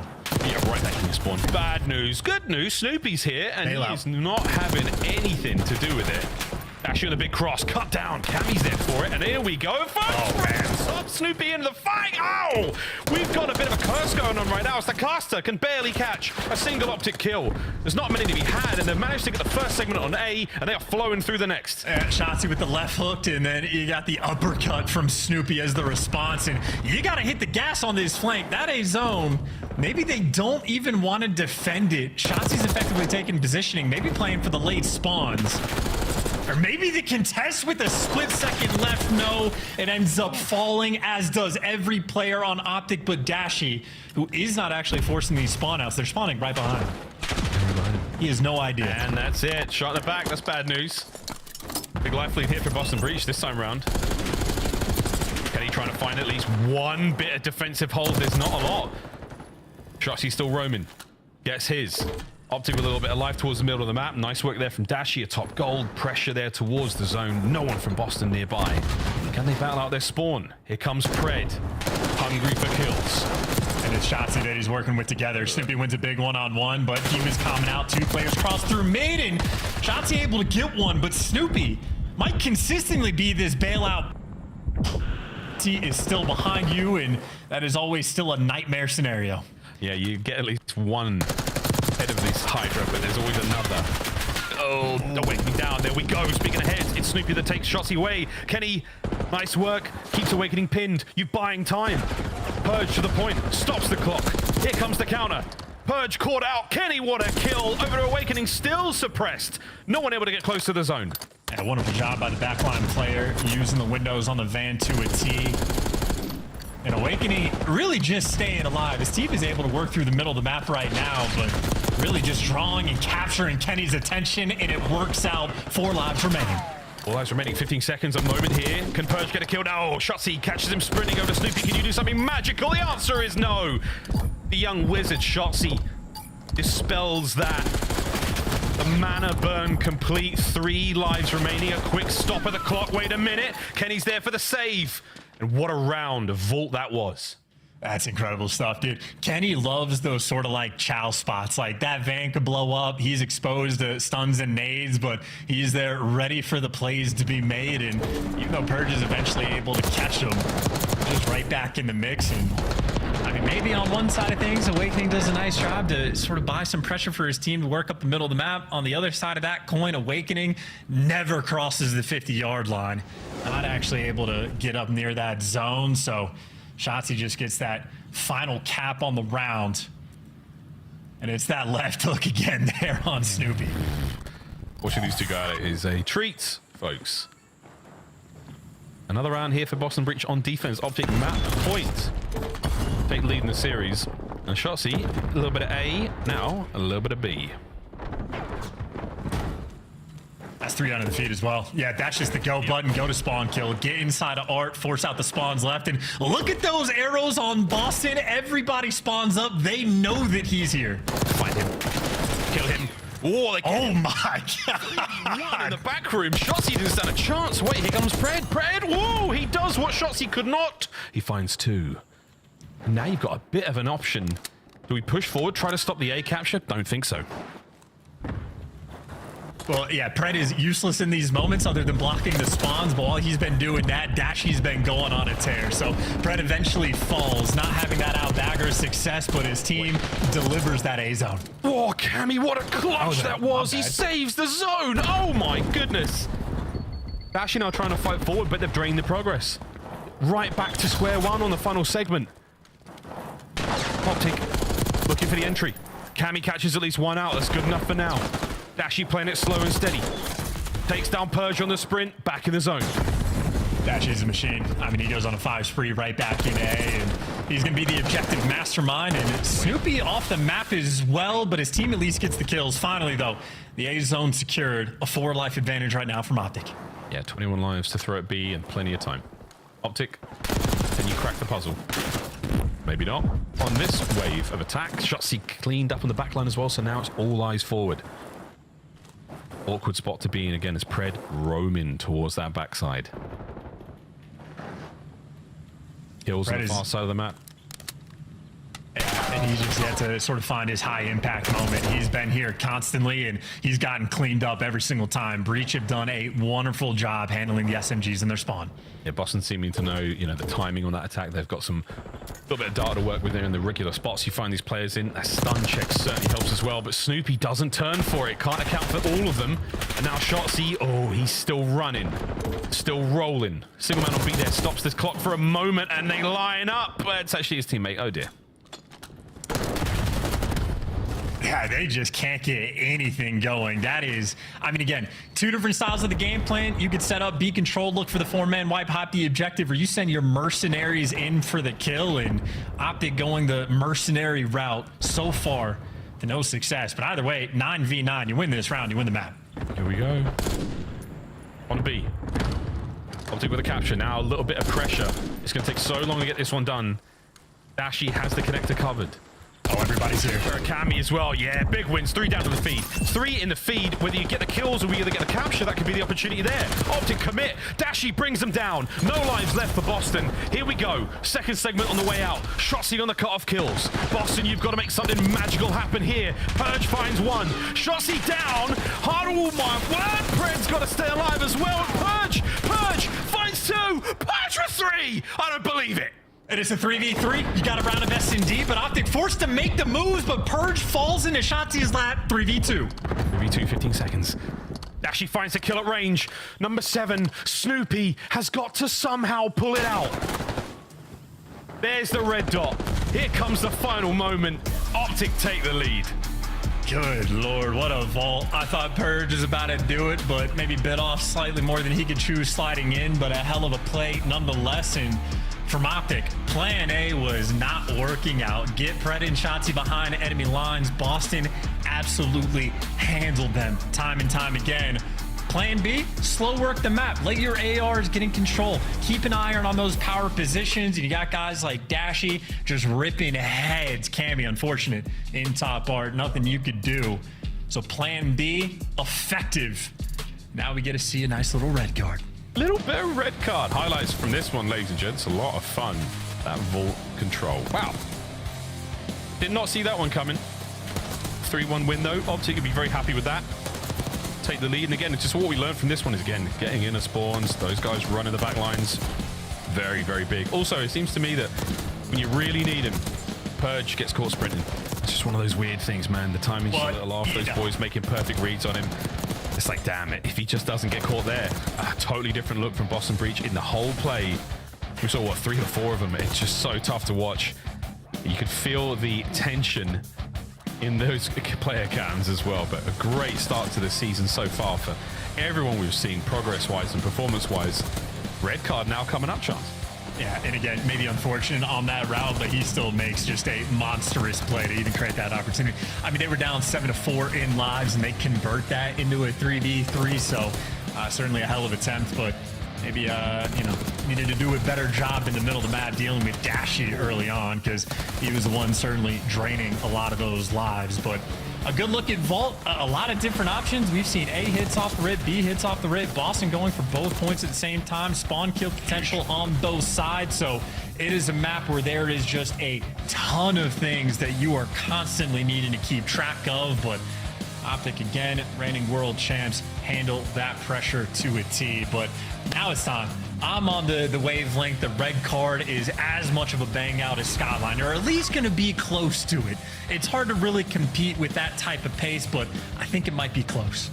Yeah, might be close. I mean, look, here we go for science. For science and for fun, red card hard point. Is it as much of a bang out as Chance expects? We'll find out, folks. Either way, though, good luck to Easy Mac on the stats. I know it's a tough one, mate. Prayers. Prayers, man. It's been a real tough series so far. The previous series, maybe not as much, but this one has been a nail biter. But yeah, we go, man. Red card, Optic, the match point for them to take away their first regular season victory, if they can get it. Otherwise, we stay on red card for a search and destroy, which again, very, very interesting to see how that's going to play out. I think a lot of people expected not many red cards in general. Just as a map plays, I think the community sentiment, or the player sentiment is, haven't loved it, let's say, but who knows? Still a long way to go.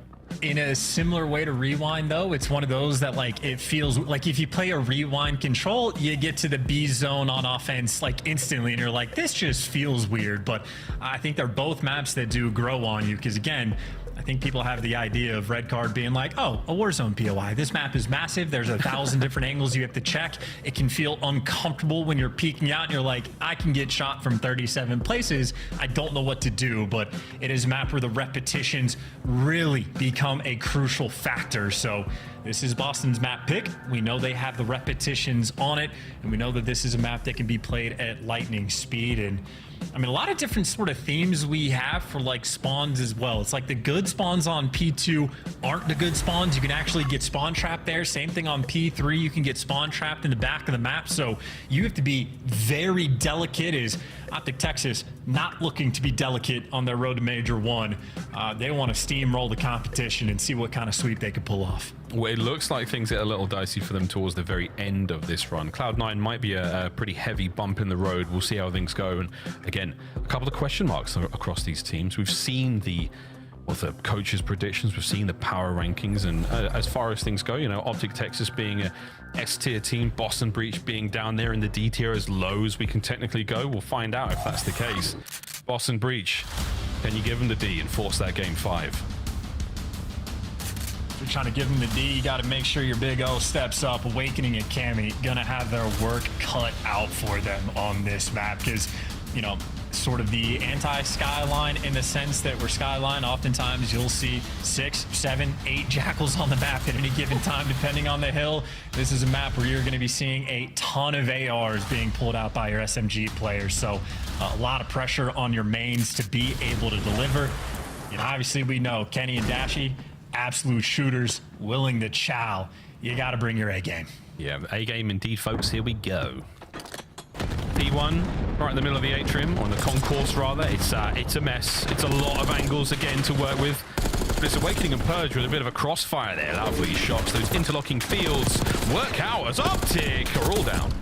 That is absolutely dominant, and that positioning from Purge just drags the attention of Optic. They have to spend so much time to clear it out. So, I mean, hey, opening break from Boston is perfect. You have Shotzi with a single kill. Finally, Dashy gets on the board, but this is a P1 that is looking destructive. Yeah, now you have the counter-attack opportunity for Boston. Like, cool. This is what happens when we lose a man or two. What do? We find our kills elsewhere. And Purge maintains a lot of presence in the middle there. You do lose P2 entirely, so kudos to Optic for that one. That should be all theirs when it pops up in a few seconds, but a lovely opening there. 21 seconds off of P1, not bad.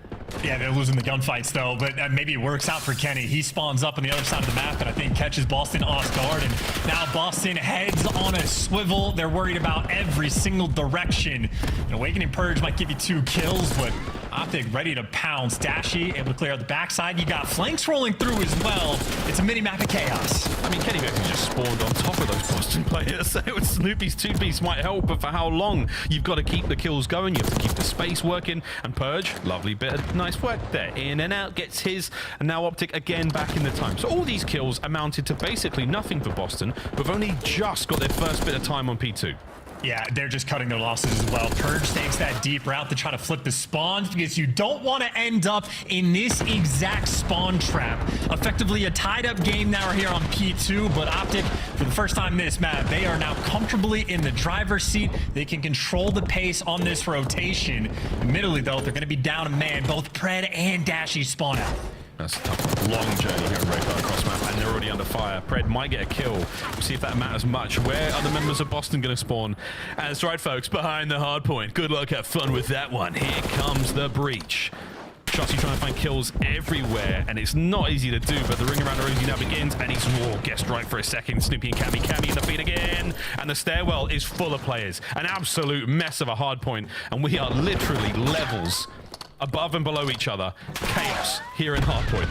Yeah, Kenny just desperate for a little bit of help, and that help maybe came just a split second too late, but there's a cleanup crew. Pred and Shotzi able to get in, and you do not last because those spawns, oh, believe me, they feel close. You are never a second away from a gunfight on this map. This might be it, Transman. The calculators are out. We are calculating the damage, and so far, Boston happy to take all of it.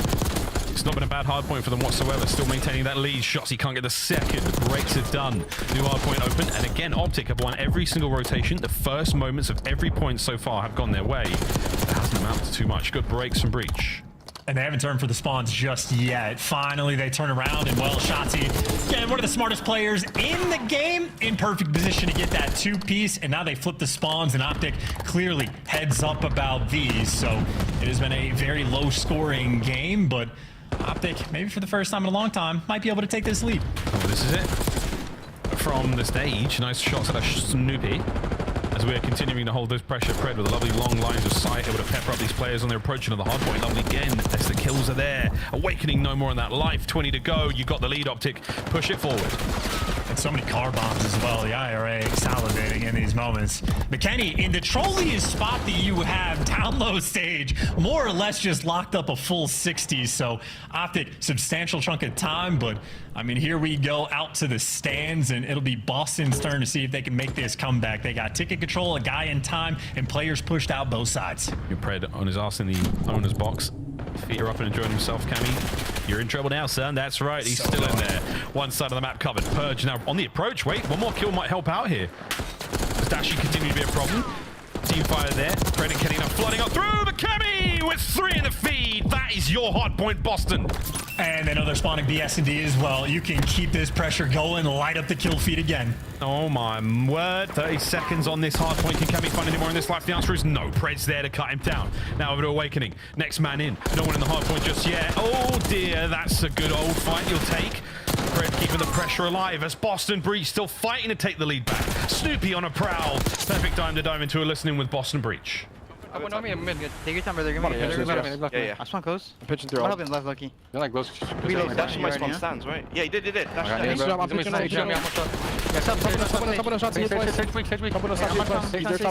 Yeah. Just their top window still, boys. You did? Okay. He meant dash. Yeah,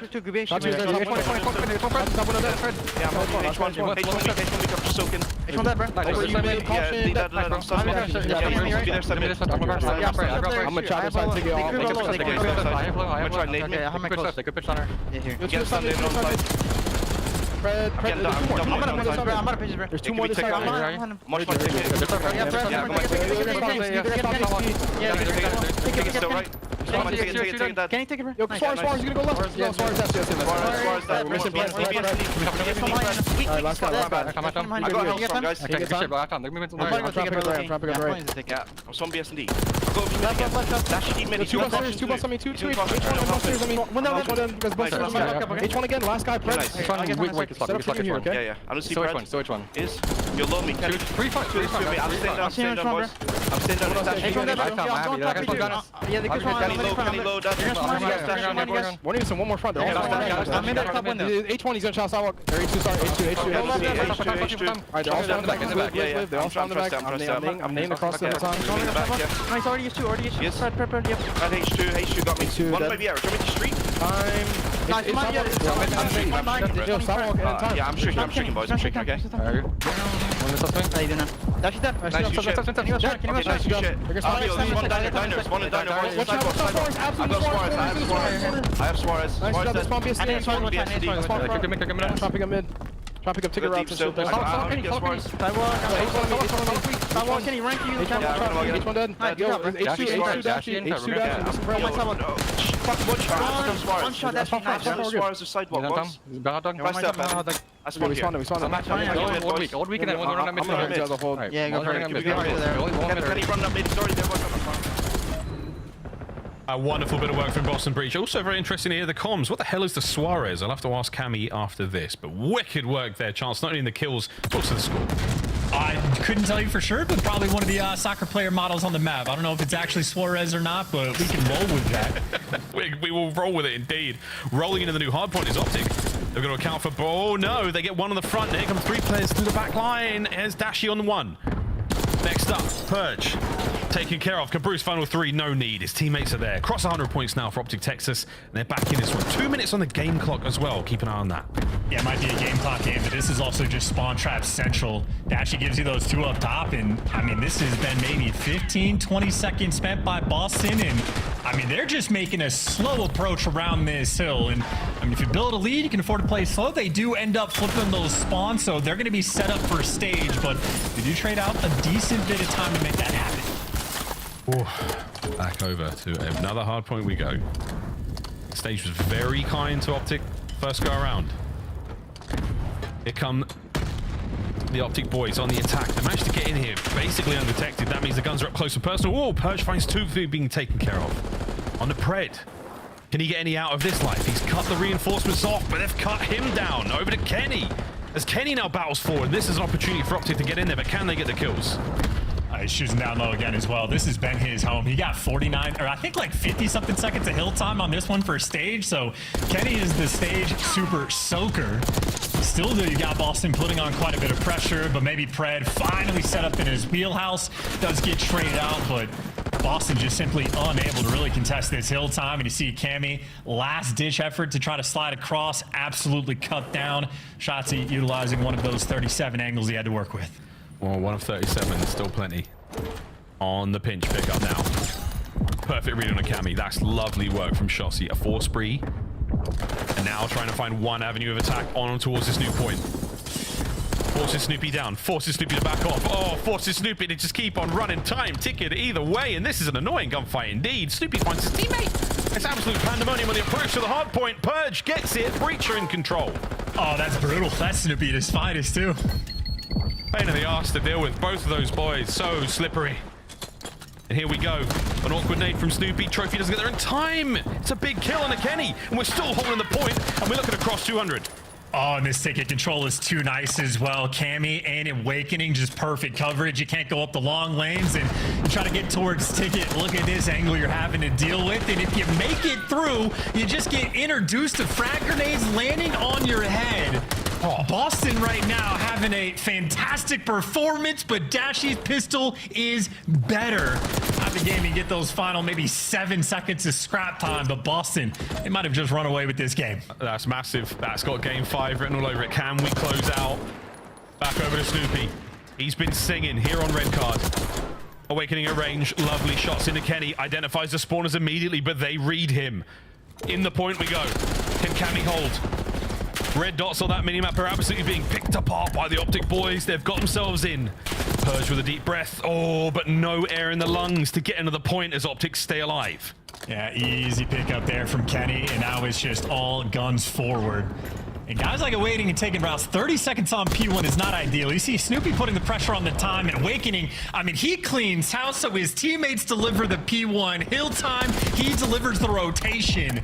And he's just able to play so slow on this section of the map. Boston, controlled performance so far on red card, but job's not finished. Job's far from finished. No one's got time. You got the kills all over the place. Finally, a few seconds going to go the way of the Boston boys, but is it enough? P2 is where the battle will now reign.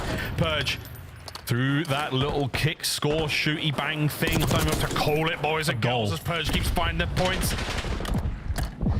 Dance around the hard point. 20 to go. Cammy at range finds his second. An awkward nade. Throws it out. What a save from Cammy. Can he get any more out of this life? As Optic are in, he's still being a thorn. Can he stop the timer? No. His teammates on the respawn. Trying to get to the fight as quick as possible. But there we go. An open hard point. Trying to stay alive as Awakening. As Optic still maintain control.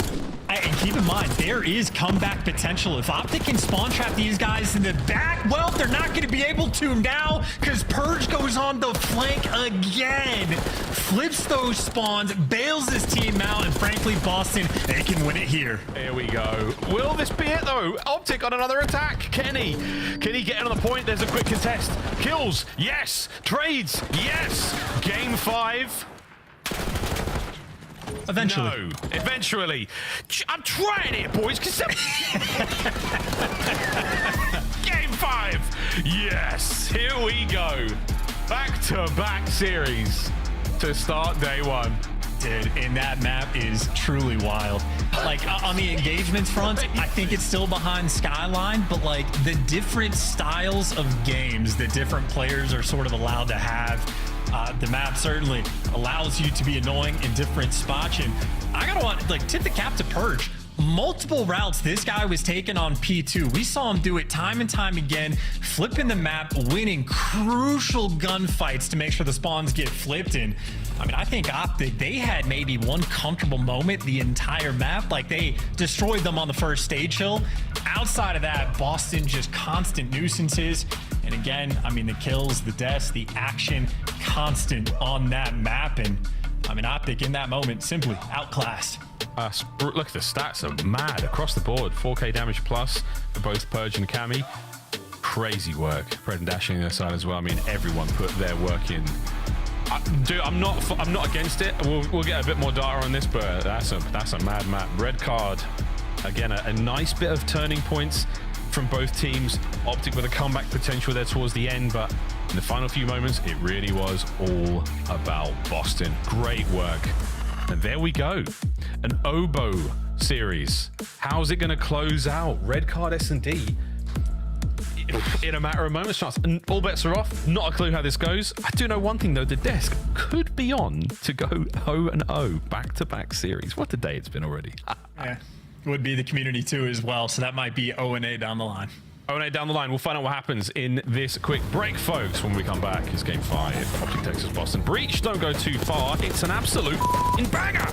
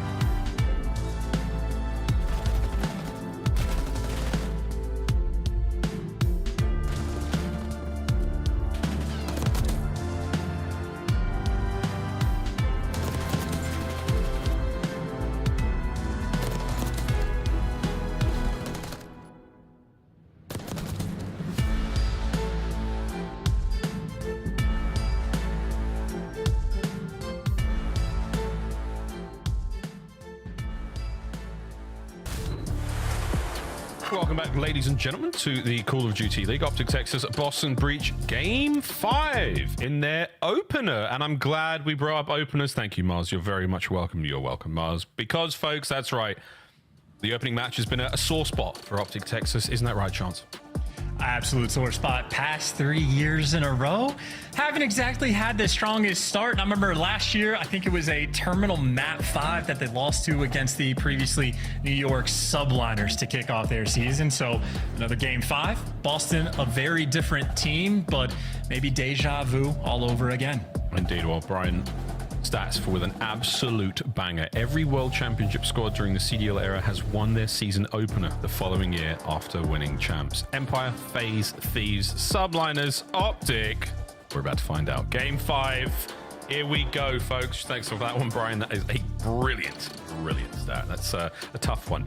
A curse, if you will, or is it destiny? We'll find out in a brief moment. We stay on red card for all you red card lovers out there and all you red card haters. Whatever happens, someone's enjoying it. That's just the way it's going right now. But all bets are off. No clue how this is going to go down. Red card S&D, these two teams, your guess is as good as mine. Yeah, and while I will sort of give the shout out to Red Card, Hardpoint, it can be a very sort of fast-paced map at times. Like the hills can be bangouts, not in S&D. S&D is going to be played very differently, and maybe a small similarity to Rewind in that you can attack both sites. You do have different options to work with, but with just the sheer size of this map, you can't afford too many rotations to different sites. You can maybe get 1 or 2 in a round opportunities to mix up a play call, but I think there's going to be a lot of commitments made by teams on the attack. It's a big old map. Optic will be the first team to attack. Kenny will be the man to carry that strange sort of biological weapon. It's got a gas five going on there. We're over towards the A side of the map, and that's where most of Boston are as well. Lone defender at B might have to vacate. And you better hurry up, because Pred's killing your team. He's found himself 2 after the opening salvo of damage is done. Pred strikes. Now Snoopy's going to be trying to go in on flank. Cammy, the lone defender, and Pred at least got the intel, and Cammy trying to bail out. This would be a 1v4, but obviously he's one shot and not able to escape the clutches there of Pred. So Optic with a perfect opening round. Nice little commitment over towards the A site. They just send Pred in for the kills, and my God, did he get them. You got 3 of them. Is Jackal working well? I do see a little bit of the PP in rank play. It's still good. Normally, it's a bad sign. Yeah, you see that gun. Yeah, it's not bad. The Jackal's definitely the pudding. But every now and then the PP comes out, and I'm like, all right. Round 2. I'm just saying, if I see that gun, I'm waiting for that kid to drop 70 on me. I'm terrified. Another A hit. Boston pump the brakes quickly here. Optic they're defending this from deep. Also, they've dodged all the nades and all the stuns. Cammy's still holding on to his, and this is tense. I mean, this is shades of MW19 where there are 4 million windows in St. Petrograd, and you've got too many things to look at. Snoopy, the tunnel vision his way into a kill. The answer is nah, brah. He's going to go down. Perch. Oh, big win out of Shotzi. Cammy, though, keeps the team alive in this 2v2. And 48 seconds left, and this is your one sort of opportunity to make some sort of rotational call. And Cammy and Awakening together are going to be roaming towards the back, but look at how deep Shotzi is in the spawn. I mean, talk about a situation where Cammy and Awakening have 0 information on the map. It's just too big. It's too big to know. Get those bombs down and go for your 2-man post-plant setup. Strap in and find out what happens. Here we go. Big responsibility on Awakening too. He's just been given all the front, and Cammy's playing a cheeky angle to watch his teammates back, but Awakening gonna be forced to make this play. I love what shots he's doing again. 30 seconds to check all this. He's still got a frag. Awakening. Oh, noise. That's a problem. A huge win. Dashy. King of clutch. What can he do with 15 on the clock?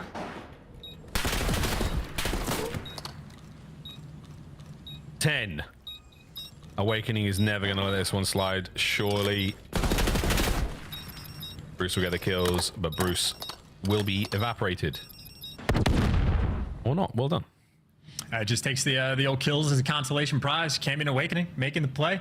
Reposition on point. It's fearful when Shotzzy gets behind you, but Shotzzy went and just took all the space in the world. And I mean, Cam in Awakening just walked straight into the B site for free. It can be problematic trying to have two AR players defend that site, but again, Awakening just gets the drop on him, catches Shotzzy around the stairs, and I mean, that's another theme of this map. If you're rotating from the other bomb site, takes a good bit of time to get over there.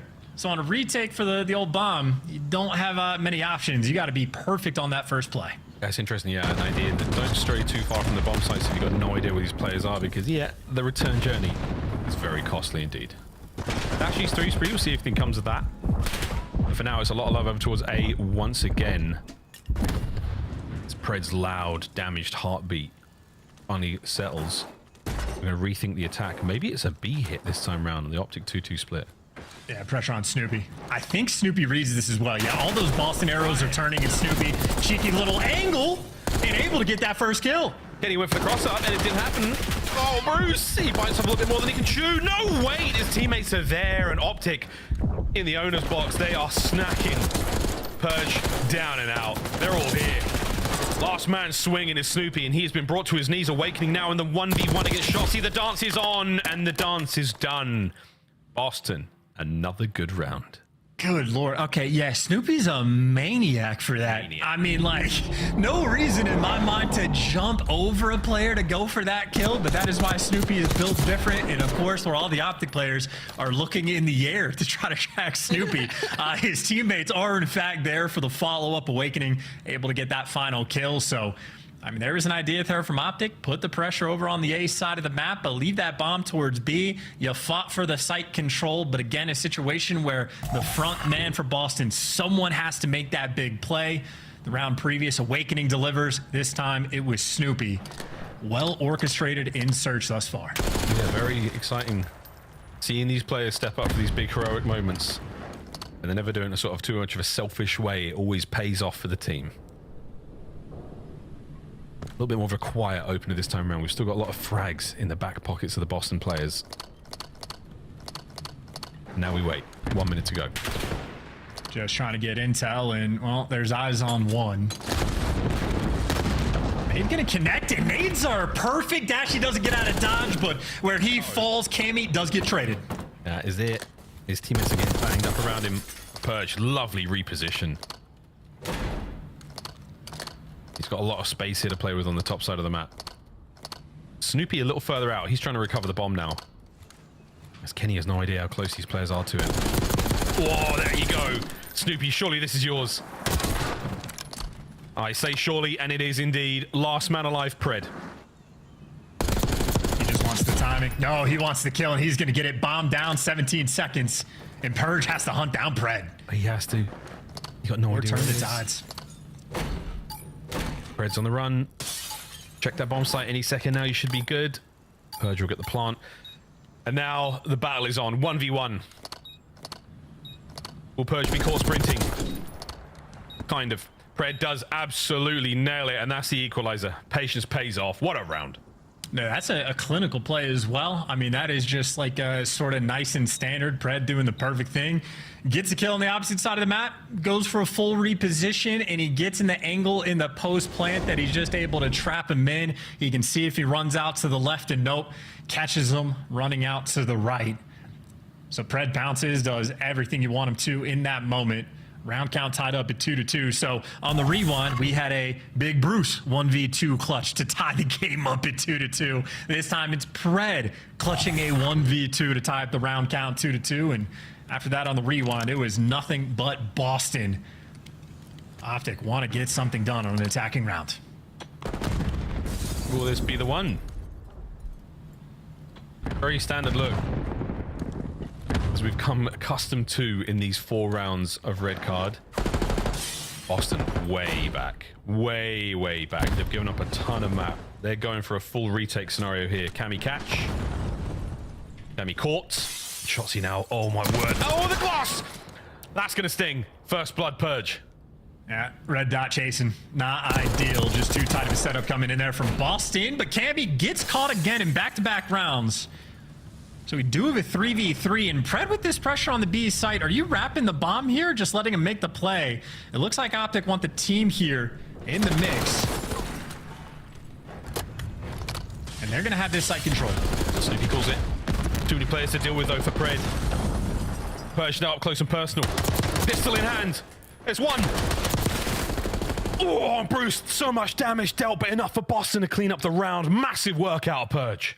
Yeah, Purge is dancing with them, man. I was expecting, like, Optic got 3 players here. You got Snoopy on defense sort of by himself, but Purge doesn't even need to wait for that third and final teammate. He gets in the mix straight away, and I mean, this B site in my mind is absolutely diabolical. The amount of different corners and spots and whatnot you have to check. Granted, that's the entire map, but not a fun place to be, and Purge takes full advantage of it. Just out here playing with confidence. So much confidence, and again, he sees the game plan and he executes as best he can. And when it works out, man, it is unbelievable stuff. Big fan of the newcomers here to the CDL, the relatively rookie. Perfect stun connects there. Purge will be pushed back for a brief moment there as Kenny and the boys, again, holding that line quite deep. RC out.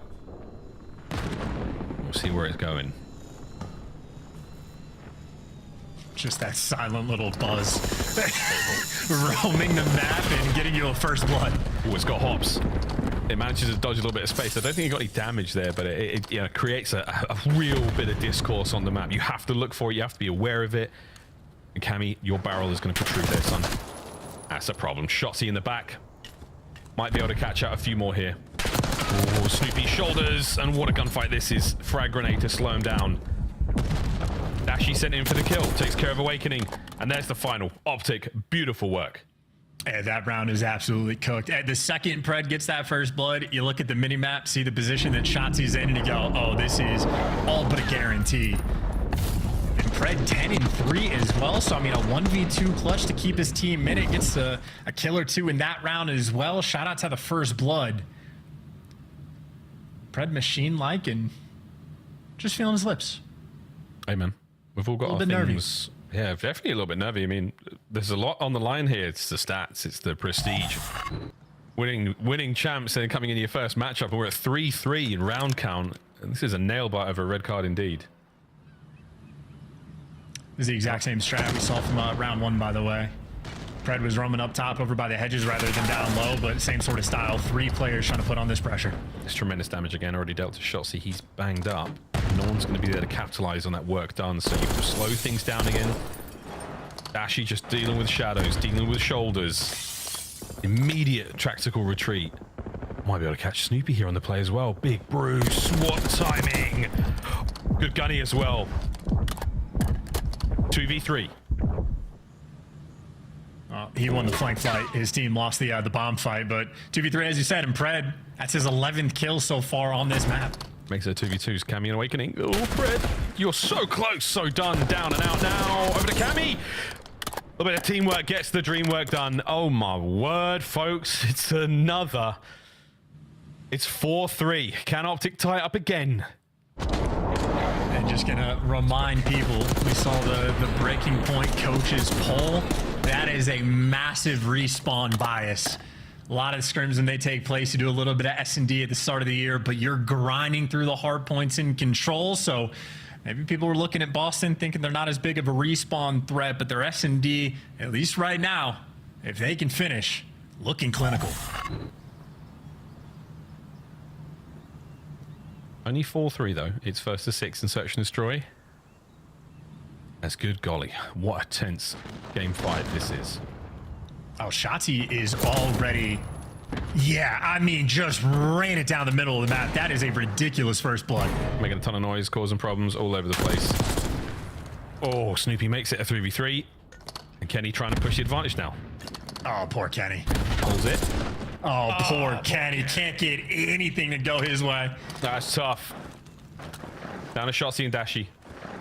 Shotsy started the round so strong. Oh, you may have seen another one. Awakening, did he spot him out? I think he did. He's backed on up. They're trying to take care of Dashy on the other flank as well. Dashy dealt with, all down to Shotsy. For match point, Boston. This is so tough. Shotzzy didn't get spotted either, I don't think.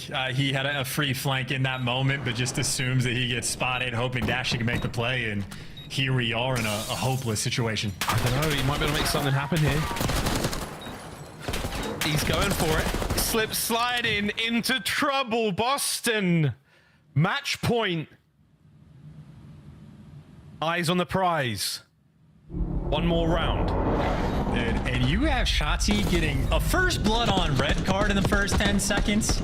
That is not an easy feat. He finds the timing through the middle of the map. We've seen Purge play that spot behind Ticket every single time. And in spite of the fact that Shotzzy gives you that, complete round collapse by the rest of the team.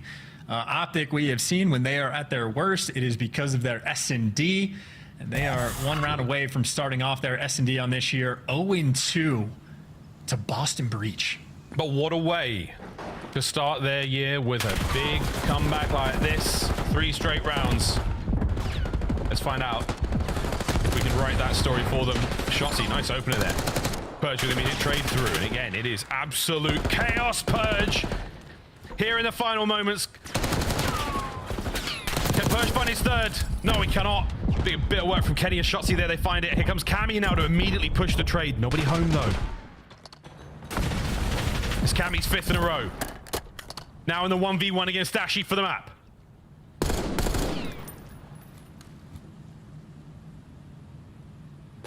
King of Clutch. Catches an 8! Cammy! Boston Breach! Take game 5. And they hand Optic the L.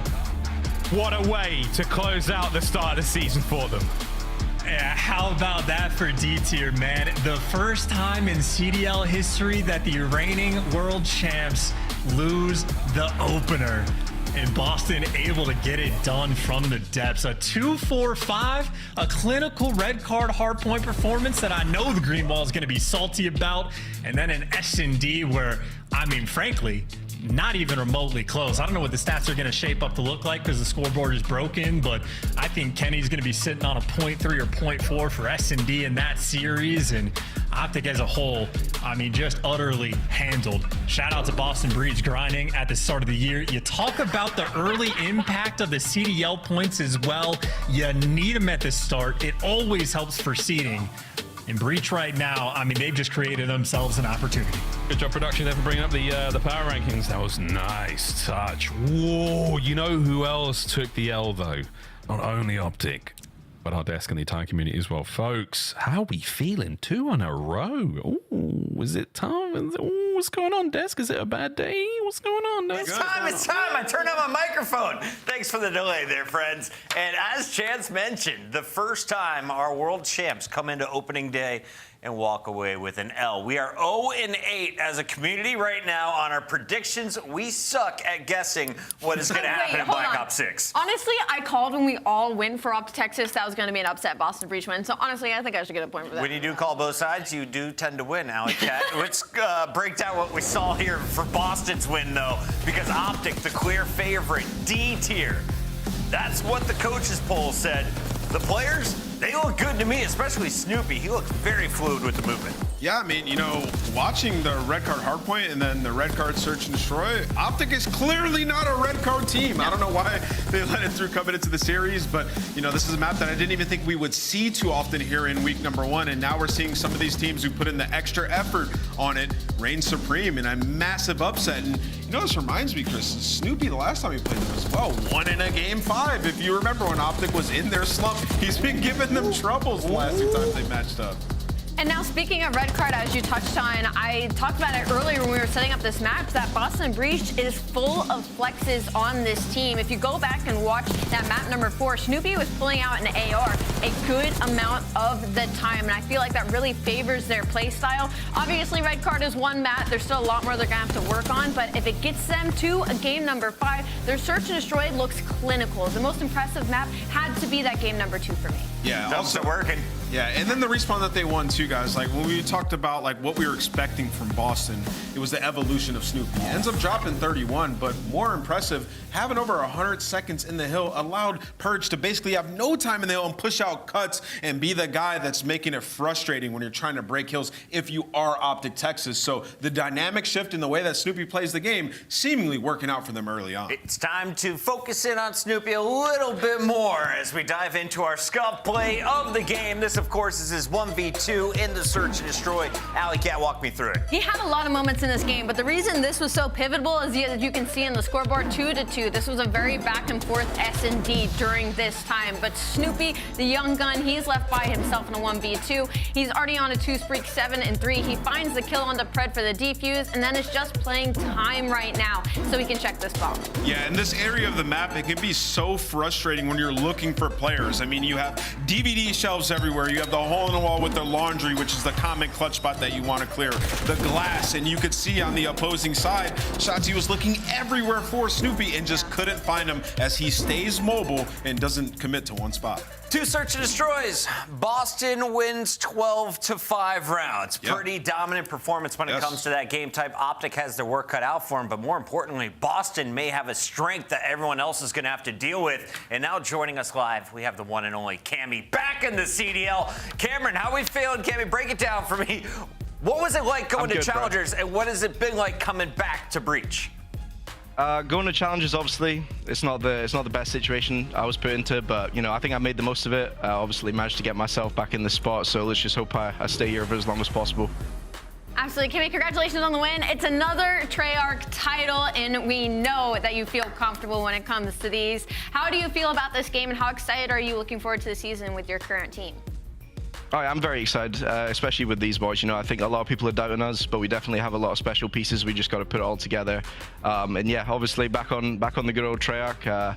Just take it one match at a time. Keep learning the game. We've improved a lot in the last couple of weeks, especially this past week. So yeah, just keep going forward. Awesome. Cammy, you guys obviously played at EWC together, right? And you look at the league, and you know, if we exclude Atlanta FaZe, Optic Texas, and you guys, since you played at EWC as this unit, we had 9 roster changes. Do you think that gave you guys a leg up coming into the season, like building that chemistry over the offseason? Yeah, definitely. I think, you know, playing like together last year, especially like me and Joe, we played with each other for a long time, even though if it wasn't Challengers. Same with Purge, and then so the core 3, you know, we were kind of just always with each other, and then we've brought in Eric, and we're in a team house in Boston now, so we're always vibing together and doing stuff together, and it's definitely helping us with that chemistry aspect of it. And I'm guessing going forward, you won't be breaking any more stoves or ovens or lighting the kitchen on fire. No, don't worry. I've learned from my mistakes. He was learning how to cook, and there was a big smoke. Yeah. So I had to ask him about it. Fire extinguishers. Go to Walmart. We got plenty of them. Cammy, best of luck in Boston. Congrats on the first upset here on opening day. Yeah, appreciate it. Have a good one. Much love to Cammy and much love to Boston Breach. We now have back-to-back upsets. If you're looking at the coaches poll, and we could see a third. We have another battle coming up, but before that, reminder, Esports World Cup featured the Boston Breach, and we got to give a very special thank you to EWC, the official partner of the Call of Duty League. We're heading back to Riyadh, July to August 2025 for even more. And it was such an experience. I couldn't even put it into words. It literally felt like I was at an amusement park for esports. So if you can make it out, also make sure to mark your calendars, because it is something that you've got to do at least once in your life. In the meantime, we're going to break. When we come back, you get a new look at a brand new Vegas Falcons roster. They take on TJ and the Carolina Royal Ravens when we come back.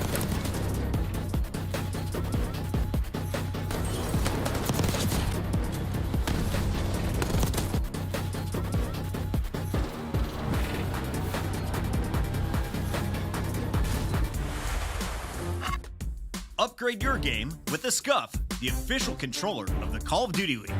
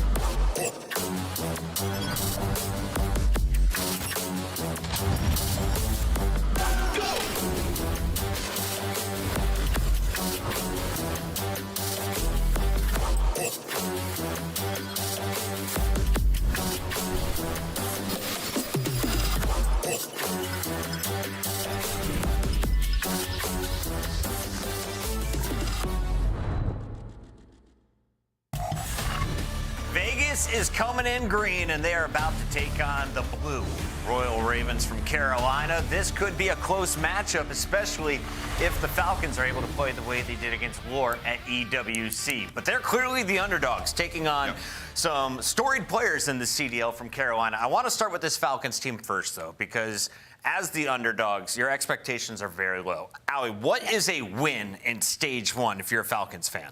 A win is a win. A win is a win for Just the get Falcons. a match win? Just getting a match win. For them, just because the expectations are low, like we talked about earlier, the confidence is everything. We heard from Clayster during the pre-show and headquarters talking about, they have a lot of confidence and they're ready to kind of be the underdogs, and that's what they're going to need for the beginning of this season. Clay, of course, moving over to a coaching role. We talked to him about it. Did you see this move coming, Nameless? Well, I mean, kind of. It's my boy right there.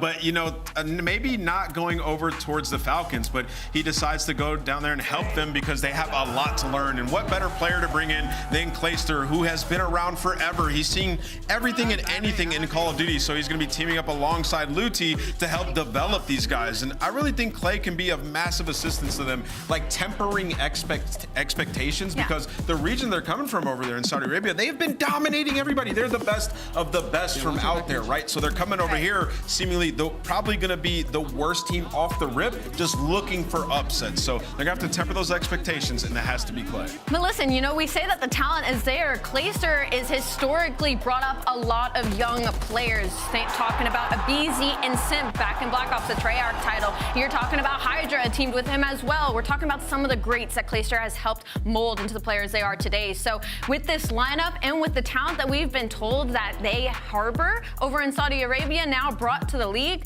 I have very high expectations. Telling you now, keep your eyes on Xnid. The man was nasty in game. On the other side of this matchup, though, we have a new look from Carolina. Let's meet their starting lineup.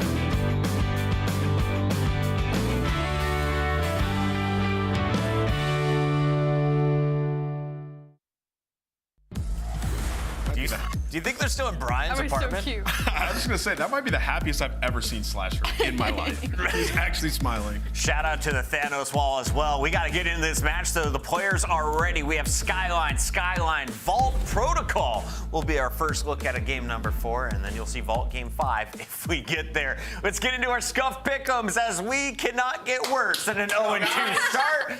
Queen of the picks from 2024. Go ahead and lead the way. Get the first dub. I mean, it's a day full of upsets. Honestly, I'm going to go with the Falcons. I think there's so much to prove here, and I think a win to start off the season would be insane. Vegas Falcons for Rosalie. What about you, Nameless? I'm going to go with Carolina.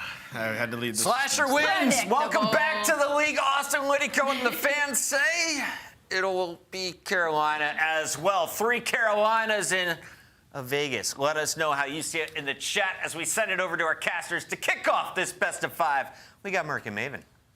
Thank you so much. Yes, we continue on. It's been a wild day. We've been going map 5 all day. Maybe the madness will continue here, but this is an interesting one. On one side, we're excited to see this new look Carolina side. On the other side, kind of our first look really at Falcons in this league. And it's interesting because a lot of times when you're like an underdog and you come in and there's low expectations and stuff, like people want to root for you because you're the underdog. Like we think of, like, you talked about with me, like Heretics kind of when they came in, right? But it's a little different because like Heretics like fought their way through that relegation. They qualified. Right? Like, they qualified. In this instance, you didn't. You were just kind of bought a spot, gifted a spot, came in. Like there was a lot of pressure on you, right? Like, yeah, and I mean, listen, like they have some good EU Challengers results, right? Yeah. Like they were top 4 in multiple elites last year. They won an elite at the end of the year. So like they have worked their way through challengers on the European side. Now, will that pay off here? We'll see. But yeah, we're just not sure what to expect. I just got to feel that pressure. It's like, you know, you're moving across the world. You know, all the stuff that's got to go into that, and now the pressure of just kind of getting a spot in the league and trying to perform against the best teams in the world. We'll see. Can they brush all that off? Maybe Clay's the guy to help. I mean, he's seen and kind of faced it all. Maybe he can get them in the right mindset, but we'll get right into the hard point. Kicks will be the one set up, trying to get shots in. There with the boom. He's able to get a kill, and well, so far so good. Racking up the time, finding the kills outer, trades are on point. They'll look at nice little lead. Really some great time here in P1. No, I mean, absolutely is. Yeah, 20 seconds. Chase just staying alive, playing his life. Yes, Røkkr is looking over him. Finally, some contest out of Vivid, but he gets taken down. Slasher is able to find a double. He's on 3 in a row. He's just going to stay down, try to contest, but with 10 seconds left, it's all about this gunfight maybe right here between Gwyn and Kicks for spawns for P2. He actually gets all the way through behind Gwyn. Gwyn is able to find one. It's just when his Kicks go, and there we go. There's that kill, and he gets the spawn. Exit spawns up, and now you're in a great spot here if you are Falcons for P2. Great job. Fundy's on point so far. How much can you push this lead out? You know, it's kind of nice you get a matchup like this, I got to think, too, if you're Falcons. Like, you come in, you play a Carolina Royal Ravens team, which I don't think we have up in, like, you know, your S tier, your top tier. Maybe some improvements, but you get in one, you're not facing, like, you know, Thieves, not thinking FaZe right at the gate. Yeah, 100%. Yeah, I mean, this is still should be a very good team for Carolina. I mean, Gwyn and TJ returning, and then Vivid in a permanent AR role, which we haven't seen in the CDL. Yeah, I mean, he plays with such pace. If he can do that with an AR, and we've seen him at times, even, you know, the last couple of times we saw him in the CDL, always kind of want to pull out an AR, like he would do it on some hills. Yeah. So maybe he just felt like this was time for me, and then Slasher returning. Well, he's a guy for you. He's always like, you know, like top 3 in engagements typically like in the league. Like, he plays with absolute pace. Well, how will that change with an AR in hand? It's going to be exciting to see and what kind of this new duo will do on this Ravens team. But despite the fact that you get a pretty good start through P1 and P2 for Falcons, there's a lead there for a moment for Ravens. Now a chance to answer back to your Falcons, but Exton's going to be the only one up. Kicks at least finds one before he drops. TJ now back into the point, trying to dip, dance, and dive here at Bar. Still all the time going their way. Røkkr is looking for an angle, looks right, gets peeked left. It's 2 straight there from Vivid. And you're holding strong yet. Yeah, we saw this in our first match. They're not trying to flip the spawns quite yet. When are they going to go on forward? Maybe it's behind that.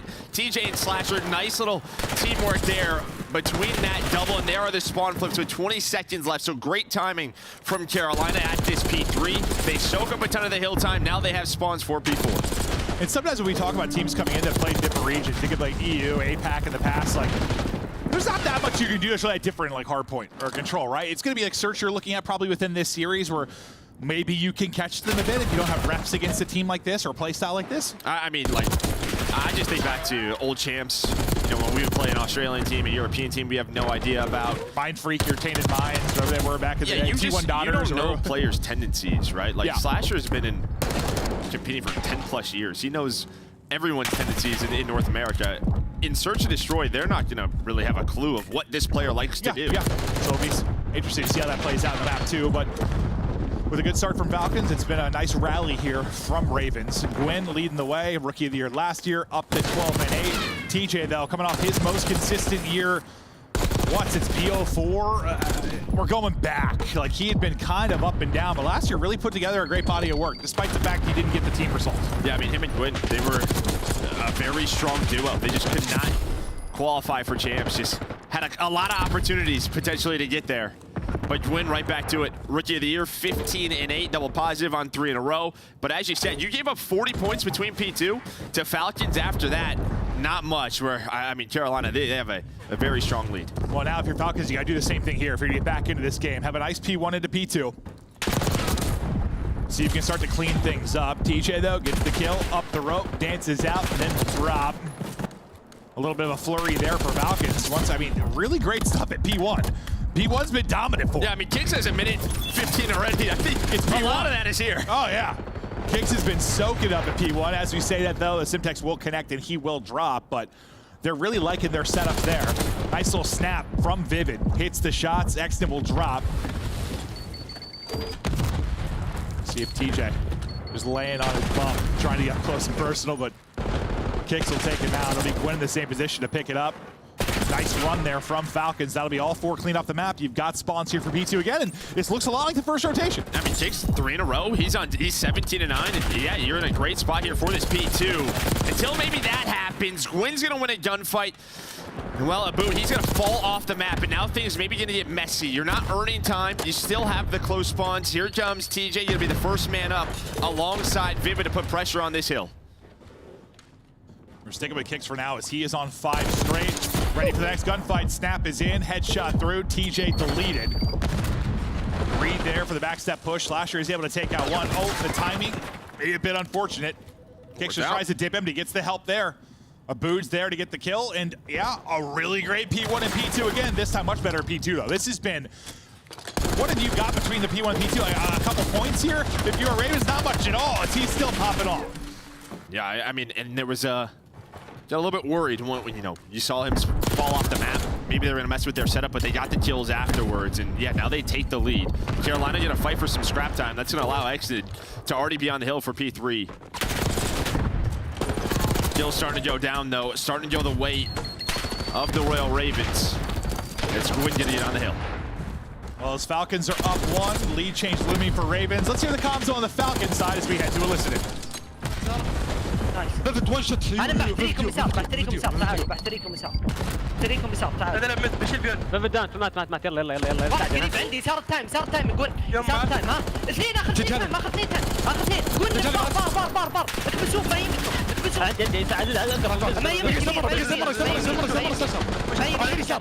يمكن انا ما يمينك بلعب جسر اصبر يسار ما يعبود ورا العمود جسر ثاني انا ما انا اشوف الجسر رحمي كثير رحمي يسار خش نص ماتوا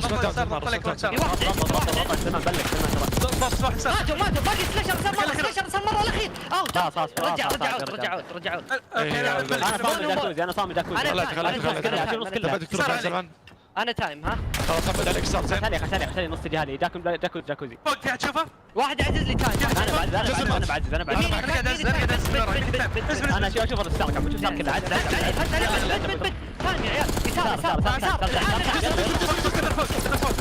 يسار باقي تايم الحالة الاخير راسبرون معي تكلموا انه جاكوزي باين مسار ها حمري جايين اكتف باين عليه مستنين انا شو اسمه بد اثنين انا شوف كذا انا شوف واحد شوف يسار انا غادر فيه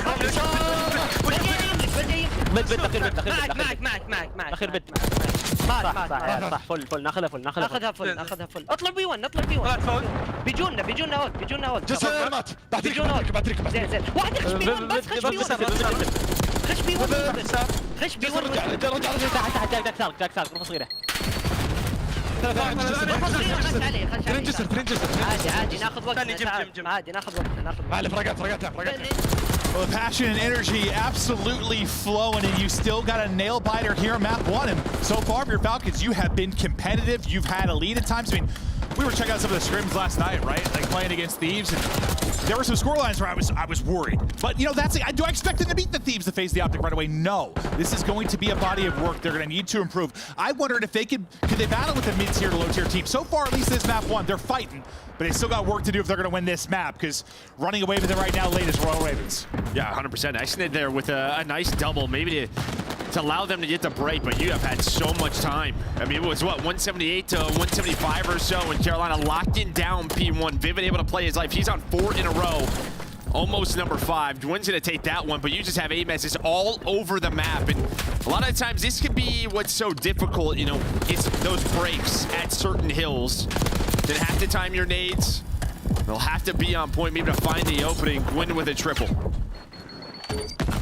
Well, finally, a P1 where you get some time if you're Royal Ravens after those first couple. Now you see 20 to close it out if you're Royal Ravens. This is where they need to clean up the P1 to the P2. Shut down what Falcons was doing well. So far, they have done it. This might be the last push on forward. Can they get them out of the point? TJ, next up to bat, able to win the first. Second, his teammate Gwyn picks up. There's one more that gets up. The trade does eventually get through from Vivid, and that should seal it. Map 1. There to Carolina Royal Ravens. You know, Ravens start a bit slow. Falcons come out a bit hot, especially through the P1 and P2. Just kind of cleaning things up as you go if you're Royal Ravens. Yeah, I mean, honestly, it was just this back and forth battle, right? Where it just felt like, you know, teams were winning a couple of hills in a row. lead change, a couple hills in a row, another lead change.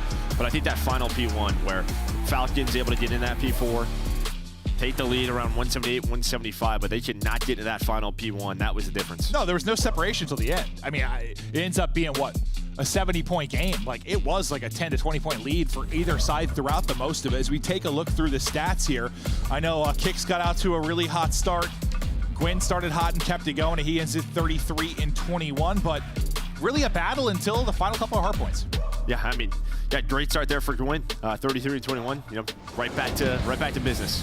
Yeah, I mean, I don't know if we're ever worried. Like, typically, for the most part, historically with Call of Duty, a rookie comes in or a player comes in, you're pretty good title to title, but you never know. Never know there's going to be some kind of fall off, and they're still going to have that same sauce, be able to take over on maps. Pretty good start. Yeah, but what an intro video as well. That was awesome. That was great. It's original. It was fun. Had a great time. Goofy. I liked it. I liked that. That matched with my vibe. Especially for Carolina. Normally we did. Yeah. See production like that in the past. And seeing Liticote smiling, seeing Slash with a smile on his face, there's something about it. Just makes it fills you with joy. It truly does. It can't be rare. I mean, only time he might have been smiling with like that is like after he got dropped last year and then watched Boston lose like 16 in a row. He's probably building robots. Probably just smiling. But a nice one, because look, it's 175, 175 there. So then what, you hold them to 4 points and put up 75 straight? And I think this is just a good example of, like, we love to gas, you know, certain, like, entry players, like someone like FaZe, because it's hard. It is difficult to break these pro setups. And that is a great look at it, where they just couldn't find anything. And when someone can just do it as easily as like a Shotzzy or in a BZ, well, it's just, you have to give them their props. And I think that's one thing, you know, when I first said to you, when like Omni movement first got announced, like the beta came out and stuff, I was like, how, you know me, I'm older, I don't have the movement like I used to. I'm like, how insane is it? How hard is it to deal with? I'm like, you're like, you die fast, it's still COD. Like you're pre-aimed on something, you slide and dive all you want. You still get fried. Yeah, you look like an idiot. Yeah, you still might get fried. So despite the fact that you have the Omni movement, yes, there's gonna be some insane plays. Breaking a good pro setup, still tough. Yeah, and a lot of that is, it's going to come down to sort of a lot of coaches at the top. They really focus on players with their attacks and their nades, especially in this title. Hit your bumpers. With their trophies. You need advantages in breaks, and how do you find those advantages to break kills? It's behind the stuns. It's behind entry nades to get people half HP. So if they're on an insane heady, it's 1 to 2 bullets. Boom, you're able to win that. Well, even honestly, I just think back to that recent round we had in Search with like the 1v1 with Cammy and Dashy. What was the difference? Frag. Yeah. Got the damage in, shout out, get a bullet in. That's all it needs. So yeah, some good utility can be massive. And no, was it Cap that used to always yell that? One of the coaches. Oh yeah, I think it was Cap. Just like, hit your bumpers, hit your bumpers, hit your bumpers. He'd just be watching a scrim like screaming that. Like, yeah, I hated if someone wasn't throwing stuns. Yeah, like use your utility. But that'll do it for the map 1. Nice win there from Royal Ravens. Now to map 2, this is where it'll maybe be more interesting. There haven't been a lot of like obviously like search scrims. You're coming from a different region. You might have a different way to play the game, a different mindset kind of for search and destroy. Maybe it'll catch them off guard. I think it applies a little bit more now to like every team because the game's so new. Yeah. It's not really like Champs of the past where Champs used to be in March, but you're still like 3-4 months into the title. And you have tendencies, like no one really has like a lot of tendencies yet per se, but you still like historically do. You historically do. Yes, you know how like, if Slasher is playing, I don't know, you know, a TJ of the past in a 1v1, he knows kind of how he plays. Yes. Right? Yeah, these guys are going to have no knowledge of that. So 100%. That's really what we're talking about. So if you can catch them off guard a bit, maybe you can come away, have this tied up 1-1. You do have obviously some fantastic S&D players on the other side of it. You think of like a Slasher. You think of what TJ's been able to do in the past. Gwyn had some incredible moments last year. Yeah, this should be a very strong search team. Well, but I do feel like in a traditional way. I feel like every time I've like said that though lately, like, it's not really been true. Like this should be a good search team. We'll see if it clicks on this particular title. Yeah, we'll see. And I mean, this is again a map like Skyline. Like you're fighting 5 seconds. Yeah, take 3 steps, gun up. Yeah, like you know, we saw it. We've seen it on Vault. We've seen it on Rewind. Skyline might even be quicker than both of those. Gonna be moving, grooving, and looking for a map 2 victory. As we get ready to load on into the Skyline penthouse. Beautiful weather outside. Well, there, not here. What is it, 20 degrees out? No, it's December, dude. Santa's coming. That's true. Map 2. Got offense up for Falcons. We'll see what their plan of attack will be. Real aggressive out bottom mid. As they now look for these opening gunfights. the A side plant. Works to get in. You had a pretty passive setup. Or at least one person working forward in TJ. Yeah, it's just going to come down to a retake here over towards A. 4 versus 4, as you said. TJ working underground. And that is not an easy kill. If you play it in ranked, it's difficult. But he's going to find the first blood near the bomb. Can't find the second, but trades will go down. So man advantage for Ravens. Both players get their trades. Just have more numbers there if you're Royal Ravens, at least for a second. Now we go down to a 2 versus 1. It's going to be Roxas by himself versus Slasher and Gwyn. 20 seconds to go, though. Can he stop this? One in the corner. Puts it to a 1 versus 1. Info on the Slasher. Slasher holds, and he gets absolutely zapped. Headshots in. Roxas fired up, and that's a round 1 win. I mean, he could have just backed away. I just shot. Played time. Hey, but he went for it. There's the confidence. Yeah, I mean, this is what Clay was kind of talking about. They can shoot. Clay's probably going to talk to him afterwards. Like, there's 15 seconds left. You probably don't have to chow it, but... He had 3 kills in the round. He's feeling heat check. Shoot. Well, heat check. Yeah. Yeah, but no, he definitely didn't have the challenge. But I respect it, though. Just straight headies. You know, it's weird because in Codcaster right now, like, we're not really getting like the hit markers, and it weirds me out. But when you hear the headshot come through, you hear it. It is the most delightful sound in the world. Let's see if Ravens can fire back now. And now this is 2 rounds in a row where you have like a very spread, slow setup here for Ravens. Because maybe what we talked about, like, not really sure how these guys are going to play. And well, Abood able to find a first blood on a Slasher. TJ right back down to the ground. See if TJ can find the timing. He gets there. And he gets an early kill to get them to the 3 versus 3 at the first blood in the last round. Gwen follows it up, really similar to the last round. TJ still just getting lost behind enemy lines. What a great job he is doing. Beautiful there from TJ. And that's some like old school TJ search and destroy. Just winning is one, getting in behind enemy lines and making the good decisions. Great round out of him. Yeah, just great shots here. Just ready for the next gunfight. You know, talk about different play styles, you know, it's the same thing really on the other side for like Slasher. Like, he likes to play these spread pick rounds, especially on offense. Just sort of take our time, let someone else make a mistake. Well, that'll bring us all square. Roxas with the amazing 1v1. Well, 1v2 win to start us off. Now TJ, 3 straight in that round. He has first blood in round 1, 3 in round 2. Bro, we're playing the bombing 10 seconds into the round. Oh, TJ thinks he's going to get to a spot, but it's not going to happen. It's another first blood there for Abood. Yep, second one from him. Can you win another 3v4 now? If you are Royal Ravens. Slasher's going the whole way around, taking his time, looking for an opening. Looking to get in behind one soon, has to clear. Back to what timing does he get? Oh, God, I don't think he's What FOV is he on? He may not have seen that player. Yeah. And time's dwindling, 20 seconds to go. Eyes on one, nice snap there from Slasher. He's gonna be last up, another snap from him. One more to deal with. He's gonna get out, just has to play his life. That's great stuff there from Kicks. Great stuff there from Kicks. Slasher gets all the kills, but he buys enough time. Slasher was snapping there for a moment. I thought it was gonna be maybe another 3v4 round victory, but you do just enough if you're Falcons. Yeah, I mean, they get the bomb down. Abood again with that first blood. They play their numbers. And then, I mean, Slasher finds the opening. That's been the problem for Falcons, is a couple rounds in a row, whether it's TJ, now it's Slasher. They're finding openings to get behind enemy lines, but, I mean, Slasher just doesn't see that player up top. Whew. Yeah, well, I mean, God, in that shoulder there at the end was a little wide, too. I thought Slasher was about to get them all, honestly. Well, I wasn't sure how weak he was from, like, the fight prior. Yeah. 2-1 now to Falcons. TJ the playmaker on the last offense. For Royal Ravens. It'll be Gwen this time the first blood. They do take care of TJ, so no ability for him to be the playmaker, but it's 3 straight now for Slasher. Tries to snap again. Not able to connect. You think one of them's gonna pick up the kill. Back and forth we go. Gwen's so tagged up, so was Slasher. Just trying to stay up. Slasher's going to drop. Great little song and dance there from Falcons. And Abood just hit some sort of route because he was like middle pool putting shots in kitchen, then gets behind enemy lines to turn this into a 3 versus 1. And there we go. I mean, it's the SMGs in that round. Exited there with the trade, gets out with his life, doesn't overchow, and then Abood through the middle of the map. He's just been owning the catwalk area. Oh, I mean, that sequence looks so frustrating from like TJ and Slasher's POV. Or wait, no, sorry, was it Vivid? Vivid and Slasher's POV? Just players slide back and forth, could never quite get the angle, was getting baited out and tagged up and finally dropped. Great round from Falcons to take a nice 3-1 edge in this now as they chat through things to get ready for the next one. But seeing different looks from teams early in this search and destroy. Extend 3 straight.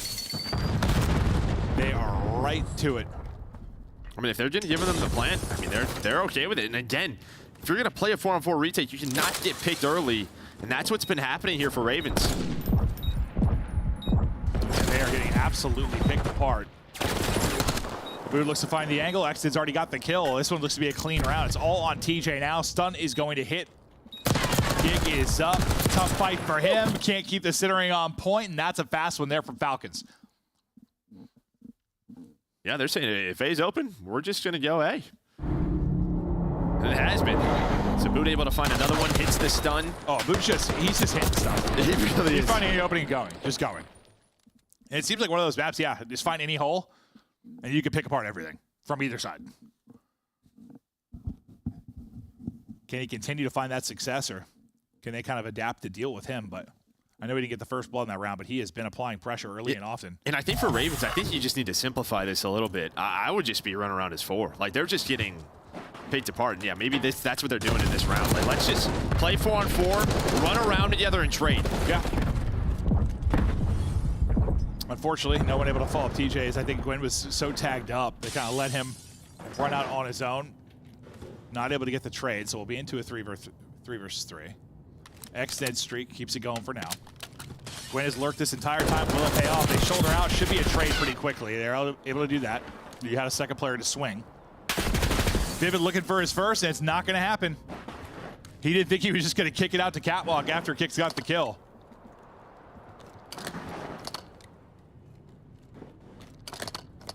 Now we'll see what Slasher opts to do with bomb in hand in this 1 versus 2. 40 seconds to work with. He just got spotted. And they're just holding hands, and Slasher may have a chance for them to line up here. He's able to read it, but they're ready for him.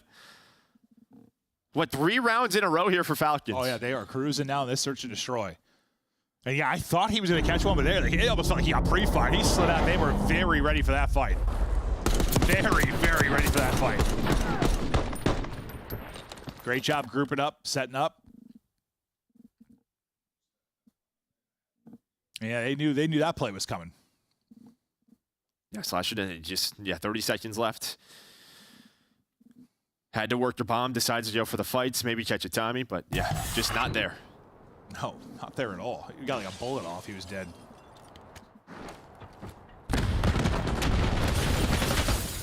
TJ takes over at the start of this round. He's going to need to do a lot more of that. They're going to bring this back. Some damage into a third. He'll get stunned up and slowed down at least for now. And finally, they switch it up and they take a fight here near A. Whew. But now it's a 2-on-2. Again, just hitting some great headshots here towards the bar. Slasher's trying to reposition, maybe find the angle. Maybe saw the tip of his head for a second, but now he'll get the spot, get the kill. Last player was underneath him. It'll be Kicks now with a chance for the 1v2.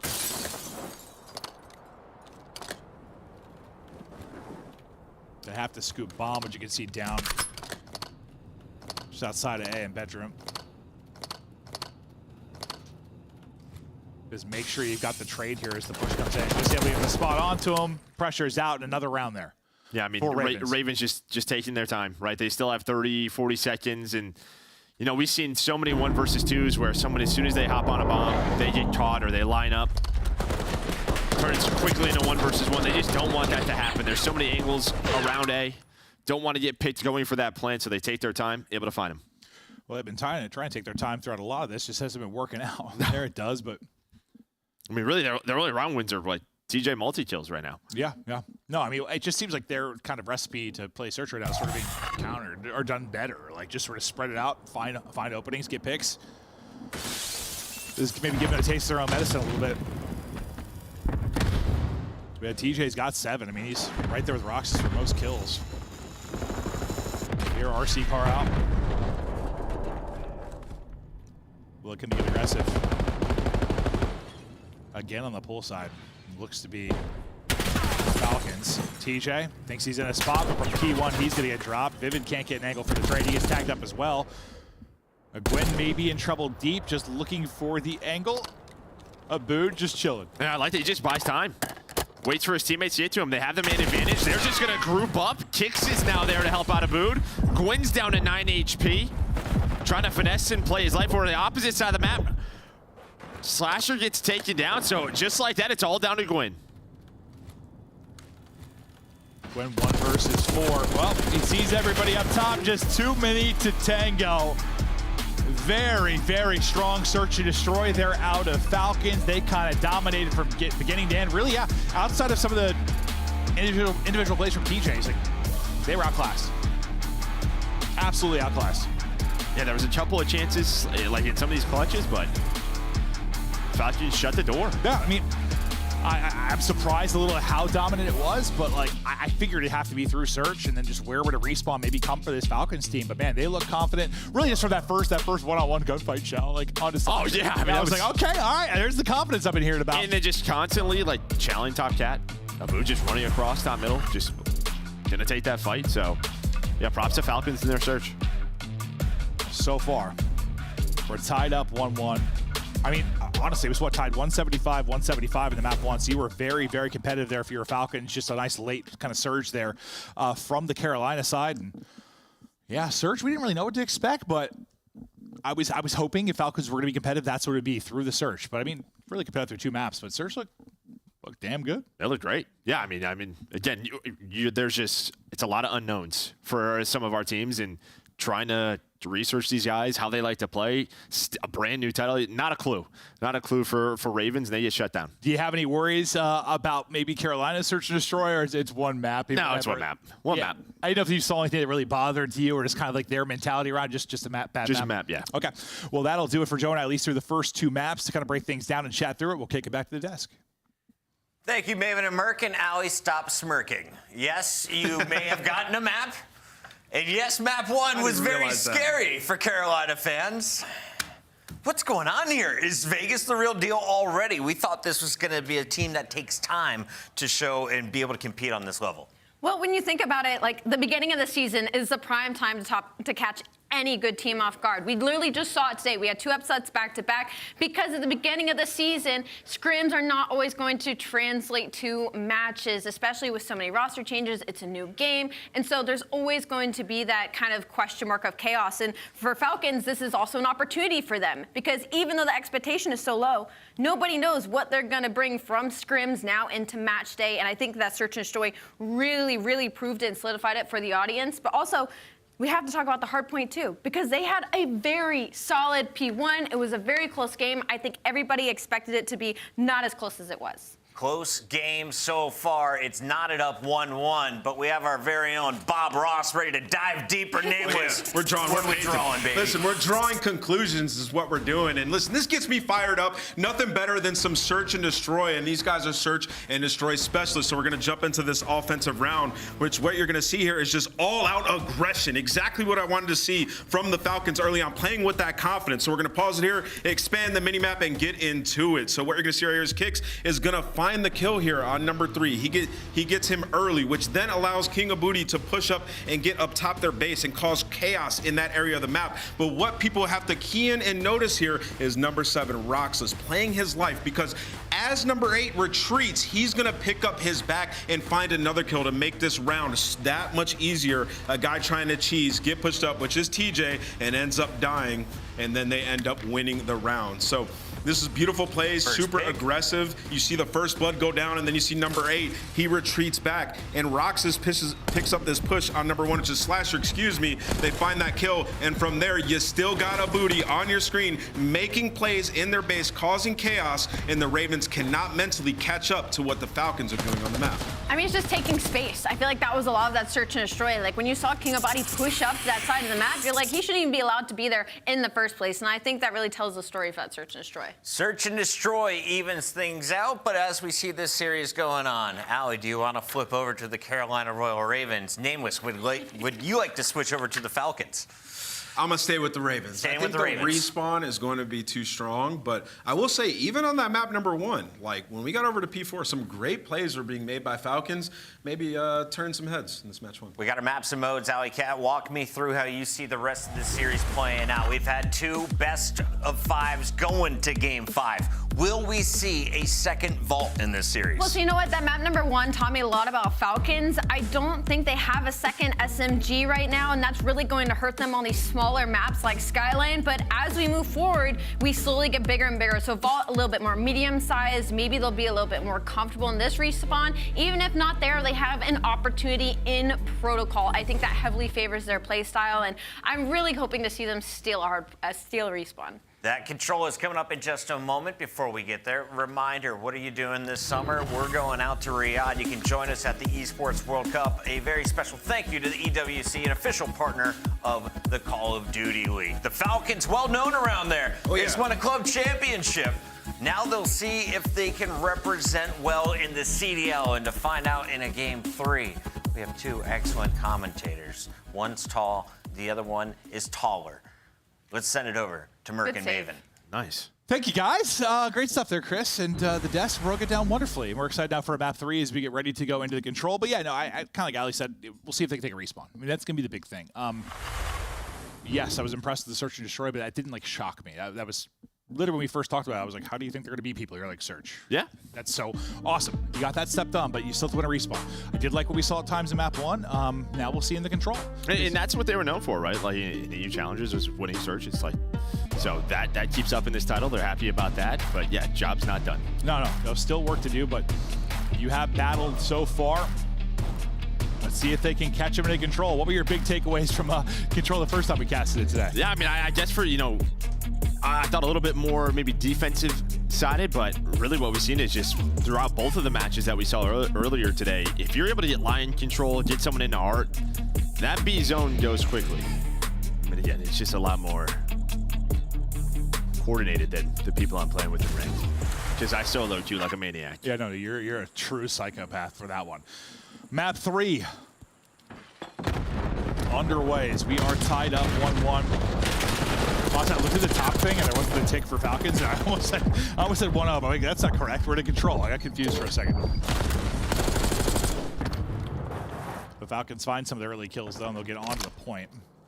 Trying to pinch right on their side though will be Gwyn and Slasher. Gwyn's gonna get picked up. Slasher the next one maybe can make a play, but they got the read on that and trying to deal with the front side of it as well. Slasher is able to get one and stay up. Point still being captured though as they try to work towards this second bit of progression. Tucked away in a corner.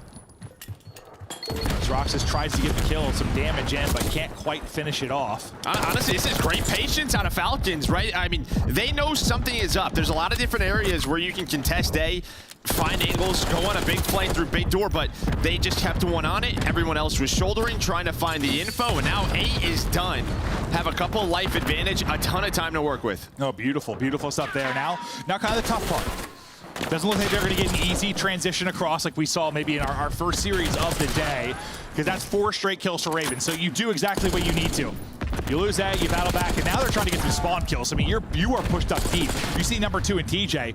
He's basically behind enemy lines trying to find a kill. Roxas, though, has got the read onto that. We'll see if they opt to leave him. They'll shut it down. TJ will get dropped, but yeah, I mean, you're fighting right off of spawn. It's going to take a little bit of time to push this out now. Yeah, and really what TJ's trying to do, if you control that building, you can spawn them out over towards that pool house. You have a guy top catwalk, and you can just mow them down and spawn, right? Yeah. You can have some nasty spawn traps on this map, but it doesn't happen. Falcons recover, and now it's their turn. You do get someone pushed up in a boot over towards Statue. You have one tick on B. Again, you're just pausing the clock. 15 versus 15. Falcons very much in a great spot for this offense. Yeah, due to the efficiency of that first capture, you still have time to work with. Despite the slow start progressing towards B. You did get that one tick done. I thought TJ maybe had a freebie on the stair head. He doesn't work out that way, though. And now you've got 2 down. Yeah, here we go. He's exactly right. The trophy there for coverage. Trophy no longer there for coverage. Can the next set of nades hit? Somebody's got to go. Somebody has to get out. The nades do connect and they get all 3. It got a little scary there for a second. You know, Slasher hopping on R. You don't ever want that to have to be the play, but he's got to fly. Yeah, and then you had Roastus. Like, he was watching the cross from Lion, but the nades connected, so he's got to reposition. But yeah, that nade saves the day in round number 1. Let's see if they get another trophy on the point. Just get this final tick on in. Tough gunfight there for Vivid. He looked frustrated after that one. Thought he had the position. Gwyn shot everything but the enemy player. Slasher is able to get straight headies there to win it. Well, that was an insane chow by Roxas. What a chow. Yeah. Just in the middle of the road all the way up to towards top part. 5 versus 5. He's shooting. Slasher trying to get out with 18 HP though. No respawns remaining for Falcons. And it's getting worse. Now 3 players to go. TJ got that one. That might seal it, but for now it'll be a 4 versus 3. They got to do this without accident. If you're Falcons, you got 10 seconds to go. This is your last effort. Here comes the push. They go 1 for 1. Gwyn goes big. He's able to get 2. Last player will fall, and Ravens hold on. I mean, you were, what, a second from maybe winning that round, but you got rid of the trophy. You shut down that big push from Falcons, and eventually you bleed them out. Yeah, and that's just, like, sometimes just the finer details. Maybe just putting that trophy in a bit of a better spot for cover. You can't just shoot it from top art. Yeah, I mean, obviously, you're not thinking about that in the moment. No, yeah. You know, just to get a couple seconds to mosey out there, like, how about to place this here? Right here, yeah. Reposition it there. No, but I mean, yeah, if that trophy's there, maybe the round is over. Honestly, I thought it was going to be over just because they ate that first 1 or 2, but they had more. Had more, and then they were able to hold on. Yeah, it was, what, 5 versus 5. Some big picks go their way, and Ravens win the defense. You end up getting, what, 5 ticks, though, so some success there from Falcons, depending on how the rest of this plays out. See how this opening break goes. TJ ripped down to 50 almost instantly. Extend then able to swing on it. Slasher was tagged up and weak as well, and he will get dropped once again. An early opening break, or a great opening break out of Falcons. I mean, they've yet to die. The first death was to TJ there and Abood. Yeah, I mean, they don't overchow. They backed up right away. Already 30 seconds off the clock. TJ, though, does find the opener. So now big door open for Gwyn and Vivid. Start to work their numbers. TJ wins another one, staying patient. Now can start to work this objective. No, just good job having gun up and gun ready for these fights. Once again, TJ, the comm storm from his teammates. He's got the gun already for the fight. As he's got 4 straight really in the opening of this round. Rox is just kind of holding top art, trying to spot, make sure nobody leaks on through. No funny business going on, maybe in transition. As the final bit of the point goes in, extension through, 2 minutes to work with, 25 versus 25. Yeah, they were worried about Gwyn there for a bit. He was just sneaking around. That's who they were looking for. But yeah, A is captured, but a couple of kills off of that. Watch number 2, though. TJ's trying to get on through. Kicks, gets the info, and now they just let Exton know, hey, they're behind you. You need to take your time. Gwyn trying to get to TJ, not going to happen. And Chase just goes for the challenge. He's going to try to hunt him down. And you kind of have a little game going on the other side. Okay, they picked that up. Roxas is kind of doing the same thing on the other end of it, kind of trying to do, I think, what TJ did in the last round.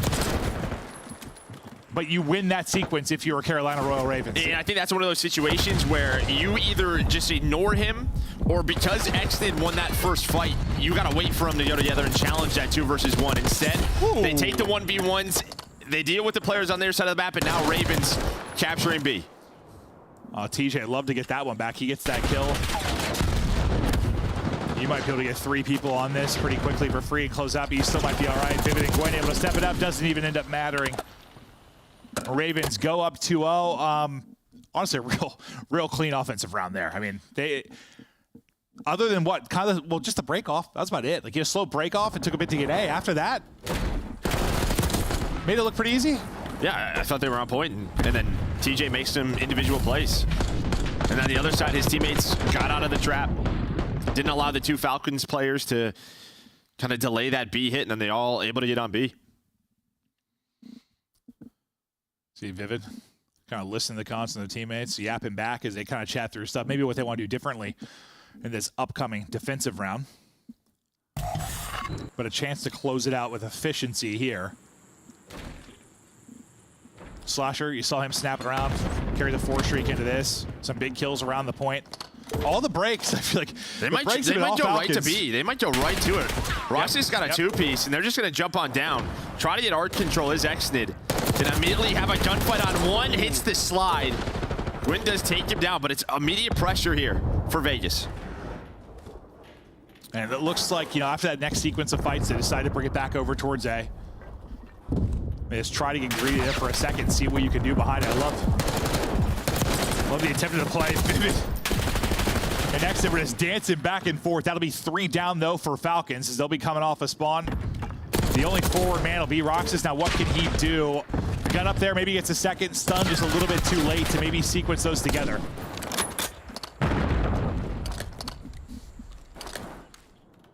And this is spawn you kind of don't want, right, Jez? Yeah, right. You have all these different angles looking at you. You can hit underground. That's what 7 is doing. Maybe just trying to pause the clock.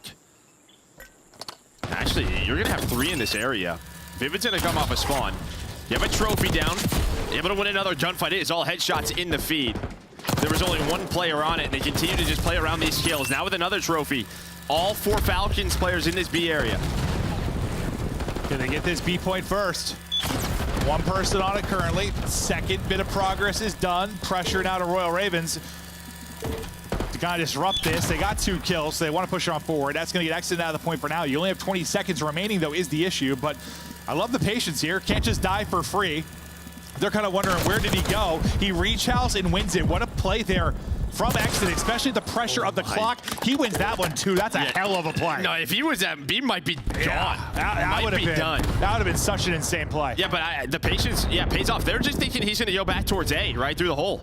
But he doesn't. Stays at the door, is able to find a pick, but not done yet. They have to get this extension. It's going to be 3 dead. Kicks trying to play his life, almost able to snap, but 10 seconds, and they have to sprint forward. And TJ is here to mow him down. Yeah, you just got so much forward position right now if you're Royal Ravens.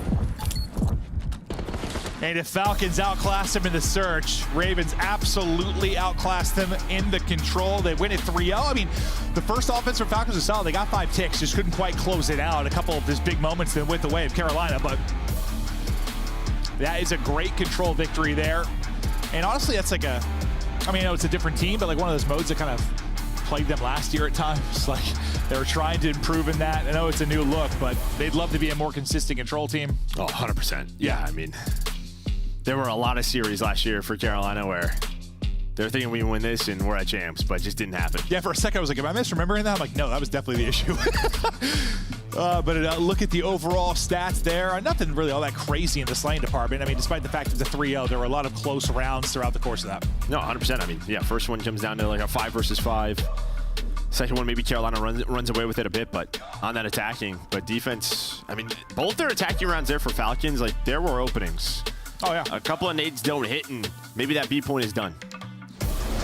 So close. Love the play and patience from Exit maybe to do it, but I mean, whatever they're doing their breakoffs, I think for the most part was great, though. It feels like they had Royal Ravens in what, like a 3-down scenario? Like most of the breakoffs, 2-3 down almost every time. Like they had advantage early. They were able to get position. It's just what were they able to do with that?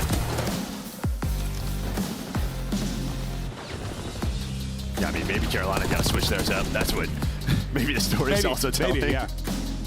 Well, it's just interesting because, yeah, you saw, at least in our first series today, like usually at the breakoff you lost. Like, A was captured so quickly. It wasn't really the same type of success here, maybe for Falcons, but, well, to be fair, the one time the 2 picks came outside, right? They tried to swing it to B really fast, so that's a little bit different. But, and this is almost the play. This would have been simple. He has 6 HP. Like, he is just 1 bullet. Yeah, a gust of wind, and that's knocking him out of it, unfortunately. And I mean, I don't even know if they would have potentially got B. They probably would have had A, though. Done.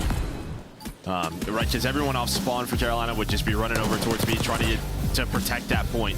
They at least had the extension, could have been a much closer round. Well, so far, the respawns going the way of Royal Ravens. What was the map for again? Oh, here we go. Protocol. Let's say Protocol. I couldn't remember which one it was. We get the Protocol, maybe a vault if needed. But we'll see. What's been your what are your thoughts kind of Protocol, just in your rank grind or scrim grind, like overall thoughts on it? Yeah, I think it's an interesting one, right? Because you obviously have the 2 houses, you have the zip lines. Like you know, for sub players, I think they can be tough. You're really just trying to work underground AR. It's sort of like just trying to control these. You know, top ammo is just so. It's very strong, right? You can look everywhere over the map. Yeah. You have to worry about the subs flanking it. But in terms of hardpoint, I think what you're really looking at is P3 and P4. It's like a map where, I don't know, It's an interesting one because, like, it's really just this one top middle lane and then all about these sort of different sides, and really underground is just so key when you talk about our SMGs in the league. Okay, well, we'll see what the SMGs are able to do. Yeah, I mean it's kind of how I feel like it should be so far. Like, if you're an SMG, like, usually early on, well, that's why we have like a lot of GAs and stuff that'll happen, like with regards to ARs, because like it's just harder to play a sub early in a title. Like all the time you have to figure out what routes are the best. I mean, timings are like everything, because you just, I don't know, there's just gunfights in a sub. You're like, I can't win this. Like but that's how it should be. Yeah, like with a sub, like there should be as gunfights you like can't really win unless it's like absurd shots. But like if you've got an AMS like set up deep on a heady, like. Yeah, and I think really what we've seen through today, like P1 at Skyline, we've been seeing teams pull out a third AR. You'll probably see this year P1 on Protocol, where you're fighting for top mid control. So this is one of those maps where, depending on the hill, you're going to have different weapon out. Okay, we'll see how much, maybe an extra AR, extra 2 ARs get added into this one, depending on the hard point. But that's why we talk about sub players so much. I mean, I don't know. I know sometimes we'll say it's a sub player's world, but like it's hard, man. Running a sub is hard. I'm not good at it. Later in the year, you know, maybe a little bit of a different combo, but early it is tough. It's just one of those things when you're going off as a sub, it just looks awesome. Oh, it does. Yeah. It just you look so cool. You look twisted. Yeah, you look so cool, and everybody wants to do that. Then the AR, it's just, you know, you're I'm just an old man. I just picture like Zenny at like the wall on what was it, Arden Forest? Yeah, that's it. Yeah. Well, we get right into the fray, and the ARs are lighting up the feed early on. But into the P1 first go. Royal Ravens, you know, at least in the first hard point, the Falcons really able to dictate the pace early on. It was just late that they kind of crumbled. We'll see what kind of effort we get here this time, trying to bounce back after getting slaughtered a bit in that control. Nice wave of kills there as Røkkr is able to put 2 up. They'll take hard point control away from Royal Ravens, and TJ tries to get an underground. You'll see subs trying to make a play from these positions. Yeah, and that's it. You're just trying to find the flank on the ARs in top house, and TJ. Oh, loaded.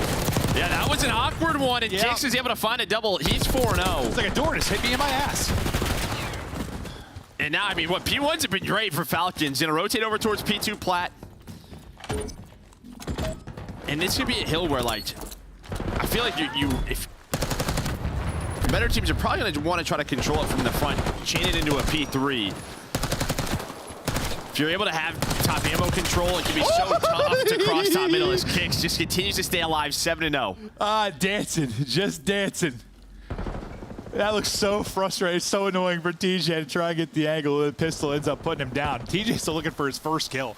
Gwen, the same for him. They've got 5 total kills. I mean, Roxas is on, he's 8-0. So yeah, this is a fantastic start now for Falcons. Can you keep this sequence going? It's a boot from the point, trying to snap, not quite able to take that bump. We go over to Kicks' POV. Oh, we did get the Hellstorm. Did he earn it? Yeah, I got the Hellstorm there, so. Starts off 9-0, has the Hellstorm. I mean, that'll be great for the next P1 if they need it. Now for Ravens, this is your way right back into this game. You can control P3, take it down to the P4, and you can easily have the lead. Well, let's see if they can chain these together.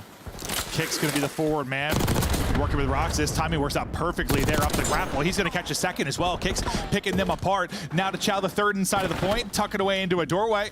Well, it was trying to be Gwen. Exton's able to lock him down and right into the point with a quick break. Go Falcons, and now everything you said just kind of falls apart, Chow. Yeah, I mean, you have the close spawns out for the Falcons. You have Roxas right off spawn, but it's just a back and forth battle. Nobody really able to get control. Gotta wait for your numbers here if you're Falcons. Nice first win onto TJ for a boot. Then immediately gonna hit that zip flank.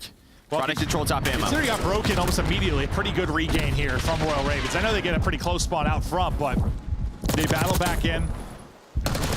It's some semblance of balance by the point. Exit clotheslining people out front, trying to dance into a third, but Slasher at least up to the task in that fight. You look to get the remaining 10 or so seconds here, and now we get ready for our P4. What are you seeing control-wise, Joe? Yeah, I mean, this can be the blender here if you get into a clean setup, which Carolina, it really isn't doing. Gwen's rotated. Him and Slasher are in a great spot, but the numbers, it's down to a 1 versus 1. Slasher gets 2, Gwen gets 2, 5 in a row. And now Carolina get the setup that they want. Vivid locking down, big door. Someone's gonna watch Zip, someone's gonna watch Spiral, and this could be a lot of time here for Ravens. I mean, you tell me Vivid's 4-12 and TJ's 3-9. I feel pretty good about the position I'm in. The fact that you had a tie game, basically. I know TJ gets 2 now, but it was really just kind of Slasher. And then Gwen went on 5 in a row to get there. So, like, they were getting bodied a bit. Yeah, getting smoked. But this is, they had to do what they had to do. They had to break on P3, well, re-break it. Early rotation with P4 control, and this is where you're going to win the map. Slasher deep in his bag now. Movement looking clean. Up to 18 and 8. 6 straight for him. He's one off a Hellstorm as well. So you have the Hellstorm on the side of the Falcon. Slasher could get one of his own. Who earned it, Kicks? Yep. Okay. Yeah, he started off, what, 9-0? Yeah. Well, Gwen's got one. Well, and Gwen gets 2. Great stuff there. Maybe earning another streak as you started to make a run here. If you're Carolina, we heard the comms already from Falcons. Let's hear the other side of this now with Carolina Royal Ravens. Top ammo. Crossing dead. No, heli. I can't get you cross anymore. Might jump out mid on me. I mean, Close heli. I'm on the map, so look further. Drop me gun. Big gun. Maybe down. Close my gun. I got a shriek. No one uses. I'm dead. I need top ammo. I'm trying to get that down. Top ammo one time. I'm about to drop on the ground. I got one on float. I went up top. I want to see top ammo weak. Top ammo weak and one's Ivy, I think. Top zip. What's low heli again? Top mid gun. Low heli. Dead. Nice, low heli and ult. There's 2 on me ult. Alright, trophy on you now. Yeah, I'm on zip. Almost They top can ammo. control buff hold still. Goes up there. Top dead. Looking for. One's gonna spawn out behind us Yeah, now. I'm looking behind us. I reload. I can pitch my grandma's. One's mid box still. You're gonna challenge me, guys. grandma's. I might need help. I have your Stairs and Back right. Jumped on me, Tom. He's gonna be top mid. 2 back right, teach. That one? Yeah, one more back right. I can be back right. I have back right. Like boat. He's in box. Maybe 20 minus. He's top grandma's. Trying to hold my mid right now. He's going top broken. Look like. One's low right. Top broken. Low right. One shot. Top broken. Both is one shot. I'm telling you, top broken. Ladder. Okay. Ladder, one shot. Top broken. Trying to There's 3 on me. I have a sheik. I'm trying to shoot this though. I'm going under. I'm trying to work you on. Backside, bro. I'm gonna play heli. Back tower. You on one shot. Absolute Ivy. Absolute Ivy on me. One top ammo. Low stairs weak. Top ammo. Top ammo. Dead. Nice. Old ammo and Ivy. Top zip. I set him on ult. Mid gun on me. Mid gun dead. Top ammo. Top zip, right? Top zip. I go stairs. Dead. 3. Running through right now. They definitely should. I think he went top. Roxas is definitely. Back. He went to the deep back. Pretty calm, honestly, for the most part. What do you like from it? No, I mean, just those kills right there. I mean, Falcons actually do a really good job getting a lot of time there. Yeah. Towards that P2, they just died at the wrong time. You had Raven spawning out for P3, around 10 seconds left, and then you go 3 dead. But P3 last time through was pretty back and forth. Is that going to be the same? Yeah, 1 player left, just trying to play their life, and, well, able to do it. A great multi-kill from Abood. No, this has literally just been the absolute mixer on this point. It's like no one's been able to spawn anybody out deep. You've just been fighting back and forth. They got the edge a little bit last time. I think if you're Carolina, it looks like it might be the case here as well. As underground, it'll be Roxas as he's getting maybe set up for next. But all the time getting soaked up now by Royal Ravens. Gwen kind of leading the way in hardpoint time. Slasher right there with him as well. This is a look at the setup for the upcoming point. Yeah, this is a good call. I mean, last time through, this is 20 seconds left. This is how you get back to the game. If you get a full hold here, you'd have the lead. So how do Ravens try to break this? Yeah, they fought for last, like basically till the end. It felt like last time. Try to set up early and have it pay dividends, and you're getting your return now. That is 4 straight. They wipe them off the board, and you got a chance to flip the script and maybe take control. But remember, you talk about the map 1. It was what, 175, 175. Then you basically don't score a point. It's all Royal Ravens late. Can you have a bit more ice now if you are Falcons in the late moments as you start to surge? You feel the momentum kind of shifting their way a bit. Every kill has been their way. They are slicing them up. You've gotten, what, 1 or 2 kills really in these pushes. If you were Royal Ravens, you found no opening at all. It's so hard to break. I mean, you have a staircase, and it's really this position here, big door. You jump on that PC, and it is like you're not winning that gunfight unless it's like a crazy team shot. But yeah, you just have 2 players on either side, and then everyone else watches big door. And well, they did it. They early rotated. That pays off. Now they're only going to be down around 10. Right back into the mix. As our next hard point pops, there'll be Falcons inside to start. Miss a lot though. Slasher's been holding on to this streak. Vivid gets a kill. He drops the kicks, but he'll be able to trade that out. Vivid actually gets 2 during that sequence as well, so that'll get them onto the point. Wynn's got a trophy to work with as well. Shot just a little bit too high. Roxas and Exit combined to get a couple. Kicks is going to call his streak in the We're all streaking. He's been holding this since basically the beginning of the game. That's going to take out Gwyn as well. It's everything getting thrown into this, but it's still Falcons in the point. Falcons lead now. Can they keep it rolling? They've lost a couple of players now. Yeah, I mean, Slasher somehow gets a double there. Just staying alive, top middle. Now it's a triple. TJ's going to find the 4th. There's a bit of a split spawn here for Exit and Kicks. And, well, the split spawn's going to pay off. Oh, it certainly does. Is they're ready for that as well. What Kicks is he's snapping. They'll cut everybody down. They'll get the remaining scrap time, and they'll look at just about a 10-point edge as we get ready for next. I thought Shot's a little too shaky, but the movement's there, and he's able to win the fight against TJ. They've got control of our next point. A chance to push this to a map 5. This is where they need the ice, though. They crumbled late. You can't let it happen again. As I say that, 3 of them dropped. Yeah, what is it? It's the stuns and the nades from Carolina. Just barraging the point, weakening them up, and just allows them to walk up the staircase, get right onto the hill. TJ Slasher able to find 2. Exit and Roxas trying to battle back. Well, there we go. At least get one off the point. The rest of the Ravens gonna have to reposition. They don't win it here, so we will have a P3. That's where you're fortunate. You've at least got another point to work with. Nice shots of the pistol there from Abood. The feed will go 2 for 2. Tries to chow top window. Gwyn will see her head later as that's sent into the next map. Nice stretch here from Falcons. Yet a couple of players spawn out. This is what Ravens did to them last time, but inside of ammo, they have to win the gunfights. There's one player left in Vivid who's able to find one, and then they spawn out just as the hill pops. And that's probably the deepest spawn we've seen on this point. Like, I swear, it has been like, this hard point in this particular map is played like a P1. Like, it has just been chaos around this point. You finally get a decent spawn out. Well, if you're Royal Ravens to get them out, but now you come in with 2 entries if you're Falcons. TJ still up and fighting. 6 points needed for Royal Ravens, 28 needed for Falcons. Falcons continue to find kills. There's another big break here into the point, and they can win it here, Joe. Oh, they can. Watch number 4, though. That's going to be Vivid. Trying to go up top, maybe to find an angle through the zip line. The rest of his teammates going to work the spawn. Vivid, that point man, he's going to find the opener. Gwyn, TJ follow it up, and now Exit's got to make a miracle happen. Not going to happen. It's a close one, but Carolina able to take it through the respawns. Carolina just the ice late and a couple of hard points. A little bit different than map 1, obviously, but when they needed to make big plays, they did.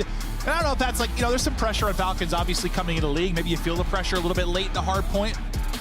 Not sure if that's part of it or just, you know, you've got a little more veteran experience on the other side of this. No doubt about it. I mean, for Falcons, like, yeah, I mean, a couple of plays away in both of those. Oh, no. I mean, throughout all those maps where something goes your way, you might be able to take one of those. As a loss, but as a respectable first showing. Like, you fought them tough on, well, the control was a 3-0, but those were some close rounds. They were. Like, the 3 respawns were pretty tight. 75 points separating what, map 1, 14 points here. They look great in the search and destroy. I mean, we'll see how to go against the top teams, but you play a team which we expect to be somewhere around the middle of the pack, maybe in the Royal Ravens, and you push them. You push them. Yeah, I mean, they were slaying with them, right? Kick starts off 9-0, and if maybe it's not for Slasher's sort of effort early on in that, I mean, yeah. No, he was. That could have been ugly. No, because before Gwen's like 5 streak, like, yeah, like everyone was basically double negative. Like, what did I say? It was like the 2, it was Vivid and TJ, right? We're like 3-9 or whatever it was. But somehow the game is 75-75. And that's where maybe when you get more reps against some of these teams, like when you're having an advantage in the sling like that, you push the lead a little bit more. Like, it probably shouldn't be a 75-75 game.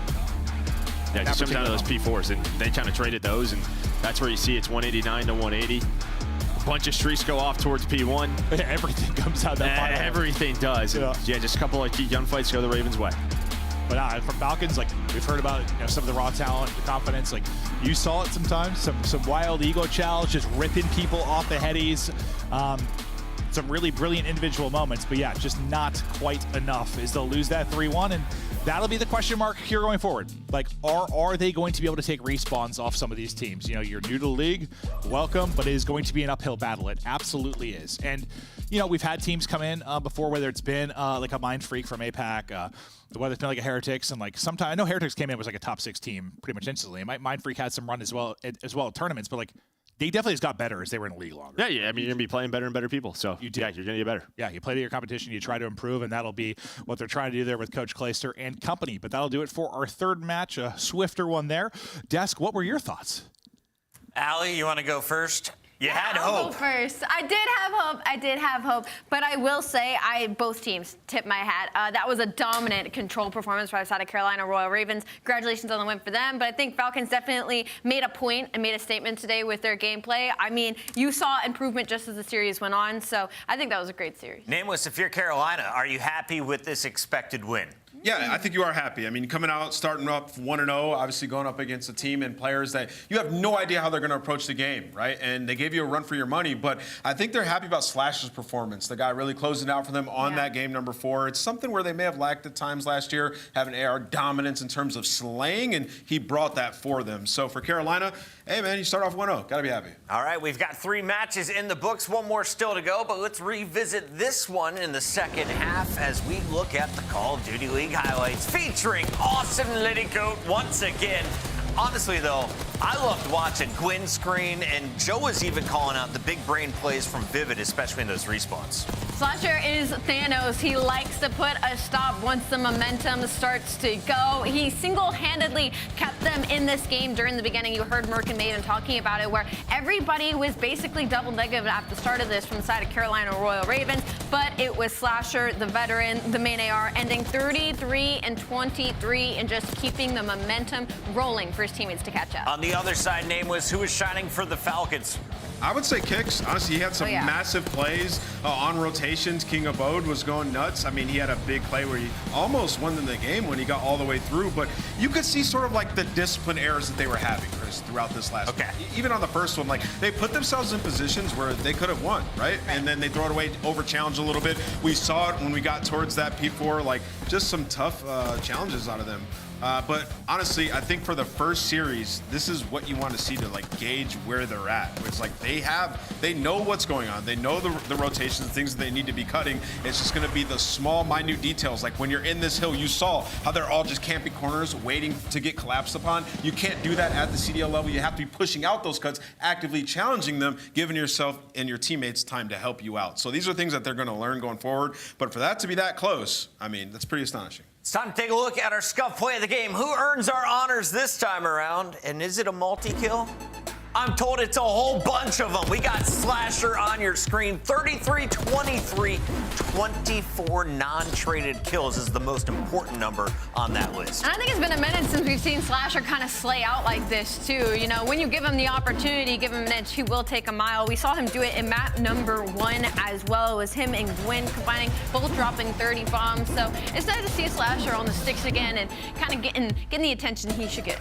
Yeah, and that was played really well, what you see on your screen right here. He calls that streak and they end up cleaning them out here. And what happens is they pin him in that back spawn, just rotating back and forth from the middle gun and controlling P2. That was the turning point in the game, and it was Slasher who set it up. I will say, if you look at the overall board at the end of that map, though, the graph looks like a DNA helix. Like, that thing was back and forth. Carolina wants a much cleaner hard point moving forward. You got smoked in the search and destroy as well. So not a perfect game out of Carolina, but you're walking away with the W on opening day. And just when we tipped our hats to Slasher before the series started about his search and destroy, so hopefully they hit those VOD and hit the camp back and get that map number 2 back under wraps. Question is, which Raven will be joining us in our interview? That is going to be coming up in just a little bit. Let us know in the chat. Who do you want to talk to, and what questions do you have for Carolina? And a reminder, we still have a battle coming up at the end of the night that has a lot of people excited. Atlanta takes on Toronto Ultra still. Yeah, I mean, it's one of our classic matchups, but it's going to look a little bit different this time. You know, we got Beans and Joe Deceives coming into the Toronto lineup. I think a lot of people are excited to see their debut with Kleenex and Insight. Yes. Like, Beans is coming into a situation where this is the best team that he has ever had in the history of his career, and he's being asked to be the main slayer coming in for scrap. So a lot is on his shoulders, but what we've seen from last year is he can rise to that occasion. He can slay, but can he do it organized? We'll find out. We got another match to go and an interview on the other side of the break. Before we get there, reminder about Riyadh. We're heading to Esports World Cup. Big shout out to the official partner of the Call of Duty League. The Esports World Cup kicking off in July through August 2025. When we return, an interview, and then Atlanta versus Toronto. This is the CDL.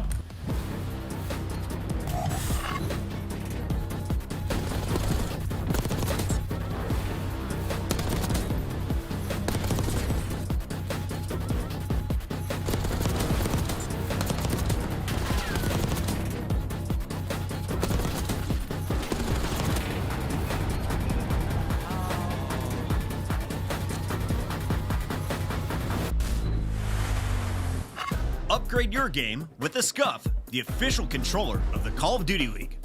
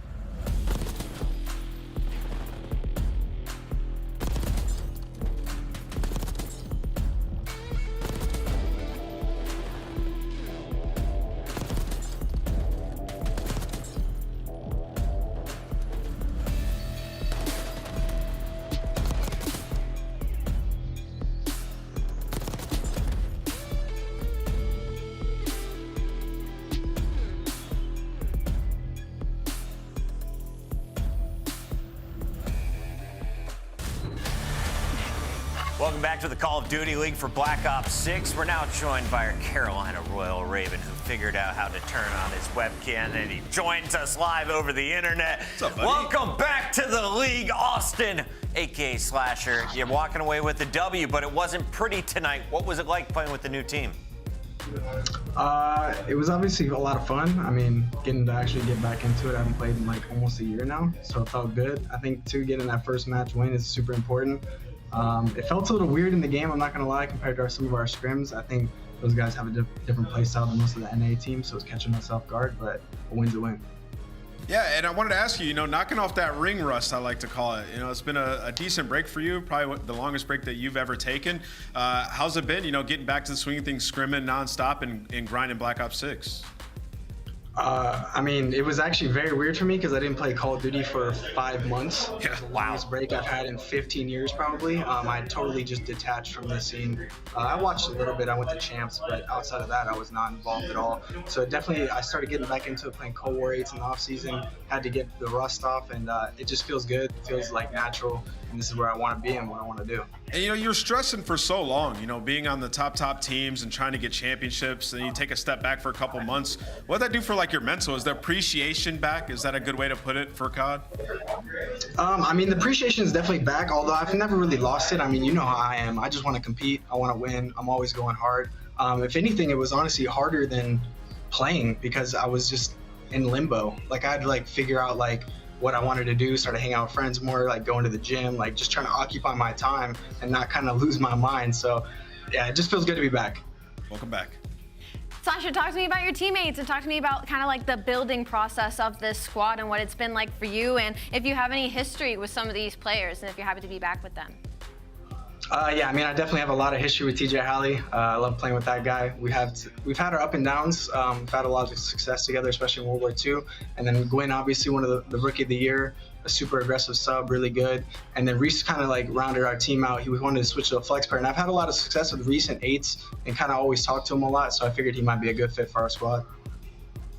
Slasher, thank you so much for joining us. Congratulations on the win tonight. Anyone you want to give a shout out to before you go? Shout out to Mama Liddy watching and all the fam. Shout out Mama Liddy. Mama Liddy, love that one. All right, that is Slasher, that is Carolina. They're done for the night, but we still have one more match to go, and there's some new faces up north in Toronto. Let's take a look at the Ultra.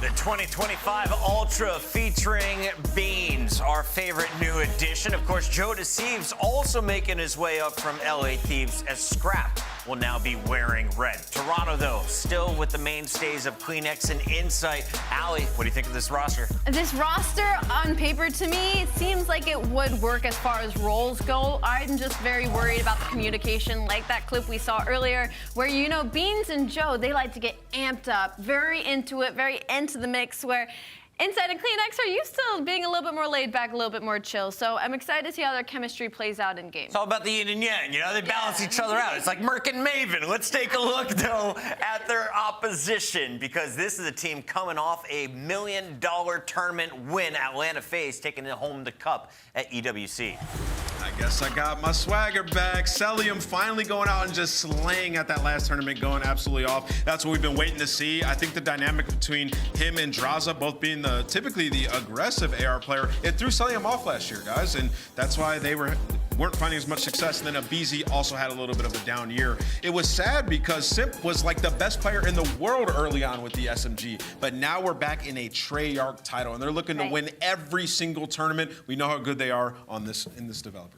Let's take a look at our maps and modes for this showdown. It used to be a heavyweight fight. Do you still classify it as that? Yeah, 100%? All right, protocol, red card, Vault, Skyline, Vault, your heavyweight fight. Will we go to a game 5, Allie? Oh, man. I feel like out of all the series, if you asked me at the beginning of the day, yes, this should have been the game 5 series. But I think maybe we'll end in 4, and I'm going to go with Atlanta FaZe. Are we doing pick'ems yet? Yeah, let's go ahead. Scuff pick'ems. Throw them up on the screen. Allie wants to go first. Atlanta FaZe locked in 0-3. This is your first dub? Why? It's my first dub because I just have FaZe. It's a Treyarch title. It's Simp and Abizi. I think Abizi's going to go crazy with Omni movement. I'm excited. Nameless?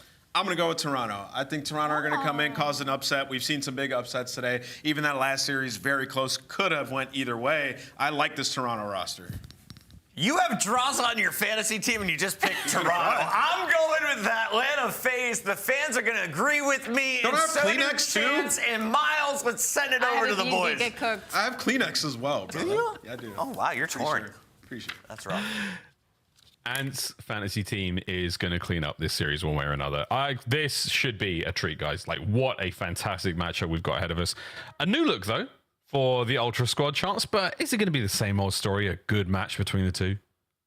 That is a very good question. I don't know. An incredibly storied matchup, as you say, but we're going to find out straight away. Both Joe Deceives and Ben Beans are like two different players that like we sort of have an idea what they're capable of. They might have been on some lower tier squads initially, but have been working their way up. So Insight and Kleenex, known quantities. We know exactly how their comms are going to be. We know how they're going to play on the map. We know Insight's going to be very slow in the respawns, but always doing the right thing. But they're like the perfect setup guys to let players like Beans and Joe Deceives just off the leash. Like, Beans is already a slayer. I'm going hot take. Beans might show up and be a top 5 player this year. That's right. Pushing the narratives before map 1 against FaZe. Before the map's even loaded. Well, let's find out how things go for Beans. On board now with the boys of FaZe, straight into P1. As you know, folks, it's an absolute bloodbath, and let's face it, this map is going to be no different whatsoever. The feed is particularly Toronto, though, Chance. Yeah, nice little start. Good nades as well. Always going to be a tone setter. But here's Insight doing the right things. He was trying to camp the up top because this is the last place you want Simp to be because, well, it's just going to be his wheelhouse. Beans, last man standing on the point. Can't make the big play. Gets shut down. FaZe in full control. Yeah, crazy watching it in FaZe. Pick up pieces like that. Simp hits a flank, manages to rob 3 before being taken down. Over to Insight, gets his as well. P1 still firmly in the hands of FaZe. Bit of a contest there, and all Beans picks one out. Kleenex there to pick up the other, and Ultra right back in it.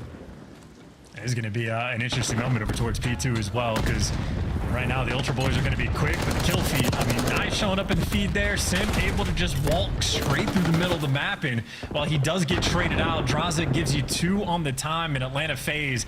I mean, initial control, the back spawns for Ultra. Going to be quick to the jump, though. And Draza's by himself, and yeah, not enough coverage from the top side of the map. Joe Deceives does a wonderful job getting the big 2, and Ultra get the big break. He's one of the most exciting players, and the player I most look forward to see on this Ultra roster is Joe Deceives. He had a fantastic EWC for the Thieves. Can he do it here for Ultra? P1 comes to a close, a solid differential between the teams. Draws with the 2 with the pistol. P2 comes to a close in 20 seconds, and it does look like FaZe should be marching away with the majority of this time. Insight and Beans try to battle back, get that final 15. P3, though, all FaZe so far. Nice hard point to start things off. Yeah, I think a funny start as well for Draza. I mean, the dude has 4 kills. I think he only has 1 with his main gun. He's done more with the pistol and knife than the AR thus far. But now for the back spawns, it is Simp versus the world. And the world able to take him down in that moment. Gravity too strong, and now Draza, nice little battle against Kleenex. Comes out on top in FaZe. They are desperate to block these back spawns. They've got it pretty much blocked. Yeah, Ultra spawning on the right-hand side, but the problem is Insight is still alive and finding kills. Abizi hunting him down on the prowl. Is he going to be able to catch him out? The answer is yes. 3 dead in the feed there for Toronto Ultra, and now towards the front line they go. Beans trying to break in through the back. Not going to happen just yet. Cell and the boys soak up that time. And for a squad chance that's really new, let's be real, Ultra still holding it together. Yeah, doing a good job, but FaZe on this hill really able to just bully him out. I mean, we watched Ravens play Falcons on this hill, and it was an absolute mix fest. Atlanta FaZe just showed exactly how you want to keep it under control. But what we also learned about this hill, it almost feels like a guaranteed full 60. So Ultra being here first is massive. And you can see Sully knows exactly how important it is to stay alive. FaZe, if you want to break this hill, you got to do it as a team. Here we go. 1 down. 2 through the front. Inside backs up, you see the comms, they're furiously pumping away. Beans trying to stay alive, gets himself at least 1. Kleenex on the pickup, so the trades are done. And it's FaZe in, FaZe with a break. And it didn't take too long, so they've got lots of time to work with. But Joe Deceives right back in, straight over to Insight, gets himself 1 as well. It's a mix fest. Here's down low. And it's just trades out and about as well. You're just looking for that little something extra, and the little extra might just be Tyler Abizi. Gives you 2 in the feed, but now Joe Deceives there for the response. A trade fest for Atlanta finally stabilized, but maybe not for too long. They don't have the trophies. They don't got the support. They're getting tagged up and back down. And the blender that is P4. But it's Atlanta FaZe that come out on top, and Tyler Obizi that runs the show. It's the Terrors, the final 4 kills there, all them. 100 points crossed now for FaZe. A delightful hold. Back over to the top side of the map we go. That P4, oh, that was a fun one and a sign of things to come here on this map. Back over to P1 though, and we have a brief few seconds there where it was going to be Ultras, but now 3 dead once again as FaZe continuing to run things here on Protocol. Kleenex guesses wrong. Simp immediately puts him down. Can Simp find another as the spawns are well read, and Joe deceives. Is he soon to be dead? Don't think so. He's managed to sneak on out. Can he cause any damage for being brought down? The answer is no. Once again, chance. Oh, Ultra. They're out. Yeah, that teamwork is a spectacle. Simp continues to make the big plays on P1. 2 different times, he just takes the grapple route, gets up top here, and just causes mass confusion. And talk about a money hill. This has been perfection on P1. Atlanta FaZe running the scoreboard up, getting kills with pistols, but I mean, it's just a peach and a dream. They've soaked up every last second on this hill in Ultra. I mean, they just continue to get blendered in spawn. This is Atlanta FaZe right now in their finest form, and it's only map 1. Yeah, it's looking great, folks. It's a 100-point lead now for FaZe. The kills are great. The score line's great. I bet the comms are great as well. Let's go for this now.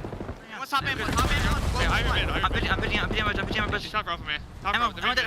Guys, one tower. I can have your help. Side your stairs. Jump on your head. Nice. 3.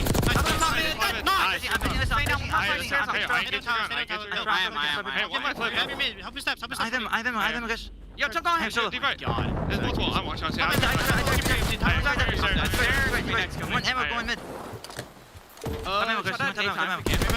Yeah, let's play. Yeah, I'm gonna go right. I'm trying to get through. You guys shot this. I'm bottom end, which waiting. Right side stairs. Every kill gets flip. Every kill we flip. He's right side stairs. Here, let's go. Respawning behind me. You need to aim. One team top. One team on me though. Yeah, here, just 2 ammo. One team top. There's 2 middle, 2 top. One's underground. I should have beans. I'm blocking. I should have beans, yes. Spawned out, attack, guy in the back. One right, beans, trust. Down team. Wait. Top Toby. I'm Charlie's guy. Mid on me. Yo, Jamie, back top mid. Nice. Yo, one shot mid. One shot mid. Nice. Back in, alley. And one more ammo. I should Toby. Go near fast, Chris. Pitch, I think. Maybe. I got. On the image. What's him do? Mid. Right. This one's far. I'm trying. I pitch. They're gonna pitch around. Yeah, they are. I'm double jumping. Hey. Well, whether or not you understood all of it, it matters not. It's 203 to 86 and climbing. Hardpoint is soon to be open, chance, and it's a money hill. This could be game.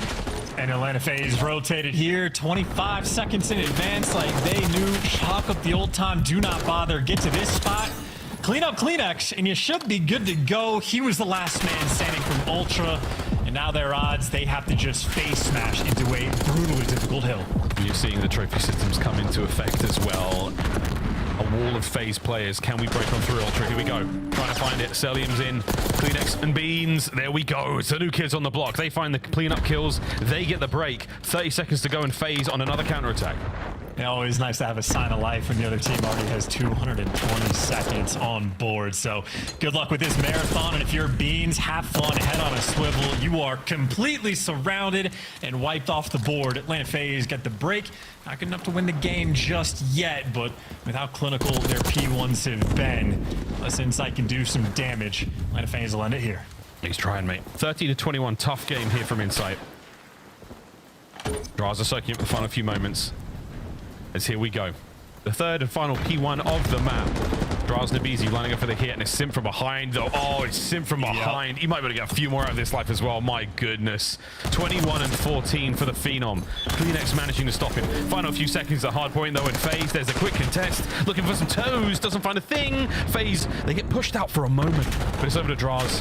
Trying to find the entry. A contest is good. His boys are sent in for the kill, but no, it's Insight once again. You're holding it together, Ultra, and right at the absolute 11th hour. Yeah, again, always nice to get warm. Just unfortunate when you're doing it when you're down by more than 100 points. So right now, Ultra looking for, you know, perfection of Call of Duty. Nobody can afford to die. You got to be on point for every single gunfight, every single trade. In a rotation where it looks like on the minimap they're being suffocated. Insight trying to open things up, and that is 4 dead. But Atlanta FaZe, well, make it only a Beezy that is out towards New, but too easy for him. He gives you 2 kills and really softens up that blow. Oh, he needed 3. That should be it. Draz, final kills. Find a player in the hard point to stay alive for a moment. We'll chat for the nades. There it is, FaZe, map 1.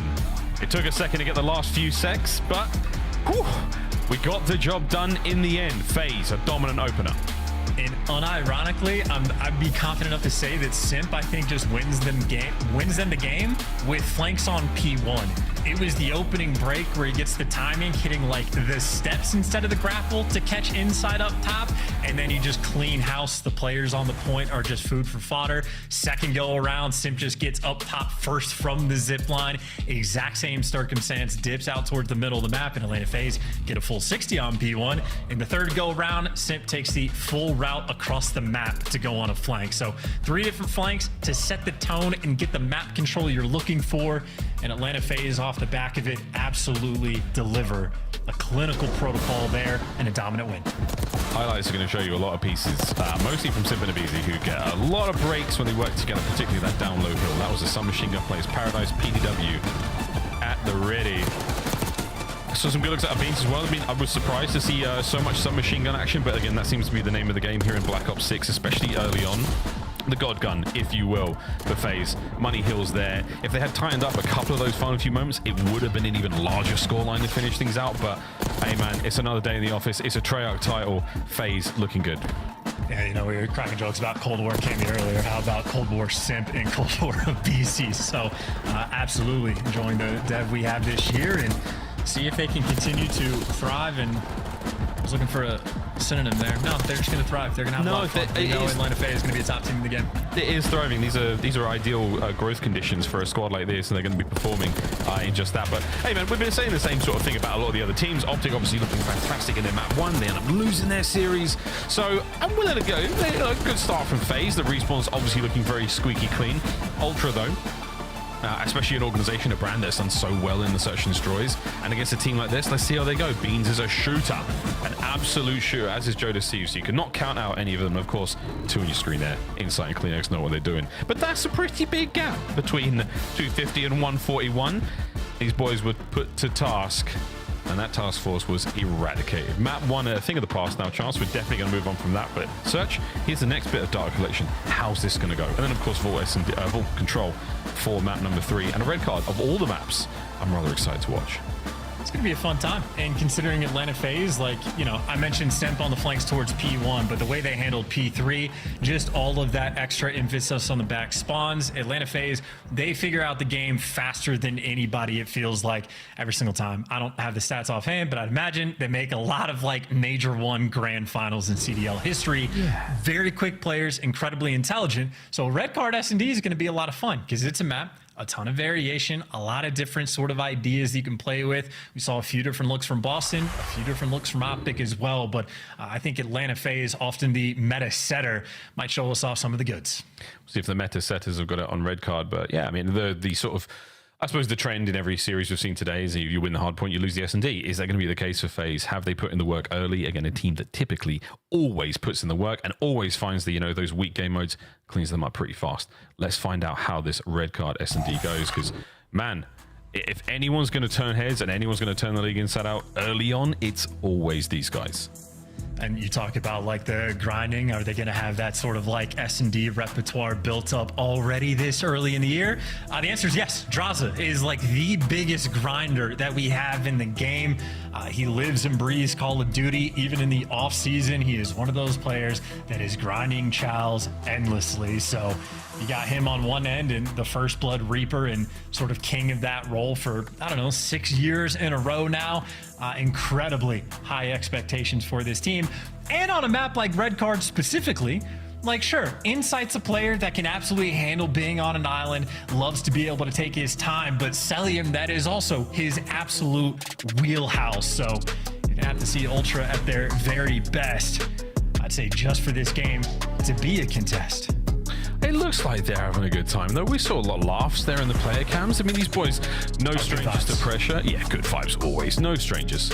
We'll see if they can keep it up, let's say, when the rounds get a little tense, get a little tough. But we're almost ready to rock and roll into map number 2 here, folks. Red card, S&D.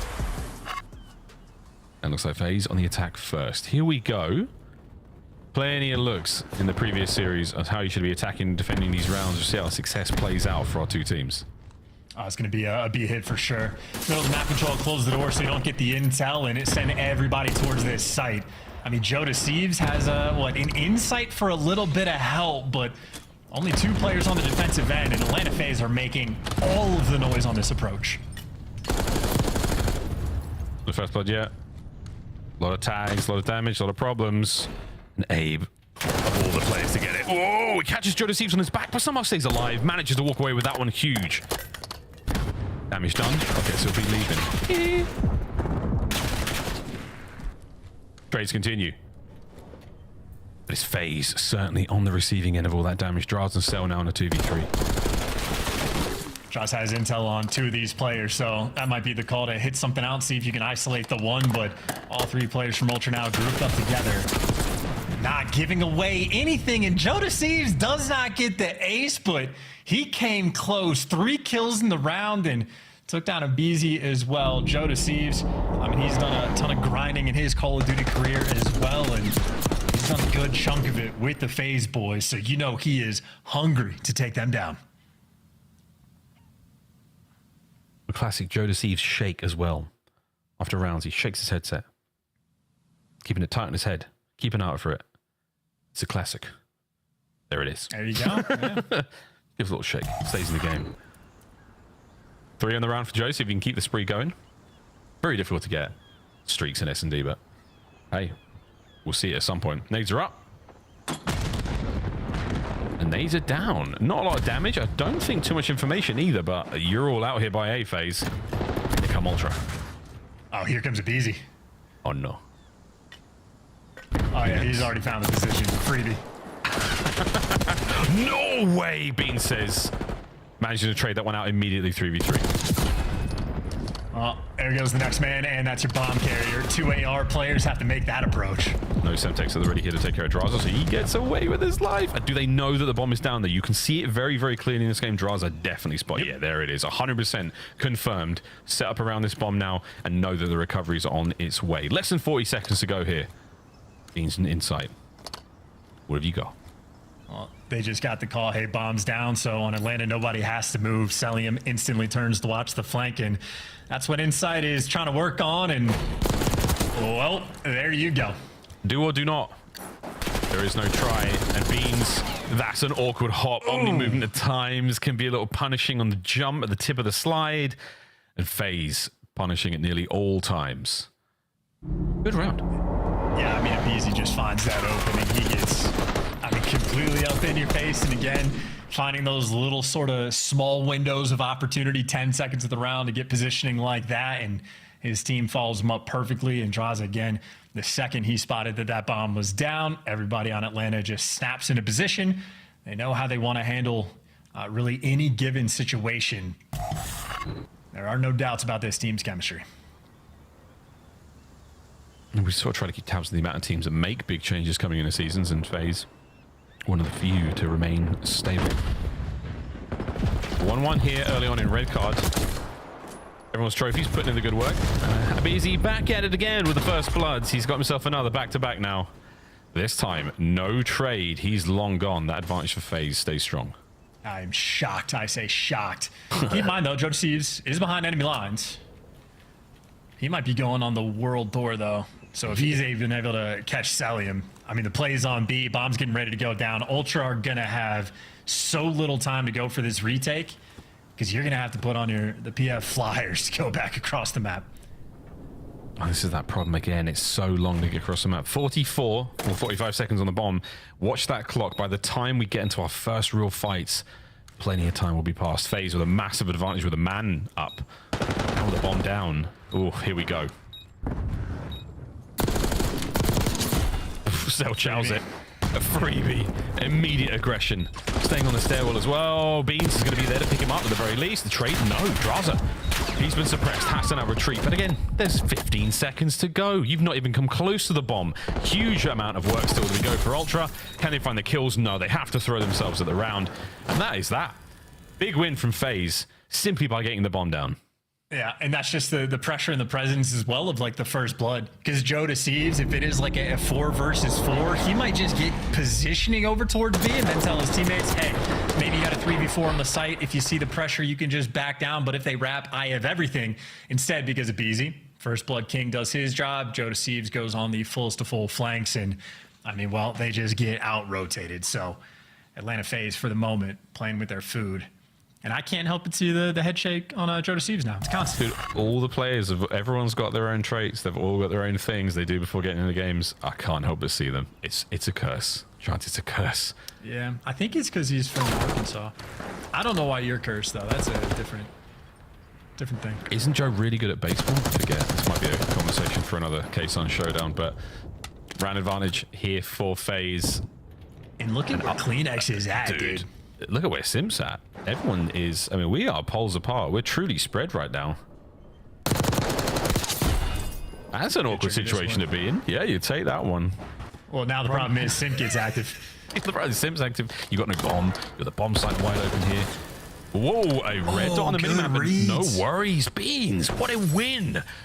The terror is down over to Draz and Cell, and Ultra at full force now planting on B. And this is just, I mean, the bomb site is hell to attempt a retake. Different corners you have to check, insane angles. It's a tight-knit thing, and both these players have ARs. This is, you're praying for a pick before you want to move, but so far, Ultra, no mistakes being made. Yeah, this is great. Oh, man, that is it. They 2-2 split either side. Everyone gets their respective kills. A beautiful round. Really by Ultra there, and again, such a strange setup to see everything go off and start. CleanX's first blood, the trigger discipline, you name it, it all went their way. Good looking search here on red card. And I just didn't see the route that CleanX was able to take, but I mean, he pierced through just the middle of Atlanta FaZe's setup, and we've seen a lot of those attempts. Beezy just been running it down like straight through mid, whether it be Bush's side or just like, you know, in between ticket effectively, and CleanX has been attempting to do the exact same thing with, I mean, a degree of success there. So tied up 2-2, and Atlanta FaZe back on the attack, and similar setup. 2 players down mid, 2 players out of A. Get those nades out. More Sim, who might be going 0-3 after this round. Draz with a little bit of coverage, but there's a lot of members of Ultra here, and they have shuffled and repositioned. You're never going to guess where they may be.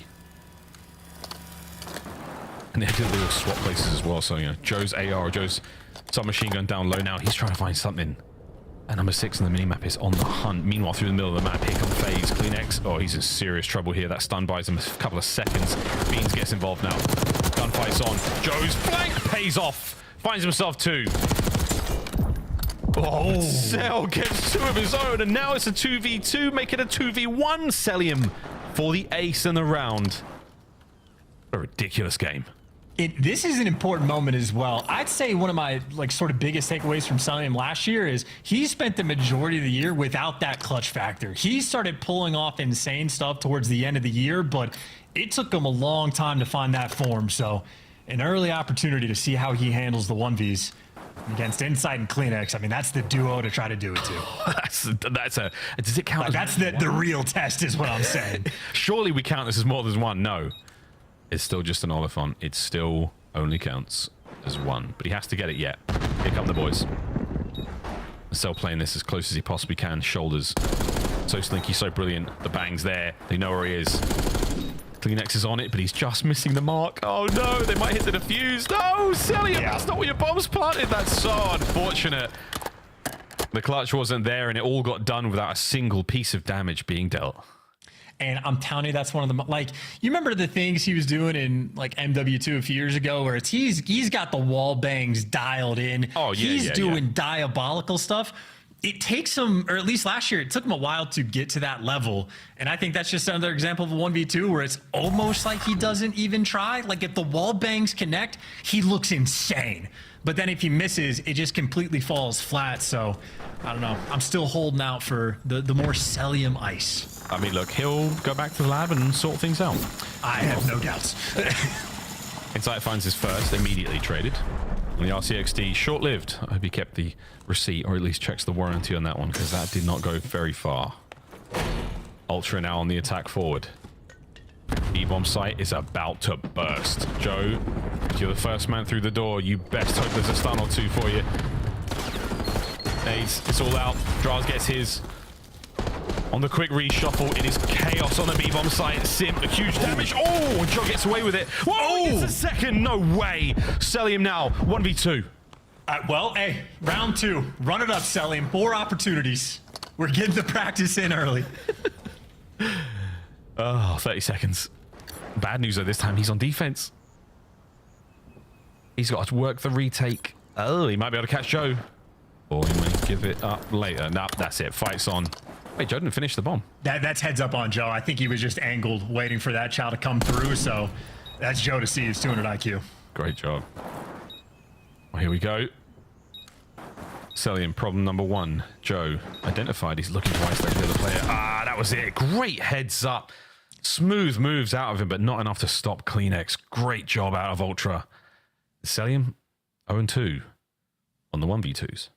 Now we're going to watch him shake his head, maybe go back in the next round, though. I will say for Celium, though, great reads the entire time. Super active working that flank. I think Joe to see just hopping off bomb was the, well, that was the heads up play. This is the gunny play. I mean, Draz was full health as well, so that's nasty. Great work. That PDW. You call it the God Gun for a reason. There's certain ranges, you know. Use it at the range it's designed to be used at. It's great. It's great.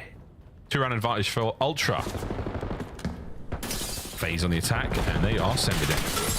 Maybe their default strat as well. This is the round 1 at BZ. In the middle of the mix, Kleenex gets shut down off his 4 spree. Now you got a 2v2. And you're able to isolate a player. Beans, though, wins his 1. BZ has to hunt him down. Gets it versus now Insight. The fastest player in the game versus the slowest. This is ridiculous. And of all the situations to find ourselves in. All right, let's go, dude. Well, Insight has backed up perfectly, and that's it. Wow. What a move from Jamie Craven. I'm pretty sure you just said easy peasy, lemon squeezy in the player cam. I can't confirm that. We might have to go to a VAR for that, but this is a perfect position. Nothing but shreds there. And I mean, the difference in players, by the way, Insight, that's his 2nd kill. What he's known for is the clutches in these moments. An incredibly valuable S&D player. And obviously, I mean, BZ is one of the most valuable S&D players in the world, but that's at the start of the rounds where he typically thrives. So shades of 2 different players in their 2 best like environments. An absolute battle, but the laser beams and X-ray from Insight are really putting Ultra over the edge. That's certainly helping. Well, this is map point for Ultra to tie things up. And what do you know, folks? The script continues to be followed. It's not over yet, though. We might have jumped the gun a little bit. Speaking of gun, it's Joe Deceives. Ah, it's not Joe Deceives. It's Kleenex with the first blood, so Draws are out of the equation for now. We might see you on Vault, my friend.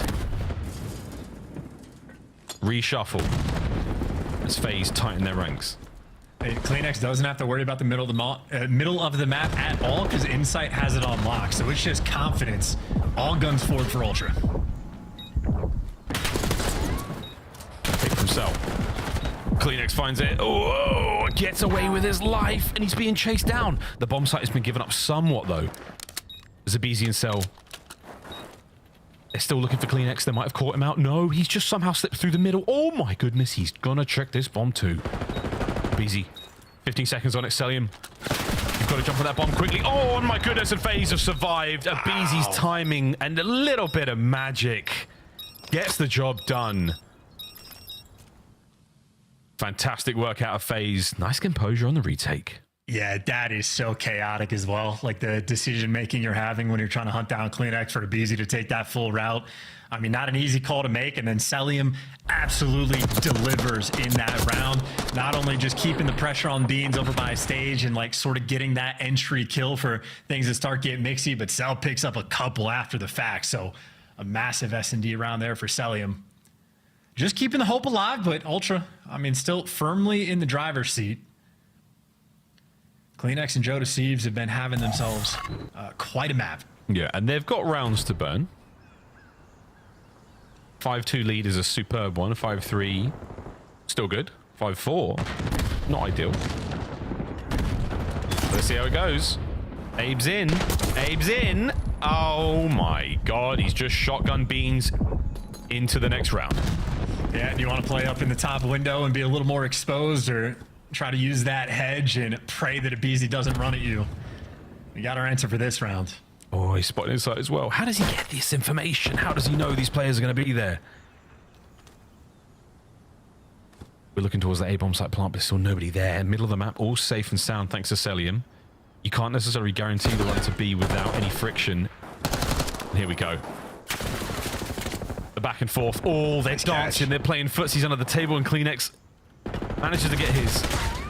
Wow, Joe Deceives gives the advantage now to Ultra. 3v2. The panic is set in. Atlanta FaZe are feeling this heat. This man turned it up. Can anyone from FaZe turn it down just a little bit? Lots of shots there and a bit of damage. Insight's tagged. 15 seconds on the clock. Over the CleanX. Wins his one. 10 seconds. That's it. Ultra tie up the series with a little bit of cool, calm composure as our Northern Kings find success in S&D. Yeah, iced out on the red card. No penalties there. That's clean and efficient work, man. CleanX and Joe Deceives, both the route takers.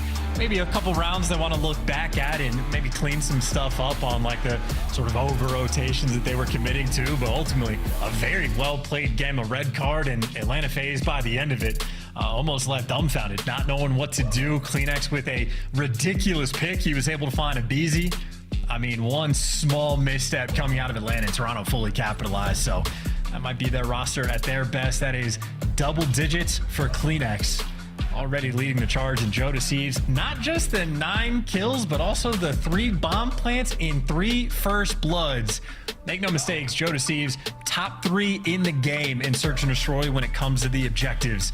He's up there with the likes of Simp and Envoy, so he's making sure he's starting his year off in Black Ops 6 right. Well, there were big shoes to fill in the form of Envoy, but so far, so good. Well, Protocol, red card, they're in the books. Vault, though, up next. That game of control is going to decide who takes the lead in this series. And again, just the way things have been going with the classic respawn modes, who keeps winning the respawns doesn't necessarily mean they win the series. We'll find out what happens, folks, after this quick break. The final match of the day continues. As you take a quick look across the S&D card there, it was a banger. 4 straight rounds there for the Ultra Boys. That was the difference maker. I said break again. It's my first day. I'm so sorry. It's back to the desk. This is my first day out here. It's all right. We're all back. Hey, good to see you guys again. Let's talk a little bit about what happened in those first 2 games. We got Alley Cat and Nameless here to break everything down. Hardpoint. Atlanta FaZe look good. Search and Destroy. Joe Deceives looks good. Where do you want to start, Allie? I want to start with Search and Destroy, actually, just because it was a little bit more competitive, as we would like to talk about, than that first hard point, and I want to leave that drawing up to conclusions to Ann. But talking about that Toronto S&D, I just want to tip my hat to CleanX and Joe. That was kind of my biggest question mark, was kind of the synergy. There you go. Synergy between the SMGs, and they really showed it, their prowess in that S&D. Joe, I think he's always been known as a good Search and Destroy player, an S&D star, as some would say. And for him to come out in the first match against Atlanta FaZe and get 3 first bloods, go 9-5, and tie up the series was big for his career. Chance is good with numbers. He says he's a top 3 objective player when it comes to search. You agree with that, Nameless? I mean, sure. Chance says it. He's typically on point. I mean, Joe Deceive's phenomenal player, and this is why I picked Toronto Ultra to win this series. I think the addition of him and Beans is going to bode well for them going forward, especially in those search and destroys. But what we got to see is this control. It's everything. How are they going to perform in the slaying category? Map number 1 doesn't go their way. They got to bounce back here in 3. Let's take a look at map number 1. Are we going to draw some conclusions? Why don't we draw some conclusions? Yes! Let me get my pen out here, and it's Atlanta FaZe, so let's use blue so there's no confusion. So what you're going to see is on every hill, there's something called an end game, and basically where you're putting the other team in the blender. So I'm going to highlight that for you guys and what every team is trying to accomplish here on P1. What you basically want to do is you want to have a guy over here watching the outside so nobody can go up the zip to their building. You want to get somebody in their building that's sort of roaming around, stopping them from going inside bottom and going up top as well to get to the windows. And then you obviously need somebody to go over towards time, which is going to be number 1. You control middle, you control the right side zip, and then basically you can put them in a blender because they're all going to be spawning back here trying to flood up and get through and get kills. And this is typically very difficult to do. It takes a little bit, maybe a couple waves of kills, but what Atlanta FaZe does is they do it off the rip. As you can see right here, Simp gets pushed up to their base. He's going to be finding kills. Draza gets over towards the time, and Simp is just wreaking absolute havoc right here. And meanwhile, what I want you guys to notice is the entire time he has Celium over here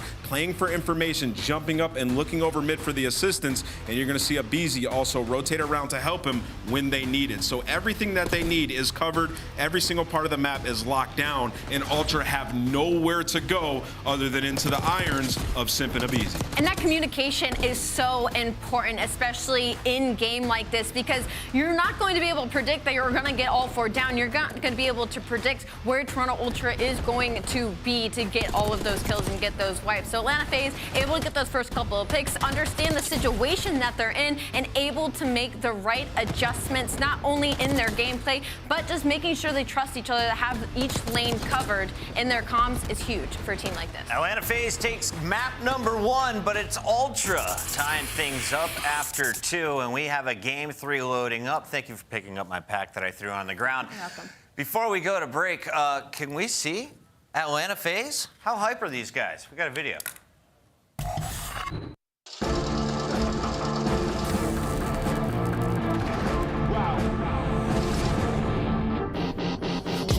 Me.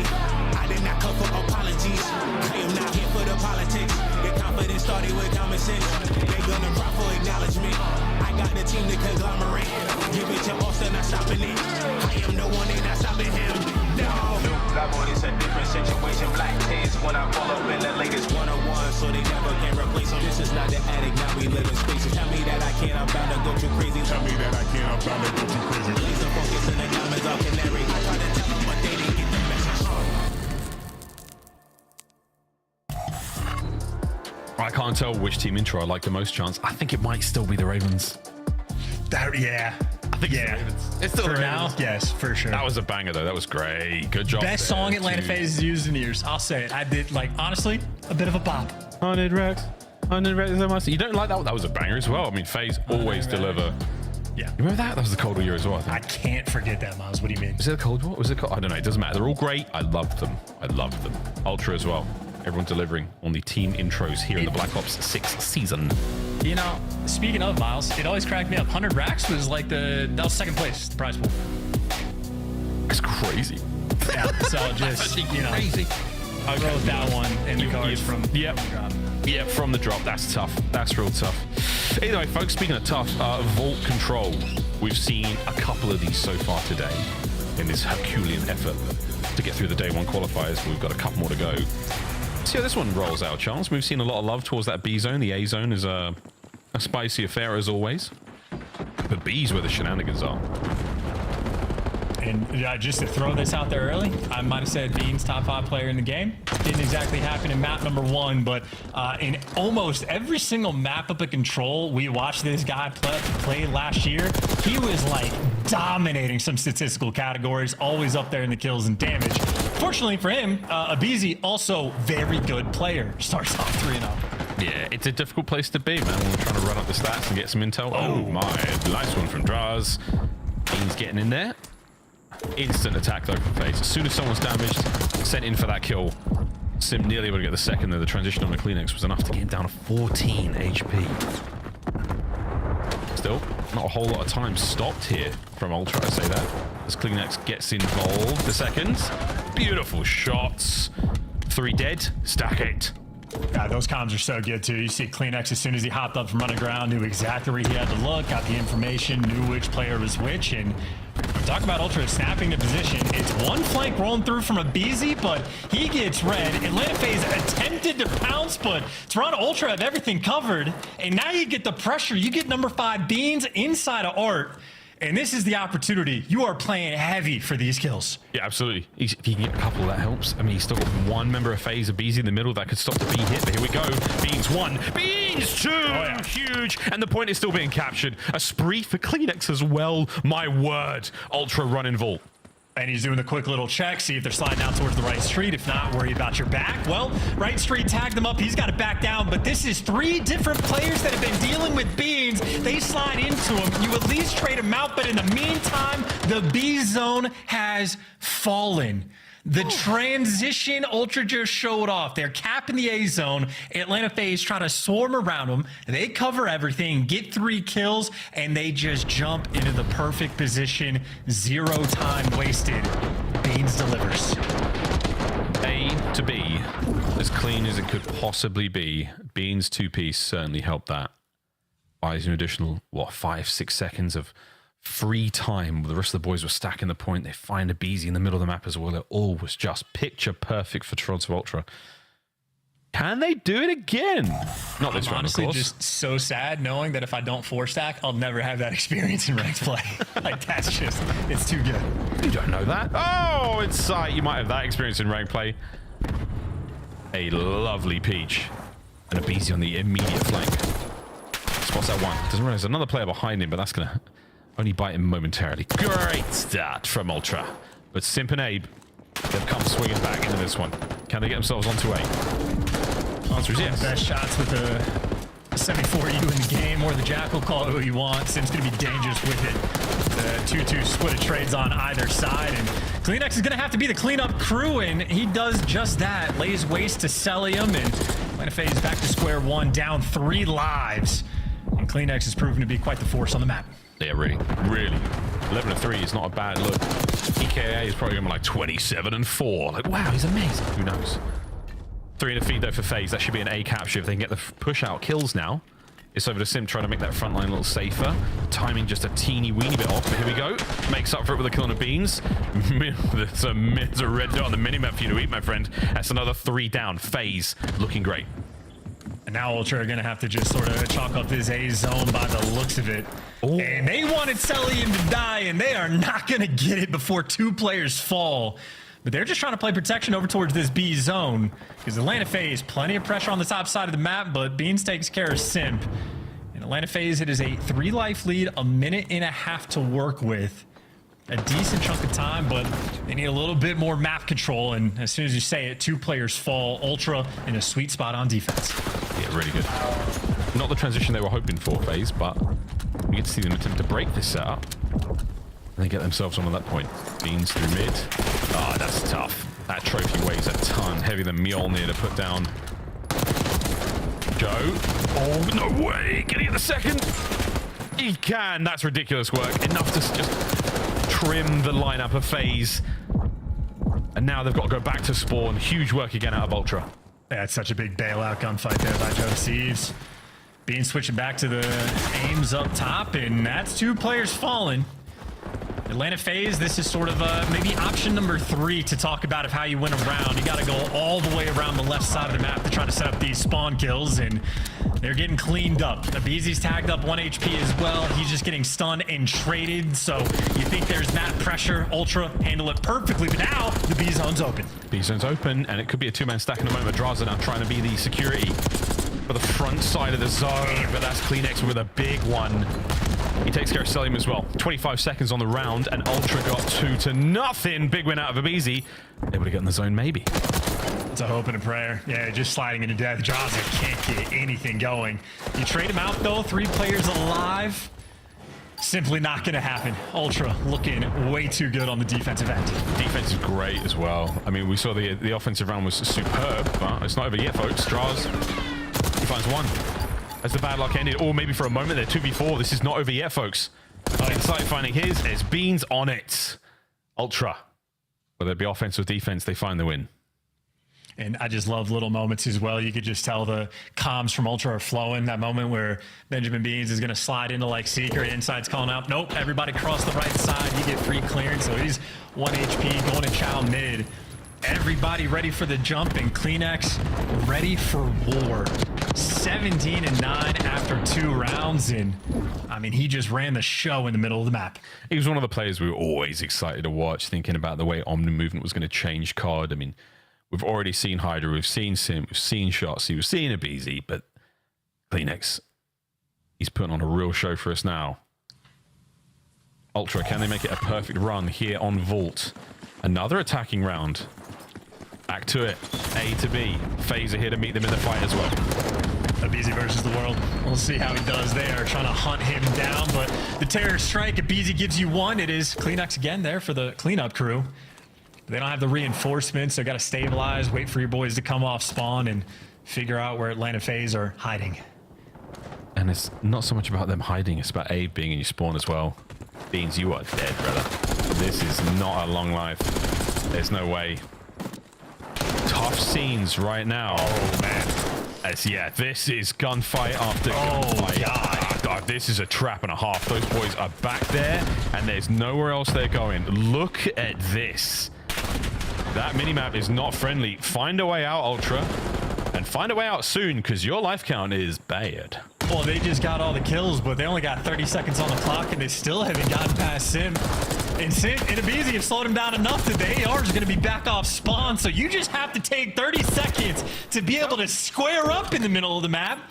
And then welcome to the middle. Draza has it, and now they're just, I mean, maybe going to go for a desperate B hit. That's just a painful minimap. So that's how you defend on Vault. That's the way to do it. Ultra may have won the previous round, but this was domination. Oh my goodness. Everywhere you look. I don't know how Stilliam got that second, dude. That is disgusting. One man on A. Fighting for his life. Reinforcements now showing up. Can they get to the zone? Oh, it's possible. Pause the clock. Not Abizi. You better shoot them bodies. That was gross. And look, we don't have the data just yet on exactly how this map is going to shape up on the like offensive versus defensive side of things, but I'm pretty confident defense is going to be slightly favored. Today's been changed my opinion. Offense has been crazy, but for the round 5s, I'm of the opinion you would rather have the defense, and that is a 0-tick round. Like Atlanta FaZe just slammed that door shut.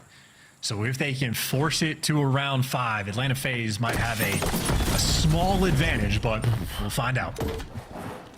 2 men dive through the vault into B. Oh, I love the looks, but Bean's there with the aims, but Sim to bed. Inside should be down. Nice dodge. Managed to avoid the car. Easy though, doing everything he can to dodge and dive, but defensively, Ultra have held this magnificently. That's a couple of sweet kills, and FaZe were unable to really be effective over there towards the B zone. Should be able to drain it. Oh yeah, and the pressure is now on. You're in a world of hurt, FaZe. Yeah, Ultra do have a pretty clean defensive setup, it looks like, as well. Because I love that A hit, like flooding through the middle of the map, and you can set up like a funnel system where you're just constantly flooding players out towards that B zone. But Ultra don't let any funny business happen in that moment. And Selium, I mean, everywhere he steps, there's nades and stuns and hell raining upon him. So it looks like on the defensive end, Ultra might be turning up the heat as well. Okay, yeah, okay. What we saw in the previous round is exactly what we're seeing in this round. I mean, Abe is going to be able to get this one player out of spawn at the very least. Now you try to fight your way forward. I mean, you've got hopes and dreams of the A zone right now, but with 30 seconds remaining on the clock again, it's a big map. Getting 2-man, 3-man wipes certainly hurts. And look at this battle. Look at this. Look at this dance. It's finally brought down, and that might be enough, is it? Or get a player in, still trying to cause problems, but Ultra with an iron grip on the map. I mean, this is an absurdity, too. You were right to call that a battle, too. It is Kleenex versus Abizi right now, but I don't know how Kleenex got an extra kill there before the 3 FaZe players surrounding him stopped him, but that is clinical from Ultra from start to finish. I mean, on defense, they were utterly perfect in the one attacking round they needed. I mean, again, how quick these guys were to snap into position. Get 3 of the 4 players they needed as soon as they captured the A zone, wiped off the map, and they jumped on the B zone. Beans inside of art, back into the correct corner.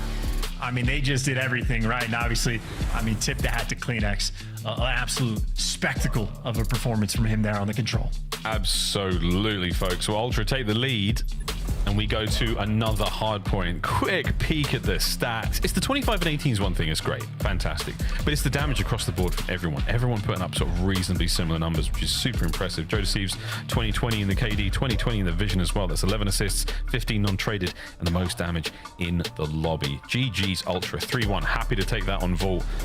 And again, a masterclass in defense, a masterclass in the offense as well. So for FaZe. FaZe's defensive run was unbelievable. The spawn trap there, again, reminiscent of what we see from FaZe in Treyarch games. They just have that certain eye for the way the maps play out, whether it's they're controlling spawns, whether it's finding the kills at the right time. As a team, just paid off, man. Great stuff out of them. I just want to send that like mini map of Atlanta FaZe with that like forcing P2 stranglehold to everybody that's in like plat and above and be like, guys, this is what we're going for. This is what every round, if we find the opportunity, please snap into these positions right here.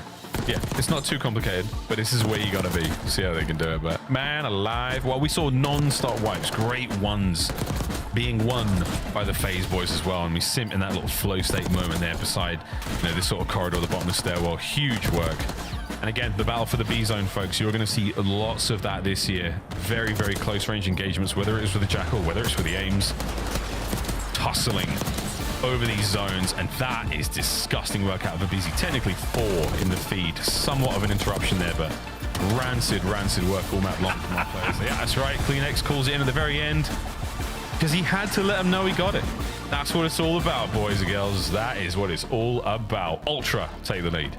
I just love how every single highlight we just saw is players sliding around, picking up pieces, doing something crazy, jumping off of this, and then we flip over to Insight, and it's on a heady, L triggered up, swapping to the pistol, doesn't move. L triggered exact same spot, but that is good work. And again, Insight, I mean, might be the easiest player in the league to play with in a round. You always know what he's going to do. He's always got you covered, and he always has immaculate comms. So a strong point here for Toronto Ultra, who against their long and bitter rival, thriving in the moment, a 2-1 lead in the series. These guys have been here before. Yeah, I mean, I go back to my question at the start of this matchup is, yeah, sure, it's FaZe versus Ultra, but is it really the same sort of matchup? Are we expecting the same sort of thing? But man, Beans and Joe Deceives have fit right into this system. We haven't had a listening with the squad yet, but it's clearly working.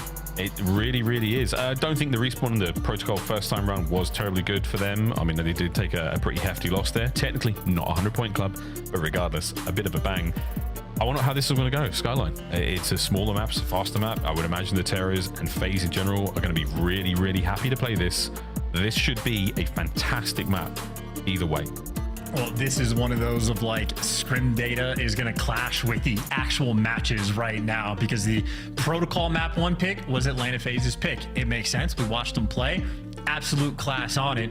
Toronto Ultra chose the Skyline, which, as you pointed out to me, feels dangerous because Atlanta FaZe, it is one of those teams that, like, if you have a map that is even remotely similar to Bocage, you don't want to deal with the tears when they're in the mix, but Skyline can be exactly that.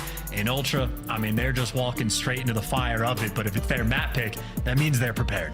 Well, again, I feel like, yeah, it's a style thing as well. I mean, the way FaZe sit, again, S rank, baby. You're not too surprised there, but Ultra being an A rank team, I think is also very, very fair. The only clear outlier we got terribly wrong today, coaches, was Boston Breach. You know, kudos to them for the big win over Optic earlier today. But yeah, to go back to the idea that, you know, FaZe stylistically, Skyline seems to fit them. The Terrors are going to run rampant with the subs all across the map. Selim's going to be in any one of the dirty little corners, finding, you know, those anchor points playing really well. And Draza flexes fantastically. It just seems to fit FaZe and the way they play. This is the sort of map I would dread facing them on. But we'll see how that actually goes because, you know, it happens, folks. And when it hits the fan in the CDL, upsets happen. A 3-1 over FaZe, day 1 for Ultra. That looks pretty good on the resume. Yeah, get that squirrel up and ready to go. Add more to the resume of these storied players and see if Beans and Joe Deceives can really start adding and piling into their own. It's going to be a fun map to watch. I think Draza might be the player that I'm at least like sort of keeping an eye on in the background. He struggled a little bit on the control. He started to turn things around, but needs a stronger performance on Skyline. Of course, that Abizi and CleanUx battle. This might just be a show. Well, so far it's the Ultra Show. Their opening has been ideal. Cell playing slow, Cell playing dead. FaZe still now on the counter-attack, trying to make their way across map. And they have yet to really cross the 50-yard mark. Here comes go number 2, and Ultra find their trades. Oh, here we go. Starting to fall to pieces a little bit. Yeah, they couldn't regen enough hit points in time. There's still one player down low. That was Joe. Takes a couple with him. And FaZe finally get on the point after that nice 18 start from Ultra. Yeah, everybody on Ultra, though, spawning on the left side of the map. So you'd imagine they had the advantage on the retake, and CleanUx and Beans deliver you everything. And look at that cheeky spot from CleanUx, too. He ends up dying from the nade, but that's maybe a nice one to add to the repertoire, catching the players jumping off a top AC, but all's well that ends well. Ultra set up around P2. Abizi looking to make the impact, but it is Abizi versus 3 players on Ultra. Yeah, new points up. Abe can't get one, and with that, Toronto once again in firm control of the hard point. They got themselves into the office, and Beans, oh, he saw them. He gave up for a second. It's not enough. Here comes Joe. Joe finds one. Over to Insight upstairs. The quick reposition here from Ultra to get those guns into the fight as fast as they can, and he does as well. Insight with the old circle strafe. It's a bloody classic. That's the hard point open now, and Sim gets in for a second. Insight 6 and 1. It's good looks. Woohoo! Ultra with the lead. Yeah, he does get red though, jumping around back, and Ultra right now, they just want to play keep away if they can. And frankly, CleanUx wins this one gunfighter. Actually, Joe Deceives there for the kill as well, so they're going to get the man off the point and even get the final 10 seconds. So what could have been a small victory for Atlanta FaZe isn't. And now Insight 8 and 2 in a cheeky spot behind the couch. See how this angle pays off. No, this is a big Omni movement moment. Like, this goes in the trailer. Well, you've got angles like that. You can hit the guy on the stairwell. I mean, that's huge. Meanwhile, CleanUx 10 and 3 mid-map, absolutely spraying. Ultra have not missed a beat so far here on Skyline. They are looking sensational. And again, confidence has to be sky high right now. They're starting to shoot magnificently. 10 and 3 for Insight, 10 and 4 for CleanUx. The old Ultra boys, they are putting on a show. But don't forget about Beans. He is glowing there in the point. This is, I mean, completely brutal. They win the opening break. Atlanta FaZe spend the next 30 seconds to try to fight out of P1. And Atlanta FaZe were successful just for them to get slaughtered like this. And then the exact same thing happens on P2. And then the exact same thing happens on P3. Ultra right now, I mean, this is really as good as it gets, and if they make this break on P4, I mean, you might just want to call GG. Granted, though, P4 can be a money hill. Atlanta FaZe, they kill every last player on Ultra, so they get the hill right from the start, and Ultra have 0 pressure on the map. A 90-point deficit. We'll see how Atlanta can chip away. Well, we'll see how Atlanta can chip away. First, let's do an Ultra listening. Let's see how they sound. Let's see if we curse the living daylights out of them with this listening. Really got Røkkr. Follow me. He wants time. Follow boys. Drop dead. Nice. Bro, top bed on me. He's gonna jump low. Nice. Table. Nice shot. Back time. I have nothing top boys. Yeah, help me. I can help you that. Kitchen weak. What do you have to me? I bet ever. He won that simp. One again. Give me left. Big fuck. Yo, one's left. Low bed. In bed. Yeah, they cut one more low bed. I have help. Low bed. I'll see him. I'm in. Tell dude, dead. I'm going low. Ben, stay up. Top you want to top bridge. Yeah, bomb already. Røkkr. Yo, I spawned you. Beat from we get your man. Kitchen now, dead. Nice, good shit. Let's do. Top flat laying down, I can kill him. Time. Dead. I have top. I have an AR. Yeah, I'm one shot, bro. Take your time. Let's kill up that Røkkr. Go ahead, just. They could go low. I will look low. Go top stone. They're top stone. They're gonna chop me bridge. I have someone top ready. Two top. Bridge. Low just on the bridge as well. Top. Top fucking pot. Yeah, it's fine. Good time. Let's push up piano. My bad. I'm looking. I got the shot. You were one shot.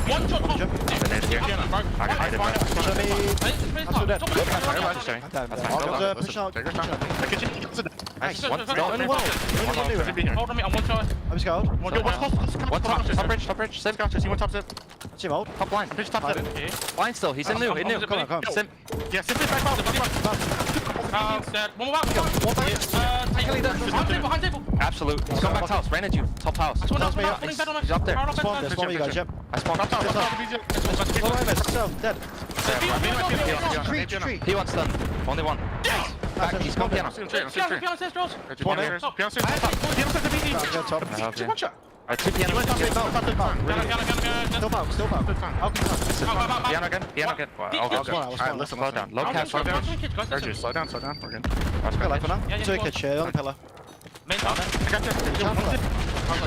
Absolutely. What's up? That's it. Three.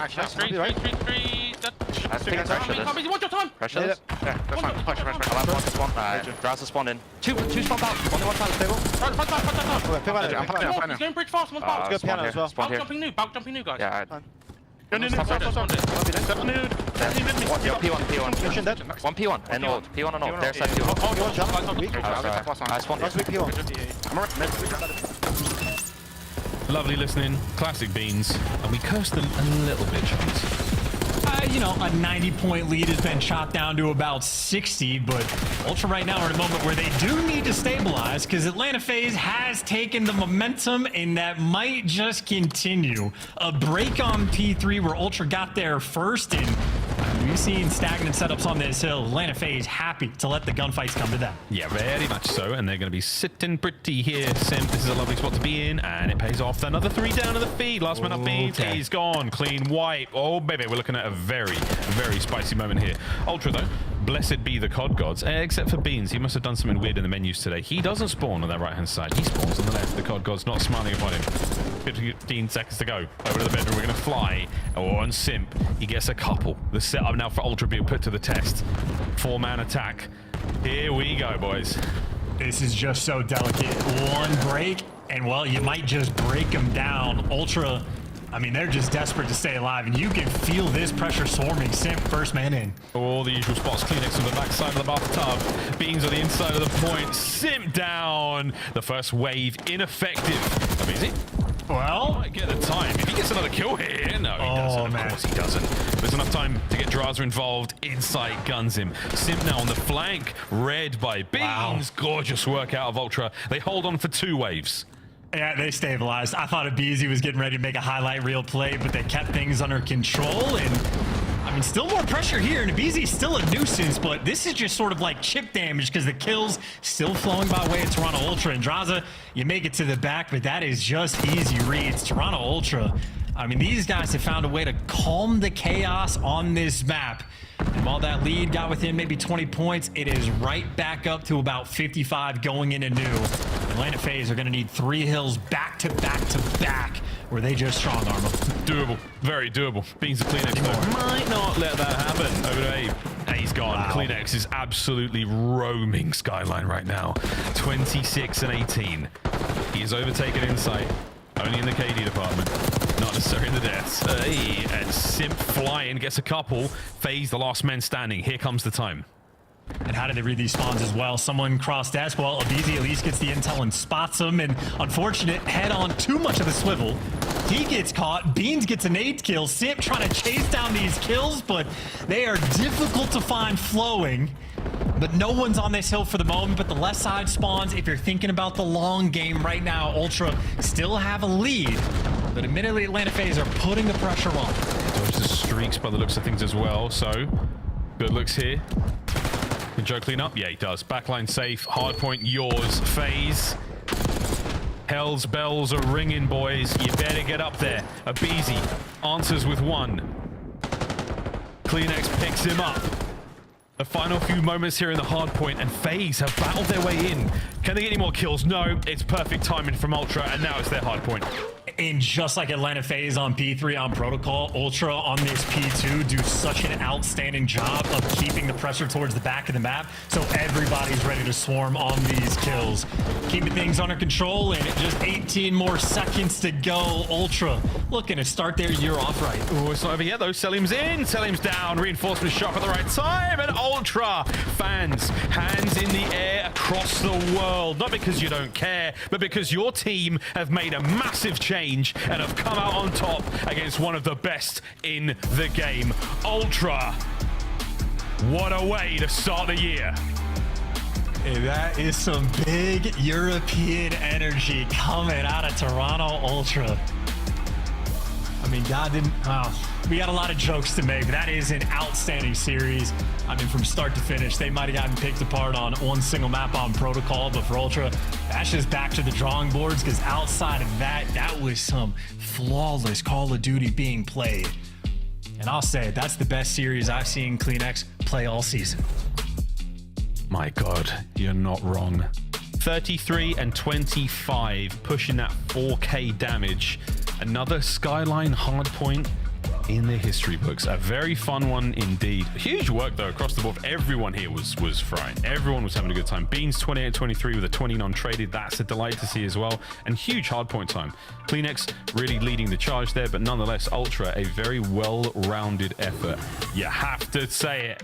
That was a team change that they made, and many were questioning, do you take FaZe to task in your first series? I call that a dub. Ultra fans should rejoice. What a series that was. Protocol not good. They got slaughtered. That was a real smacking. That was a super smacking schwacked. But after that, Red Card, Vault, Skyline, Ultra, all series long. Good stuff, Chance. That's all I got. Great stuff indeed. And I'd say inside on Protocol is just going to be like, okay, the zip line, the top flank, like, I hear you. I'll get that under control. I hear you. Des, do you hear us? I hear you. Down? No. Well done. Chance, I agree. CleanX's best match of the season, without a doubt. We love you guys. We'll see you tomorrow. All right, let's finish this one, Allie. You want to tell everybody at home how many correct predictions you got today, Allie? I am 0-4. I just had to give you guys a head start, you know, because last year was just so bad. I'm sorry. Nameless, you crushed it, though. You finished with two correct answers on our opening day. Optic sold. Optic sold. Should have been 3-1. But yeah, I mean, coming into this one, you know, even before when we were highlighting the teams in the pre-show, I was talking about Toronto. I love this roster. I mean, you bring in Beans to fill Scrap's role, and you got Joe Deceives. Roll the beautiful Bean footage. Great at search and destroy, and that's what we saw in that game number 2. But what surprises me is how dang good they were in that Skyline. I mean, some flawless rotations. All right, this almost matched up. Well done, production. Beans to open up the plays. Here's the first double. He's a multi-kill machine, but it seemed like everyone in this lobby was capable of that at any moment. What's the macro breakdown? What was the difference between Toronto Ultra and Atlanta FaZe? Honestly, it was the slaying. You have to talk about that map number 4. Draza right now on the point. He's the only one positive, sitting at 25 and 19. It was just the pressure from Toronto Ultra, which is not usually something we see from this camp. That's with the addition of Joe and Beans, but also the fundamentals seriously lacking from the side of Atlanta FaZe. And this isn't the first time we've had to say that about their hard point. They've had some slow starts in the past when it comes to this game mode, and I think it really hurt them in this series. I just think they were losing track of players a lot, right? Like in this game, like spawns are everything. Like we like to talk about how fast it is and how much you're going to be, you know, fighting each other back and forth, but you can also get punished. I mean, we highlighted it in the Drawn Conclusions map 1. You could put people in spawn blenders. There were so many times, namely the first rotation for Toronto Ultra, where they had the advantageous position and FaZe was not patient with each other. The timings were, they were losing players and getting caught in the back and spawning out. So Toronto Ultra way more prepared coming into this series than Atlanta FaZe. Incredible stuff for day 1. We saw a whole lot more maps than I expected, and we got to celebrate another scuff play of the game. This one comes from Joe Deceive, search and destroy.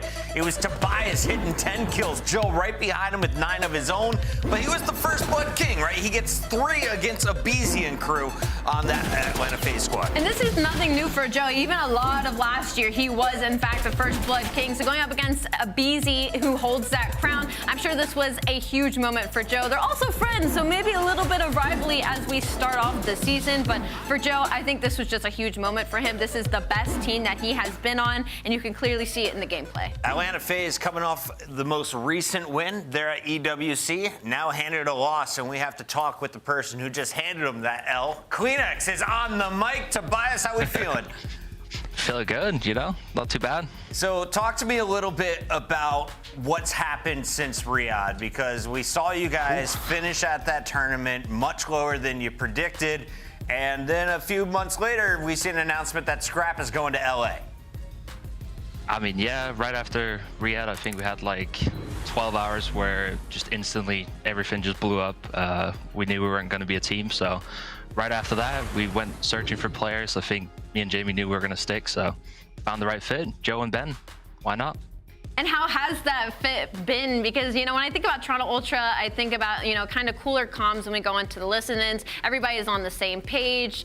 Joe and Beans, they bring some energy, as I'm sure you know, especially out of game. What's it been like kind of working through that with your team? I would say the first week it was a bit hectic, but I think at this point they're starting to learn like the dynamic of me and Jamie and our coaching. I think, you know, we're getting the hang of it, but still sometimes a bit too chaotic, and I think we'll get there at some point, so just keep working at it, I think. Yeah, of course. Have you felt that you've had to adjust your gameplay in or out of the squad at all to kind of fit with your new team? Yeah, I think a little bit. I had to slow down a little bit more. I think Joe's a lot faster than people think he is. I think he just runs around and guns people, and I think I need to adapt a little better to that. So that's definitely been a challenge so far, but yeah, not too bad so far. Awesome. Thanks for the insight. Toby, congrats on the win. You're unbelievable throughout that series. The team looks fantastic, and I want to ask you about Search and Destroy. You come into that red card, Joe Deceives has a hell of a performance, and you know, with this roster, obviously Beans and Joe, they're slayers, but they're also great Search players. Was that a conscious thought when you and Insight were looking for players to fill on your roster? Yeah, I think last year we struggled a bit in S&D to keep it consistent, but obviously Joe's a great playmaker, and I think Ben knows how to play his role well as well. You know what? Just works out. So why not? Can I ask Perfect you, fit. now that you have Beans, will you guys be lobbying and fighting for the sniper the entire season, or are you just going to give up like after one vote? Yeah, GA clears. Listen, Marcel, if he had the sniper, I think people would be a bit shook, but you know, we had to keep it out just for the comp, I think. Final I might fight for it, you know? We'll see. Sorry, I gotta finish this. And final question for Kleenex tonight. You guys, of course, used to team with Scrap. He's now in LA. You just beat Atlanta FaZe. So who does Toronto have beef with coming into 2025? Who is the one squad you're excited to play against on LAN? Obviously LA FaZe. You know, I've never played against Scrap on LAN. I've played against Dill a few times, but it would be fun to match up against some former teammates. So looking forward to that one. Epic showdown. That is Kleenex. That is Toronto Ultra. We got to let you go. Thank you for joining us live. Thank you. Thank you, guys. Have a good one. That was fun. We haven't had Tobias in enough winner circles. True. Great to have him join us here at the end of the show. I got one pick right. Let's go back and revisit the entirety of today, because we all started off 0-2. Everybody in chat, starting with Minnesota taking a Game 5. Allie, G2 Minnesota, a nice little combination. They're bringing that red edge into the fight, and it looks like Nero and crew a lot more firepower than we expected, and a lot more coordination than a lot of people expected. What's crazy is it wasn't really a question of the talent on the Minnesota Røkkr team, but I think it's a bigger one of it's a lot of kind of more inconsistent players put onto the same roster, maybe with the exception of Gio and his performances last year. So for them to come out against Gentlemates, which is considered a very top team right now as far as talent goes, as far as stacking goes, and to come out and show what they did, I wouldn't say I'm most impressed with Nero. I was worried about if he was going to keep up the consistency he found near the end of last year, because he is a very explosive, very high engagement SMG, and for him to come out in this series and for them to get the W, I think was not only good for his confidence moving forward, but for the organization as a whole. Round 11, Game 5 to open up our first day of the CDL. Minnesota strikes first as they take down Kismet's new crew, the Los Angeles Guerrillas Mates. Over in Boston, Well, the upsets continued as Snoopy finds some new friends. The same three from EWC, Awakening, Cammy, and Purge, handing Optic Texas their first loss of the new season, Nameless. Yeah, just an absolute stunner. I mean, coming in, the Search and Destroy looks phenomenal. Lingering problems from Optic Texas. We've all said that that's our worry with them. We saw it before Champs, right? They caught fire at Champs and they won that tournament. But right before it, they set a record for most Search losses in a row. So it's a definite concern and something to look at. But if you're a Boston fan, you gotta be ecstatic. Are you kidding me? These guys coming in, everybody has them at the bottom of the coaches poll, and then you got Purge going off. You got Snoopy looking way better here in year number 2. You might have yourselves a roster. I think my favorite out of this whole series had to be that map number 5, simply because Cammy was the takeover for that one. And it's been a while since I think we've kind of sing the praises of Cammy and always kind of waiting for him to get back into form. So to see that W and see the Boston boys get this win, I think was huge. New setup for Boston. First celebration as the crew takes down Optic Texas, one of our S-tier teams, one of 2 that fall on opening day. Pretty good stuff so far. Yeah. And that was only the first 2 matches. Third match, Carolina Royal Ravens, TJ. Now playing alongside Slasher instead of Clayster. Where's Clay? He's coaching Vegas Falcons, a squad from Saudi Arabia that we didn't think was going to take a single map. They played the Ravens very tight today, Ali. They did play the Ravens very tight today. They even took a map in the Search and Destroy. Looks absolutely disgusting for the Vegas Falcons. So definitely look forward to that as the season progresses. But I also want to give some flowers to Gwen. Rookie of the year, he showed up, he showed out, and he continued how gross he was last year into the series, getting them the win in that map number 4. And for Carolina Royal Raven fans, if you're looking for somebody to cheer on, it's going to be Gwen, and it's going to be Slasher. Thanos himself also getting some numbers on the board. Yeah, Carolina Ravens feeling pretty good about that one. Tough last year, you didn't qualify for Champs, and obviously you lose a story player in Clayster, and you get another story player on your roster who maybe has a little more gas left in the tank in Slasher. He took a little bit of a break, which we talked to him in the interview about, and his inspiration and motivation for COD is back. And TJ, coming off of his best year in the CDL last year, has brought that over to this game as well. So excited for these guys. I do think we need to tighten it up a little bit, and we'll figure that out in the weeks to come. I have a brand new challenge for us going into the 2025 season. I want to ask, what is the upset of the day? Out of the 4 matches for Saturday, Ali, you were 0 for 4, so you get to go first. Why do I don't think that adds day. up. I don't think that adds up. Upset of the day, maybe I'm looking over at that 6 p.m. matchup of Vancouver Surge versus Toronto Ultra. I think maybe we could see a game 5 in that one, but also that 7:30 LA Thieves versus the New York Cloud9. I'm interested to see how that new roster plays. So which one are you picking? 6 o'clock? I'm picking 6 o'clock. Surge over Vancouver? I think or Surge over Toronto, just to be clear here? All right, we got it. Nameless, we will get you drawing as well. A whole lot of new fun. Big shout out to everyone behind the scenes for making it possible. Shout out to all the casters and everyone in the chat. Remember, the show kicks off bright and early, 3 p.m. Eastern for day number 2. See you then.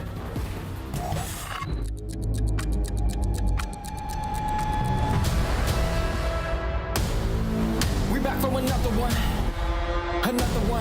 Here we go. How I like that. We back for another one. Here we go.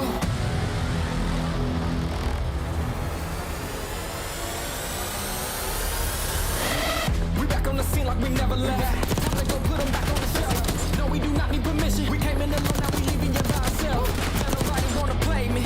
Everybody think I'm crazy. Guess I gotta live up to it. Nothing but keep doing, hear me out. Let's go. They know we done been up before. They know I done been up before. I think we gon' do it again. I think we gon' do it again. I'm ready to go for the win.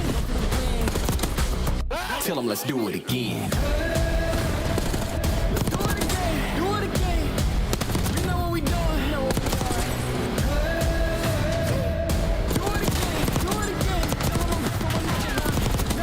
Let's win.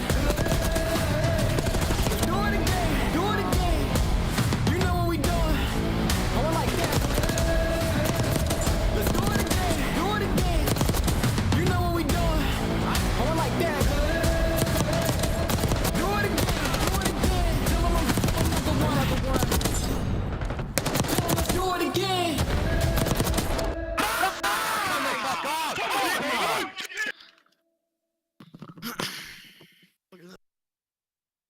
Nice, 2-1. I'm backing up. I'm here. 1v1 is Dashy. He's slow as f. Yep, bomb down on these coasts for sure. He's slow. Yep, got that shit. He's laying down behind the boot. He's laying down behind the boot right here.